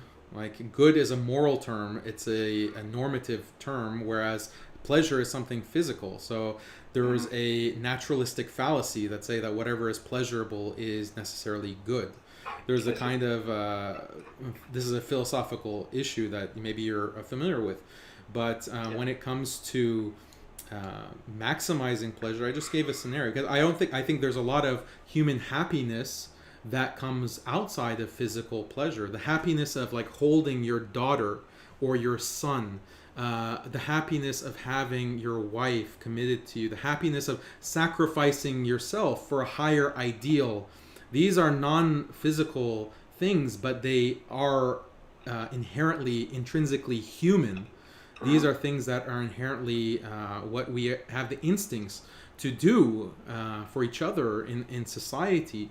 And progressivism and this kind of consumerist technologism is taking us away from that life and that existence. And it's because of the logic of utilitarianism, that as long as you have this physical individual pleasure as an individual and you're trying to constantly maximize that pleasure in your brain, the dopamine rush, then you can just introduce all kinds of technology until a point where things are so advanced that you're literally just a brain in a vat. Of course, but as said, I am always for progress and always for careful progress and progress made in a reasonable way. I would definitely not describe myself as a progressive, for example, which progressive today carries connotations that basically go toward making the kind of progress that a far left in America represents, which I'm totally against. But we're very far off topic. we could talk about philosophy, about the future of humankind forever. I still don't understand how it matters to you, to Islam, to Allah, and all that. But I guess we would have to go into a whole debate, whole discussion on whether the Islamic belief makes sense or not, whether it is it is philosophically logical, if it is conclusive or not. I would love to have such a debate, but I believe that today is proof that we would have to have a moderated debate with time limits. But yeah, I wanted to go. I mean, into that I gave you like a fundamental structure for the argument that I would make. Like, why is Islam true? Like, just these wisdoms. For a non-Muslim, like reflecting on these wisdoms, looking at. I don't think we have gone into the logical aspect of. I mean, you can go into why the legal system of Islam makes sense, but. It's significant because let me explain like my phenomenology or what I experienced, because I came from a liberal background. I came from a liberal secular background, and maybe we can end with this. But these ideas were foreign to me because I hadn't studied it. My parents hadn't introduced these aspects of Islamic law to me. And it was only through learning about them first and foremost, and then reflecting on them, diving deeper into the philosophy of liberalism, diving deeper into the wisdom of Islamic law in all of its detail, without sugarcoating, without apology. And then I was surprised. I was very surprised by the deep wisdom that is found within Islamic law that I was completely ignorant of. And so this gave more credence to the claim that this is from a divine source. This is from a divine source because the entire world, unfortunately, is following this kind of liberal ideology, and that's why Islam seems so strange and Islamic law seems so foreign, because everyone has been taken in by this common sense of the status quo that is constantly changing in this global Western hegemony. But Islam stands out and is distinct from that, and that in itself, the surprising difference between Islam and this hegemony is itself evidence and proof for a divine source, that this is from revelation. It's something that is beyond a human being to rationalize and construct as a system. So this is like one of the evidences, I think one of the strongest evidence for the truth of Islam, and it's what gives me faith. And I invite all of the viewers, if you're Muslim, strengthen your faith, be confident about Islam, do not apologize, do not sugarcoat. Islam is the truth. For non-Muslims, look into Islam. I invite you to become Muslim. I invite you to accept Islam. Do not stay away from Islam. Come to Islam, and it leads to a beautiful life. It might not make sense at first, but look more closely, think more deeply, and inshallah, Allah will guide you, and the truth will become manifest to you. Thank you. I would say I would like to quickly summarize what I think about that, what my conclusion is, just because it is so much fun, and because I think it would be, I think your friends would benefit from it very much too. But the thing is, my problem with Muslims and Muslim apologists is that I have probably never encountered a Muslim apologist who is ready to explain Islam and logically explain Islam, who actually believes in Islam and believes in Allah just because the idea of Allah itself, or because the idea of Islam itself makes so much sense and is completely explainable. My impression of why you came to believe in Islam is that you concluded that Islam's philosophy and Islam's moral and political system is the only system that addresses things correctly in the world, which to you is proof that Islam is real and that Allah is the true God and that Muhammad is his messenger. So your conclusion is actually that the philosophy and the politics and the morals make sense, which is why it's real. I mean, that's one reason. There's others as well. Okay, sure. I would say my journey was that I grew up with as a secular, non-practicing Muslim. The only thing that I knew was that I should believe in Allah, respect Allah, and practice Islam. I was quite respectful. I wasn't as disrespectful as non-practicing Muslims usually are. At some point, I ended up strongly believing in Islam, and strictly following Islam and preaching Islam to others.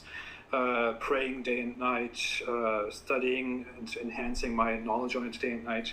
But I have simply come to certain conclusions, and one of them is definitely, I think, a very strong conclusion, which also would conclude, I apologize to my dear Christian friends and viewers here, which would also conclude why I don't think God exists at all.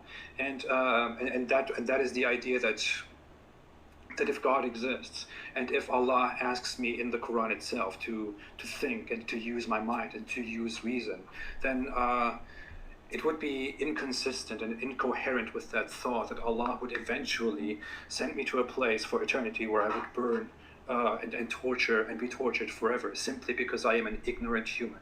Because the thought is, of course, Allah is supposed to have given me free will after He created me, so that I can find the truth, so that I can choose right and wrong.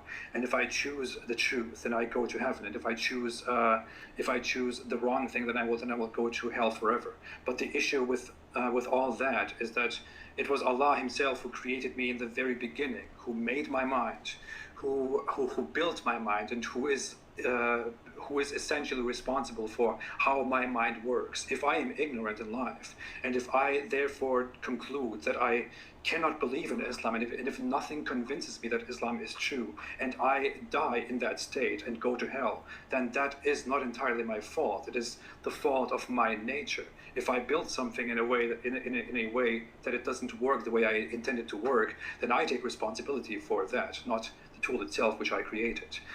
Moreover, Allah knew long before He created me where I would eventually go. If He did go ahead and create me knowing that I would use my free will and go to hell, then that means Allah did create me with the foreknowledge that I would simply serve as a suffering and sensible human to be tortured and suffer forever. If that is the definition of a true God, and if that is the definition of the true Allah, then I don't think that really that is good. I don't think that's good from a human moral point of view, and I don't think that's good from the point of view of the Quran itself. And that was one of the main crucial conclusions I came to, which made me decide that I can simply not believe in Islam. I would love to give this to Muslim viewers. You can say, oh, that makes no sense and all that stuff, but I would just like you to look into it, to think it through a little bit, and just to this is the problem. Take it apart. This is the problem of theodicy, philosophical problem. It's a lot of writing on it and philosophical in the Western tradition and in the Islamic tradition. So we can't really get into it and address it, but just like all of these other issues, if you've listened on slavery, on Hudud, on apostasy, like all of them have clear answers and logic, and theodicy is also an issue that we can deconstruct and analyze that you described. And I hope that you are a inquisitive person, Ridvan, and the fact that something doesn't make sense to you at a certain point of time, like you've went through this kind of transition. You were a practicing devout Muslim, and then now you're not. You're an atheist, but that could change. I've went through transitions in my life. I was Shia, I became Sunni, I was liberal and non-practicing, I became practicing. So these are things that we can change. We have to seek the truth. And I hope that if I can provide anything to help you understand certain things on a rational and logical basis, I'm always open to that. I don't shy away from conversation. I hope that one day actually you will also find the truth and return back to Islam. And that's my hope for everyone, because Islam is merciful in that way, that we care about others, we care about the salvation of others. And the happiness in this life and the next. So, but I should be killed. okay. I'm just going to. Well, thank you so much for joining me, Daniel. I appreciate that you sat with me here for quite a while. I hope this discussion has been fruitful, has been beneficial in some way. I think it did get heated and complicated and controversial at some points, but I think it was necessary. As I said, I would always love to exchange ideas in a peaceful way when it comes to these issues, when it comes to theology, when it comes to the logic of believing, and all that. Let's see what the future brings. I thank you very much again for being here, despite terribly disagreeing with many things that you say, but you also do the same with me, so we are kind of at the same spot. I want to thank everybody for joining. Thanks so much for the chats. I haven't really been able to follow because I wanted to focus. There was so much going on here. Thanks, everybody. I will hopefully see you again. Daniel, do you want to say anything final? No, you can follow me at muslimskeptic.com. That's my website. I have an institute, Alesna Institute. It's at alesna.org, ALASNA.org, where I teach how to address these issues and how to argue. We go much more in depth in my actual courses on these topics. So if you're a Muslim or non-Muslim interested in these issues and studying at an academic, in-depth level, you can take my courses, join the institute at alesna.org, or if you just want free content, I have my Facebook page, my YouTube channel, Twitter, and you can also go to muslimskeptic.com. Thank you. I appreciate that. Thank you again, everybody. Have a fantastic day, evening, wherever you are. And as always, in the name of both of us, just kidding. No. Just kidding. I know I'm not allowed to do that. Have a great day and stay away from Islam. Join Islam. Embrace Islam. Stay away from Islam. La ilaha illallah Muhammadan Rasulullah. I dumped that. Okay, so bye-bye.